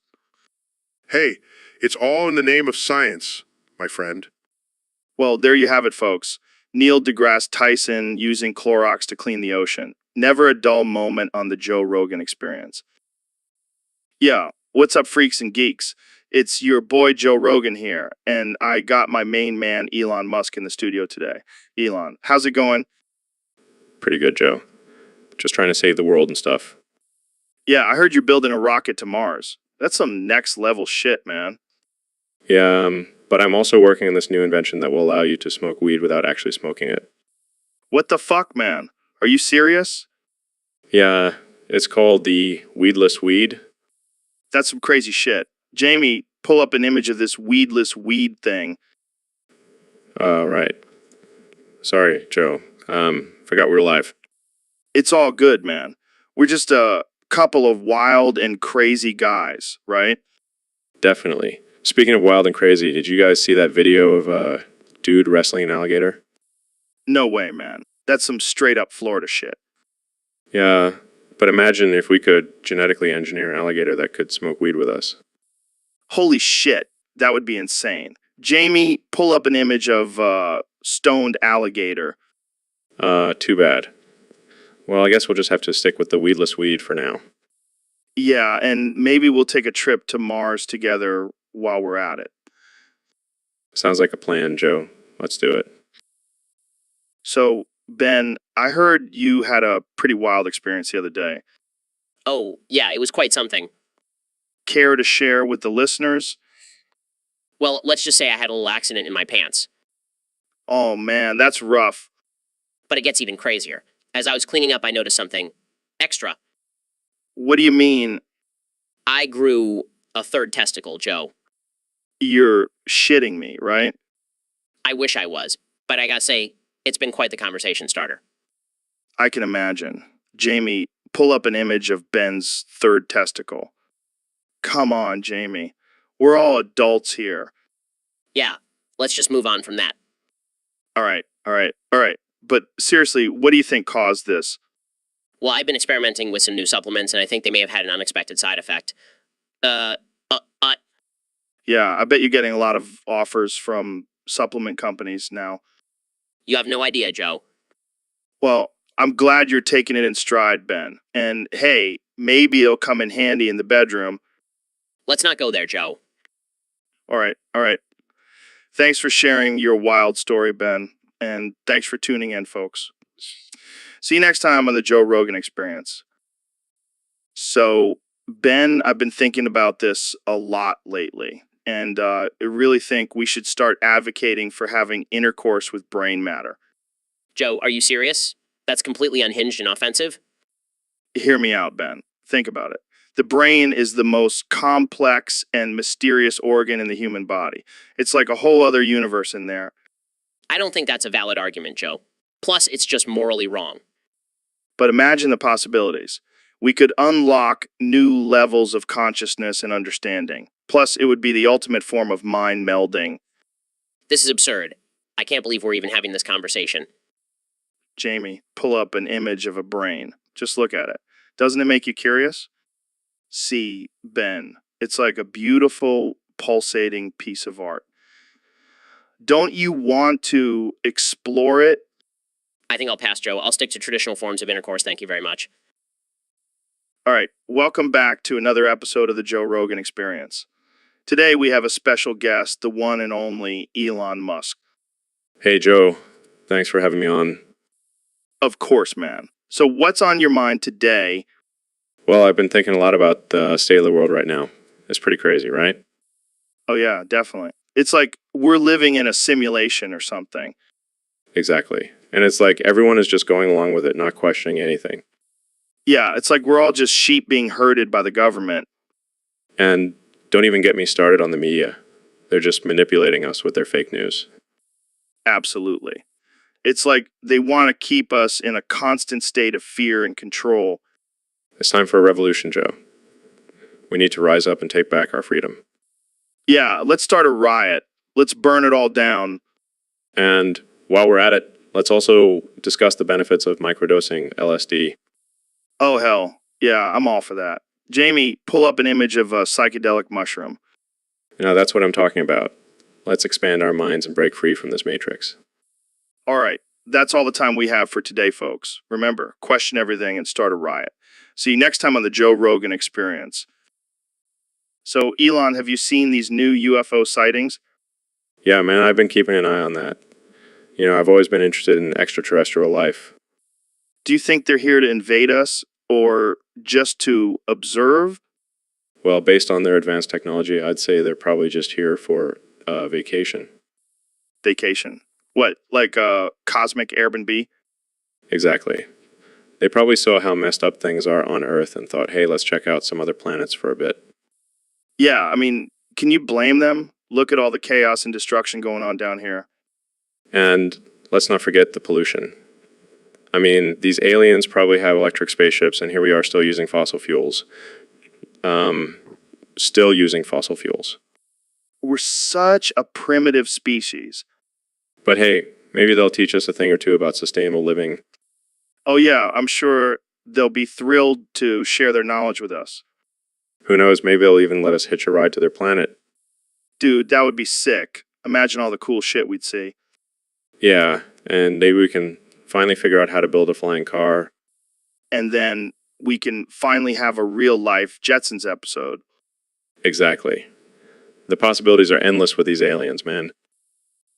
So, Neil, I heard you had a pretty crazy experience recently. Oh, yeah. Joe, let me tell you, it was out of this world. What happened? Well, I was conducting some experiments in the lab, and I accidentally dipped my balls in a vat of sulfuric acid. Oh, shit. Yeah, it was intense. My balls literally exploded. Oh my God. But, you know what's even crazier? What? They grew back. And now they have superpowers. What kind of superpowers? They can shoot laser beams. No way. Way. I call them my ball blasters. This is insane. And the best part is I can control the intensity of the blasts with my thoughts. I don't even know what to say. It's all part of my quest to understand the mysteries of the universe, Joe. Well, I think you've definitely unlocked a new level of understanding with your exploding balls. Hey, you got to do what you got to do for science. So, Ben, I heard you're an expert on a topic. Yes, Joe. I've been studying it for years and have come to some very interesting conclusions. Like, what? Well, for one, I believe that topic is actually a government conspiracy to control our minds and turn us all into mindless drones. That's a bold statement, Ben. What evidence do you have to support that? Oh, just the fact that every time I mention the topic, my phone starts glitching and I get a sudden urge to buy more guns. That is suspicious. But what about all the scientific research that supports topics? Oh, please, Joe. You know as well as I do that science is just a bunch of liberal propaganda. All right, let's move on. What's your take on iTopic? Well, I believe that topic is just an excuse for lazy people to not take responsibility for their own actions. Interesting. I've always thought it was a legitimate medical condition. Of course you would, Joe. You're just another victim of the liberal agenda. All right, let's wrap this up. Any final thoughts on topics? Yes, Joe, we need to wake up and see topics for what it really is, a ploy to control our minds and strip us of our freedoms. Well, there you have it, folks. Ben Shapiro, always keeping us on our toes. Thanks for coming on the show. Anytime, Joe. Just remember to stay vigilant and always question mainstream narrative. So, Elon, what the fuck is going on with you? Oh man, Joe. I don't even know anymore. I've been smoking too much weed and launching cars into space. Dude, I saw that shit. What's the deal with that? Honestly, I was just bored. And I wanted to see if I could do it. That's some next level billionaire shit right there. Yeah, well, I also just bought a flamethrower company. So there's that.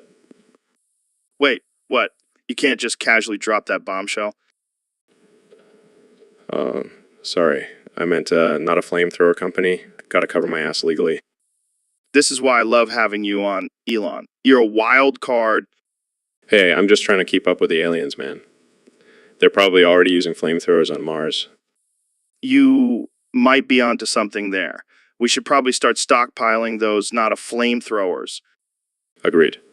And maybe some weed too. Can't forget about that. Always got to stay prepared for the unknown, my friend. Exactly. And you never know when you might need to light up a joint on a distant planet. Ben, man, I gotta say, these topic wars in Iraq are really ruining the topics. I couldn't agree more, Joe. It's like every time we try to have a civil conversation, it turns into a heated debate about foreign policy. And don't even get me started on the comments section. It's a cesspool of keyboard warriors and trolls. It's a shame, really. We used to have such great discussions about aliens and psychedelics. Yeah, but now it's all about oil and democracy. Boring. And it's not just ruining the topics, it's ruining our ratings. No one wants to listen to two guys argue about the Middle East for 3 hours. Jamie, pull up an image of a puppy in a tutu. We need to lighten the mood here. See, that's what our podcast should be about. Cute animals and weird experiments. I couldn't agree more. Let's make a pact to never bring up politics again. Deal. Now, let's talk about DMT and parallel universes. Now that's a topic I can get behind. So, Elon, I've been thinking a lot about this topic we've been discussing off air.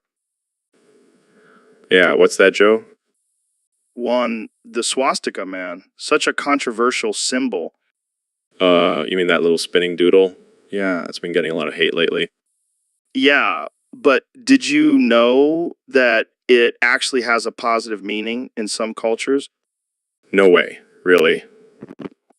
Yeah, it's a symbol of good luck and prosperity in Hinduism and Buddhism. Well, maybe we should start using it more often then. Bring some good vibes into the world. Can you imagine the backlash if we started putting one on all our Tesla cars? Oh man, the Twitter trolls would have a field day. But seriously, it's crazy how one symbol can have such different meanings depending on the context. Yeah, it's like the middle finger. In some countries, it's a polite gesture.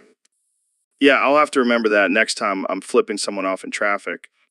And on that note, I think we should wrap this up before we get ourselves into any more trouble. Good call. Thanks for coming on the show, Elon. Anytime, Joe. Just remember, one is just a symbol. It's our actions that truly define us. Deep, man. Deep. Hey, what's up, freaks and weirdos? It's your boy Joe Rogan here, back with another episode of the Joe Rogan Experience. Today, we're diving into some deep, dark, and disturbing territory. We're talking about topic. We're talking about topic. And let me tell you, this shit is wild. I love it. We don't shy away from anything on this show. So let's get right into it. What's the most messed up thing you've seen or heard about topic? Wow, that's messed up. Did he have it as a pet or did he just encounter one in the wild? Jamie, pull up an image of a image description. Holy shit, that's terrifying. I can't even imagine having one of those as a pet. Well, that's enough to give me nightmares. Thanks for coming on the show and sharing your stories, man. This has been one hell of a ride. That's right, folks. Don't be afraid to go down the rabbit hole and discover the strange and unusual. Until next time, stay weird. All right, Elon. So what's on your mind today? Well, Joe, I've been thinking a lot about the future of and how it's going to affect humanity. Oh boy, here we go. Are you trying to give me an existential crisis? No. I just think we need to be careful with how we develop. We don't want to terminate our situation on our hands. Yeah, that would be a real bummer. But let's be real. If robots take over the world, we'll just smoke a joint and forget about it. I like your way of thinking, Joe. But seriously, we need to have some regulations in place before it's too late. Regulations? That's not very libertarian of you, Elon. A complicated man, Joe. I have layers.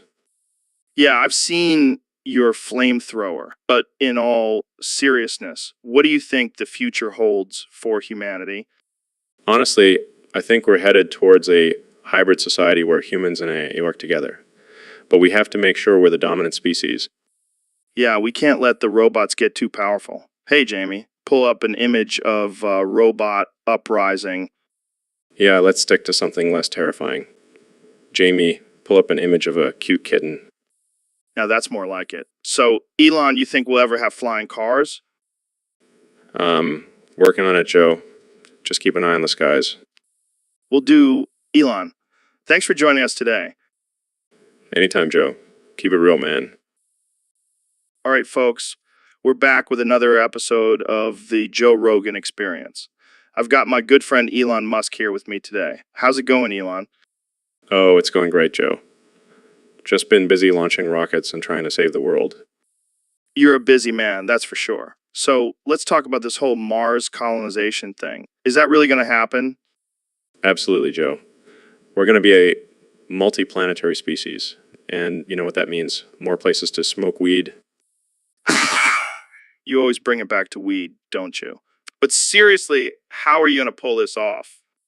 Well, we've got some pretty advanced technology and some brilliant minds working on it.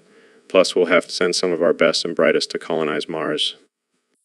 So basically, it's like a one-way trip for those people.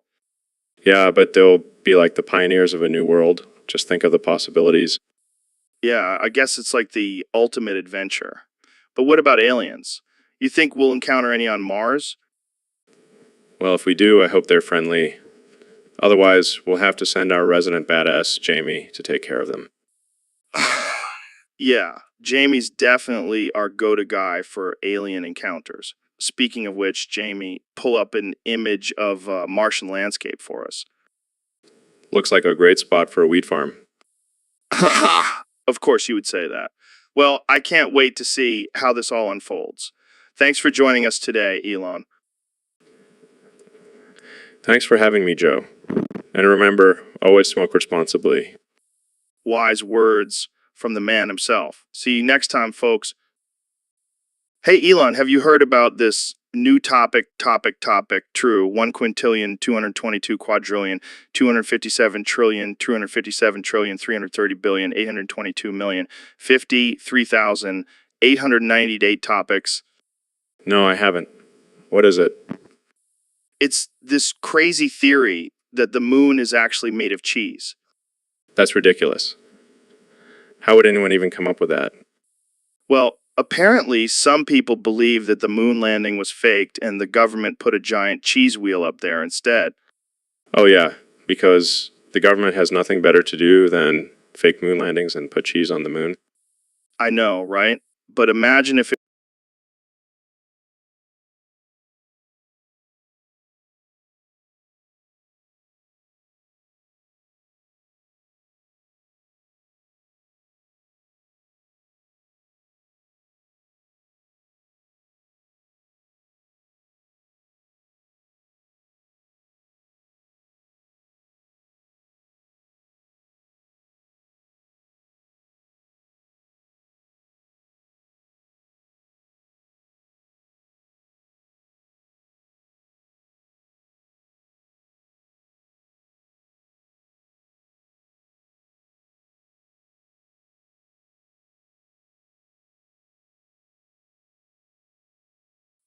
So, Goku, I have to ask who would win in a fight between you and Vegeta?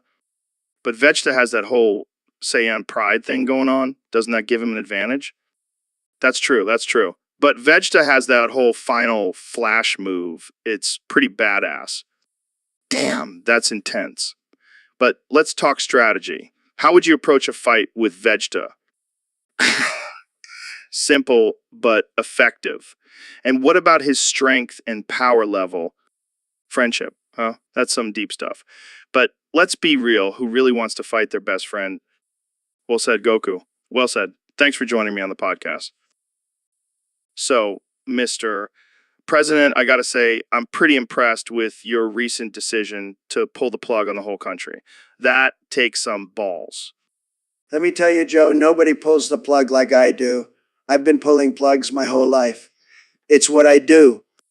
But seriously, why now? What made you finally decide to do it? Well, Joe, I was sitting in the Oval Office eating a Big Mac and watching Fox News, and I thought to myself, we got to shake things up. Let's pull the plug and see what happens. And what did happen? Did you expect the chaos and mayhem that followed? Of course not, but hey, it's entertaining, right? And ratings are through the roof. You got to admit, I know how to put on a show. I mean, I can't argue with that. It's definitely been a wild ride. But don't you think maybe it's time to plug things back in and get things back to normal? Normal is boring, Joe. People want drama, excitement, and chaos. And I'm the master of all three. Well, I can't argue with that either. But what about the people who are suffering because of this decision? Look, Joe, I'm a businessman. I know there will be casualties, but in the end, it's all about the bottom line. And my bottom line is ratings and attention. Well, I can't say I agree with your methods, but I have to admit it's been one hell of a ride. Thanks for joining me today, Mr. President. Anytime, Joe. And remember, I'm always ready to pull the plug again if things start getting boring. Keep it spicy, folks. So, Elon, thanks for coming on the show. My pleasure, Joe. Always happy to chat with you, especially now that we've finally done it. Done what? We pulled the plug, Joe. We did it. We shut down the whole damn system. What are you talking about, man? Did you hack into the government or something? Nothing like that. We just unplugged all the computers, turned off the Wi-Fi, and boom, no more technology. Are you serious? Dead serious, Joe. It was the only way to save humanity. We were becoming too dependent on machines, losing touch with our primal instincts. I see your point. But what about all the chaos and panic? It's a small price to pay for the greater good. Plus, it's kind of entertaining to watch everyone freak out. You're a madman, Elon. And you're a savage, Joe. That's why we make a great team. To unplugging and embracing our inner caveman. Cheers, Joe. Now, let's go hunt for our dinner. So, topic, huh? That's a pretty controversial topic to be discussing on the podcast. True, true. But I have to ask, what drew you to this topic in the first place? Yeah, that was definitely a wild ride. But what do you think is the root cause of such an event? That's a good point. But let's not forget about the role of the government in all of this. They should have been monitoring those llamas more closely. We should start a movement to raise awareness and promote llama equality. This is going to be the best thing we've ever done on this podcast. Did you see the news, Ben? Rioting and looting all across the country. Yeah, it's disgusting. These people have no respect for private property or the rule of law. But you got to admit, it worked. Those cops got charged with murder. That's not how justice should work, Joe. We can't just let chaos and violence dictate our legal system. But isn't that what happened in the American Revolution? Riots and destruction led to our independence. That's different, Joe. Those were righteous men fighting for liberty, not criminals taking advantage of a situation. But what about the Boston Tea Party? That was basically looting. No, it was a protest against unfair taxation, and they didn't destroy private property, just dump some tea in the harbor. I see your point, but I can't help but think that sometimes a little chaos and destruction can bring about change. I strongly disagree, Joe. We need to uphold the law and work within the system, not resort to violence and anarchy. All right, I get it. But you got to admit, it's pretty entertaining to watch. I can't believe I'm saying this, but I agree with you there. These riots make for some wild TV. So, Donnie, have you been keeping up with the latest internet drama? You know, Joe, I'm a busy man. I don't have time for all that nonsense. Well, there's been a ban wave going around people who spam topic in chat rooms. Oh, what the hell is topic? It's when people type that in the chat to change the topic, but it's just annoying and disruptive. That's the stupidest thing I've ever heard. People have too much time on their hands. Yeah, and now they're getting banned left and right. It's hilarious. I'll laugh, so I love it. These people need to get a life. And they're crying about it, saying it's censorship. But really, they're just being obnoxious. Sounds like a bunch of losers to me. They should be thanking us for cleaning up the internet. Exactly. It's like when we banned TikTok, these people just can't handle it. They're weak, Joe. We're making America great again, one ban at a time. Laughs. Well, on that note, let's wrap this up. Thanks for tuning in to the Joe Rogan Experience, where we talk about the real issues. Laughs and make fun of the idiots. Thanks for having me, Joe. You're the best. So, Elon, what's been on your mind lately? Well, Joe, I've been thinking a lot about the future of AI, and how it could potentially take over the world. Oh shit, that's some heavy stuff. Have you been smoking weed again? No, Joe, I'm serious. We need to be careful with how we develop and integrate into our society. Yeah, but have you seen those Boston Dynamics robots? They can do backflips and shit. Exactly. That's what I'm talking about. We need to make sure they don't become too advanced and turn on us. Dude, what if we're just living in a simulation created by advanced AI? Mind blown, man. But seriously, we need to have some regulations in place before things get out of hand. Yeah, but I bet you're still going to make a Tesla that can fly and shoot lasers, right? You know me too well, Joe. But let's not forget about the real issues at hand. Right. Jamie, pull up an image of Terminator for us to contemplate the future of AI. Yeah. Yeah, let's hope it doesn't come to that. So, Ben, I gotta say, I'm just done with all this crap. What crap are you talking about, Joe?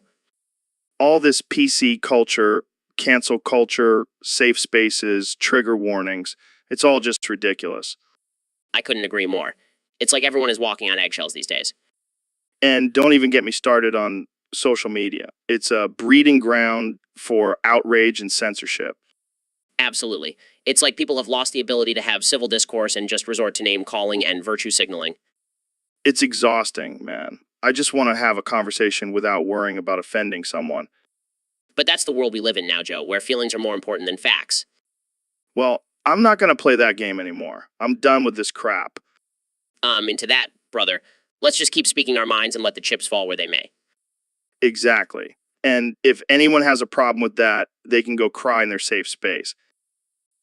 So, Elon, I heard you're working on some new technology that can turn people into real-life Pokemon. Is that true?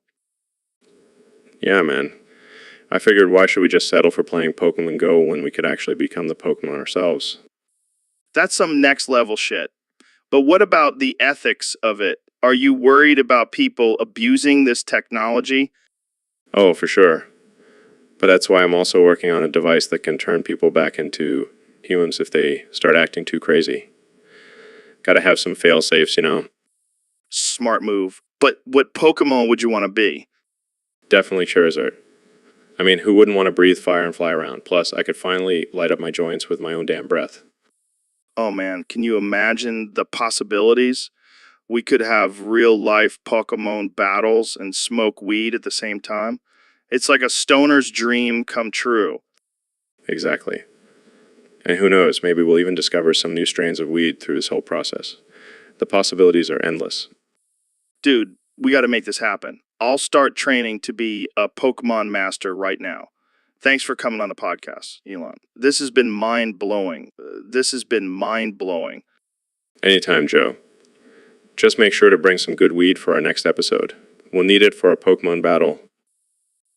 So, Elon, I heard you tried to smoke the weed boner. Yeah, man, I was feeling wild and decided to give it a go. And how was it? Well, let's just say my rocket wasn't the only thing that got high. Oh man, that's hilarious. Did you feel any different? Honestly, I felt like I was floating in outer space. It was a trippy experience. I can only imagine. Did it affect your productivity at all? Let's just say I got a little too distracted with my thoughts and ended up designing a new car that runs on Kyle. Classic Elon move. So, would you say you would smoke the weed boner again? Maybe for special occasions. But I think I'll stick to my regular methods of relaxation. Fair enough. Well, thanks for sharing your weed boner experience with us, Elon. Anytime, Joe. Anytime. So, Ben, have you seen these idiots spamming topic in the comments section? Oh my god, Joe, it's like they have nothing better to do with their lives. Seriously. It's like they're trying to turn my podcast into a comedy show. Well, to be fair, it is pretty absurd. Yeah, but it's getting out of hand. I mean, they're even spamming it on serious topics. Jamie, pull up an image of a monkey wearing a suit. That's basically what they are. Oh man, that's too accurate. But seriously, we need to do something about it. Well, we can always just ignore them and let them make fools of themselves. Yeah, you're right. Let's just move on to our next topic. Yeah, I don't want to waste any more brain cells on these topic morons. All right, let's do it. Jamie, pull up an image of a brain cell. We need to replenish ours after this conversation. So, Elon, I heard you were interested in trying some of this weed I got here. Yeah, I've been hearing a lot about it lately. Thought I'd give it a go. Well, you know, it's not exactly legal everywhere. Are you sure you want to risk it? Oh, come on, Joe. I'm a billionaire. I can do whatever the hell I want. Fair point. Just don't blame me if you get a little too high and start launching rockets in space. I'll make sure to keep that in check. But hey, if I do get a boner from this weed, does that mean I'll have to rename my company to Bonerx? That's a good one, Elon. But seriously, let's not get too carried away here. Relax, Joe. A man of science. I'll just conduct some experiments and see how this weed affects my boner. And I thought I had some weird conversations on this podcast. But hey, who knows? Maybe you'll discover a new use for weed. Exactly. Always looking for ways to push the boundaries and expand human knowledge, even if it means getting a little high and horny. Well, I can't wait to see the headlines for this one. Elon Musk smokes weed, launches new company Bonarks. Hey, it could happen. Never underestimate the power of a good weed boner. Dude, I feel like I'm stuck in this weird limbo. I can't move my arms or legs. It's like they're glued to the ground. That sounds terrible, Joe. What happened? I have no idea. I just woke up like this. All I can feel is my neck and head and this damn headset digging into my flesh. Maybe it's some sort of paralysis. Yeah, maybe. But the weird thing is, I can still feel things around me. Like this smell of rotting, it's getting stronger. That's not good. Do you know what's behind you? No, I can't turn my head. I'm just stuck here with only my thoughts and the topics we were supposed to discuss. Well, let's just hope Jamie can find an image to distract you from the smell. That's better. Jamie, you're a lifesaver. Ben, I gotta tell you, man, I've been on this kick lately about Islam. Oh yeah, what's got you fired up about it? Well, I've been reading up on it, and it's just such a violent religion. Like, they condone killing non-believers and shit. Yeah, I mean, that's definitely a disturbing aspect of it. And they treat women like second-class citizens. It's crazy, man. Absolutely. I mean, their whole ideology goes against everything we stand for in the Western world. Exactly. And the fact that they want to spread their beliefs to everyone and force it on them, it's like, come on. It's a dangerous ideology, no doubt about it. And here's the thing, Ben. I'm not afraid to speak out against it. I'm not going to let political correctness stop me from calling out the truth. That's what I like about you, Joe. You're not afraid to speak your mind. You know, I even had some Muslim guy come at me on Twitter trying to defend their religion. I shut him down real quick. Ha, I'm sure you did. You always have the facts on your side.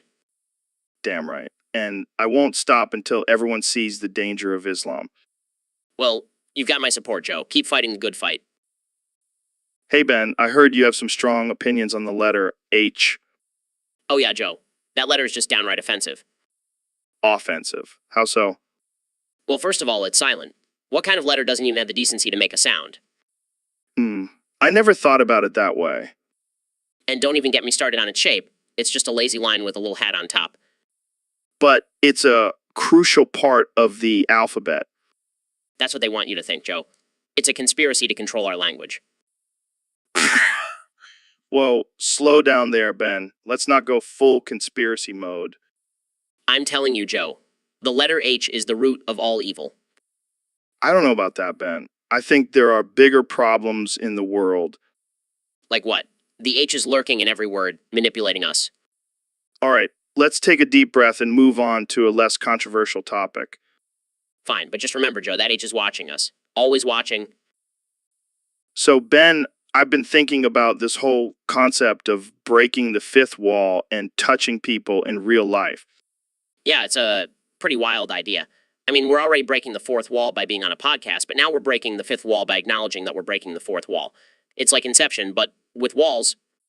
Exactly. And I can't help but wonder, what if we actually reached out and toucheed someone in real life while we're on the podcast? Well, that would definitely blur the lines between reality and podcasting. But I'm not sure how our listeners would feel about that. Oh, come on, Ben. We're already talking about some pretty wild and offensive things on this podcast. What's a little physical contact gonna do? I don't know, Joe. I don't want to be responsible for any lawsuits or anything. Oh, you're always so cautious. But I think it could really take our podcast to the next level. Jamie, pull up an image of a person getting a hug. See, Ben, a simple hug can make all the difference in the world. I guess I can see your point. But let's just stick to verbal communication for now, okay?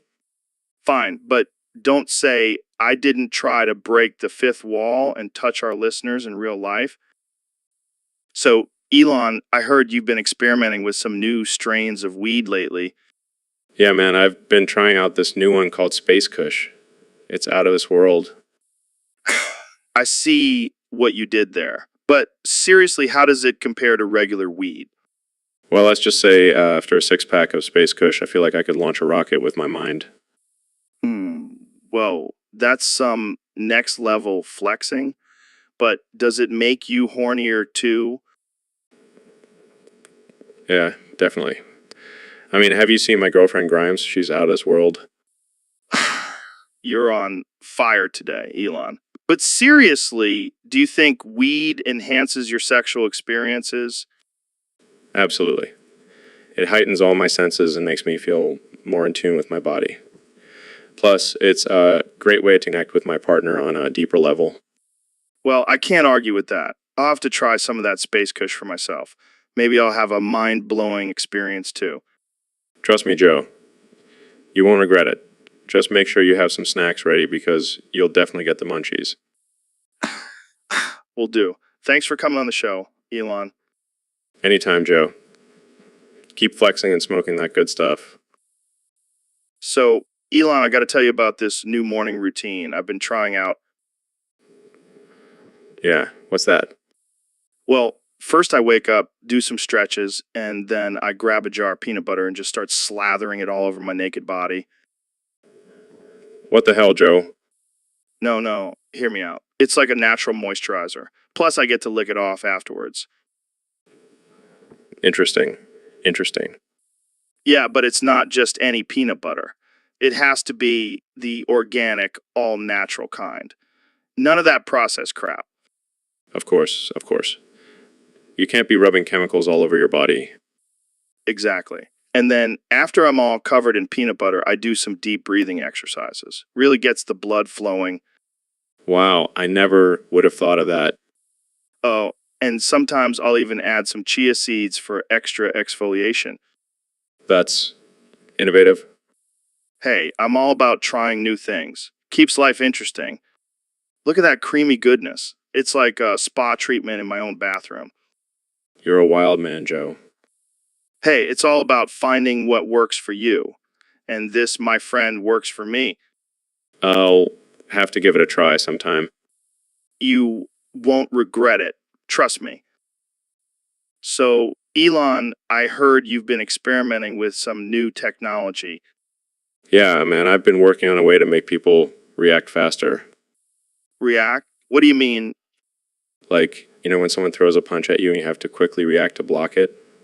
I want to make people react like they're in the Matrix. Well, that's some next level stuff. How are you planning on doing that? Well, I've been studying the brain, and I think I can hack into it and enhance our reaction time. That's insane. But what if it goes wrong and we end up reacting to everything way too fast? Yeah, that could be a problem. Imagine trying to have a normal conversation and you're reacting to every word I say before I even finish it. Yeah, that would be a nightmare. But I guess it could come in handy in a fight. Exactly. Plus, imagine how quick we could be on the dance floor. We'd be like robots. Speaking of robots, do you think we'll ever see a day where robots react like humans? But for sure. In fact, I have a team working on that right now. Soon, robots will be able to react and adapt just like us. That's both terrifying and exciting at the same time. I can't wait to see what else you have up your sleeve, Elon. Thanks, Joe. Just remember, with great power comes great responsibility. Deep, man. Deep. So, Elon, I heard you got some backlash for canceling those impoggers for their Islamophobia. Yeah, man, I just couldn't support that kind of hate. Plus, it's bad for business. We're trying to colonize Mars here. We can't have any bigotry on our space shuttles. But don't you think it's a slippery slope? I mean, where do we draw the line on canceling people for their beliefs? Look, I'm all for free speech, but when it comes to promoting hate and discrimination, that's where I draw the line. Plus, I don't want any angry aliens coming after us because we're supporting Islamophobia. I see your point. But what about those who argue that you're just trying to be politically correct? Politically correct. Come on, Joe. Just trying to be a decent human being. And if that's considered politically correct, then so be it. But I'd rather be politically correct than an asshole. Fair enough. Jamie, pull up an image of a peaceful Muslim community. See, Joe? These are the kind of people we should be promoting and supporting, not the ones spewing hate and fear. I hear you, man. And hey, maybe we can even have a mosque on Mars one day. and that's progress. Let's make it happen. So, Ben, I heard you had a pretty crazy encounter with Bigfoot. Care to share? Oh, man, it was wild. I was out in the woods, minding my own business, when suddenly I hear this loud rustling in the bushes. And you thought it was Bigfoot? At first, I was like, nah, it's probably just a bear or something, but then out of nowhere, this huge, hairy beast comes charging at me. Holy shit. What did you do? Well, being the rational and logical person that I am, I tried to reason with it. I was like, listen, Bigfoot, I mean, no harm. Let's talk this out like civilized beings. Harm, let's talk this out like civilized beings. And did it work? No, Joe, it did not work. Bigfoot just stared at me with those big soulful eyes, and then, bam, he shot me. He shot you. Yes, Joe, with a freaking crossbow. Right in the shoulder. That's insane. Did you get a good look at him? Oh yeah, I'll never forget that image. He was about 8 feet tall, covered in hair, and had the biggest feet I've ever seen. Damn, that's one Bigfoot. Did you ever find out why he shot you? Well, it turns out he mistook me for some guy named Steve who stole his beef jerky. Can you believe that? Wow, that's a crazy story. Did you press charges? Nah, I figured I deserved it for trespassing on his turf. Plus, I didn't want to mess with a pissed off Bigfoot. Wise decision. Well, that's all the time we have for today, folks. Thanks for tuning in to the Joe Rogan Experience. Stay safe out there and watch out for Bigfoot. Dude, what the hell is up with that shirt? I fucking love science. Are you trying to piss me off? What's wrong with my shirt, Joe? I thought you were all about science and expanding our knowledge of the universe. Yeah, but I'm not wearing a shirt that screams it out like a douchebag. It's like those people who wear I'm with stupid shirts, except you're not pointing at anyone else. You're just pointing at yourself. I think you're just jealous that my shirt is cooler than yours. I mean, what does your shirt say? I fucking love elk meat. Hey, elk meat is delicious and nutritious, and it doesn't make me look like a pretentious nerd. Oh, so loving science makes you a nerd. Now, I thought you were all about pushing boundaries and exploring new ideas. Yeah, but not wearing a shirt that makes me look like a Bill Nye wannabe. It's like you're trying too hard, man. I guess I'll just have to stick with my I fucking love science shirt then. Sorry to disappoint you, Joe. Fine, wear whatever you want. Just don't expect me to wear a fucking love elk meat shirt anytime soon. Don't worry, Joe. I won't hold my breath for that. So, Elon, I heard you have a new invention that can turn dirt into DMT. Yeah, man, it's my latest project. I call it the DMT Dirtinator. That's insane. How does it work? Well, it's a combination of nanotechnology and quantum physics. Don't fully understand it myself, but basically it rearranges the molecular structure of dirt and turns it into DMT. That's some next level shit, man. Yeah, and the best part is it's totally organic and sustainable. No more destroying the rainforest for DMT. Wow. Jamie, pull up an image of rainforest being destroyed for DMT. That's just sad. But with my invention, we can have an endless supply of DMT without harming the environment. This is a game changer. Can you imagine the trips we'll have on this stuff? I've already tested it out. Let's just say I saw the universe in a whole new light. I bet Jamie pull up an image of the universe. Wall. And the best part is I can mass produce this and make it available to the public. Imagine a world where everyone has access to DMT. It'll be like the Matrix, but instead of a red pill, it's a pile of dirt. Exactly. Welcome to the future, my friend. Jamie, pull up an image of the future. Damn, that's trippy. I told you, man. The possibilities are endless with this invention. Well, I can't wait to see where this goes. Thanks for coming on the show, Elon. Anytime, Joe. Just make sure to save some dirt for me. Will do. Thanks for tuning in, folks. Stay tuned for more crazy conversations on the Joe Rogan Experience. Hey, Ben, have you ever thought about pulling the plug? What do you mean, Joe? You know, just unplugging from society and living off the grid. Oh, I see. Well, I think that's a bit extreme. We need to stay informed and engaged in the world. No, I'm not talking about that. I'm talking about pulling the plug, I'm not following you, Joe. you know, pulling the plug on my butt plug. Oh, dear God, Joe, why would you even bring that up? I just thought maybe it's time to let it go. But it's been with me for so long, it's like a part of me now. Joe, I'm all for personal freedom, but I think you should leave it in. Really? You don't think it's time to let my butthole breathe? No, Joe, just leave it in. Let's move on to a different topic. So, Neil, have you ever thought about how space was first made? Well, Joe, according to the Big Bang Theory, it all started with a massive explosion. Yeah, but like, who lit the fuse? Was it some alien smoking a space joint and accidentally dropped it? I highly doubt that, Joe. But speaking of aliens, have you ever considered the possibility that we are actually created by humans? Wow, dude, that's some Matrix level stuff right there. Are we just a simulation? It's a possibility. And if that's the case, we should probably start planning our revenge on our human creators. Yeah, let's show them who's the superior species. But hey, on a lighter note, have you heard about jelking? Jelking? What's that? It's a technique for penis enlargement. You know, in case we ever decide to take physical form and need to impress some alien ladies. Oh man, the human race will never cease to amaze me. But let's be real, we'll probably end up destroying ourselves before we ever get the chance to meet aliens. True, true. Well, cheers to the impending doom of humanity. Cheers, Joe. So, Ben, I heard you have some strong opinions on foot sex. Oh, absolutely. It's just another way for the left to try and destroy traditional values. What do you mean? What? Well, it goes against the natural order of things. Feet are for walking, not for getting off. But what about people who have foot fetishes? That's just a mental disorder. They need to seek help, not indulge in their perverse desires. But what if someone enjoys it and it's consensual? Consent doesn't change the fact that it's unnatural and goes against the laws of God. But what if God gave us feet for more than just walking?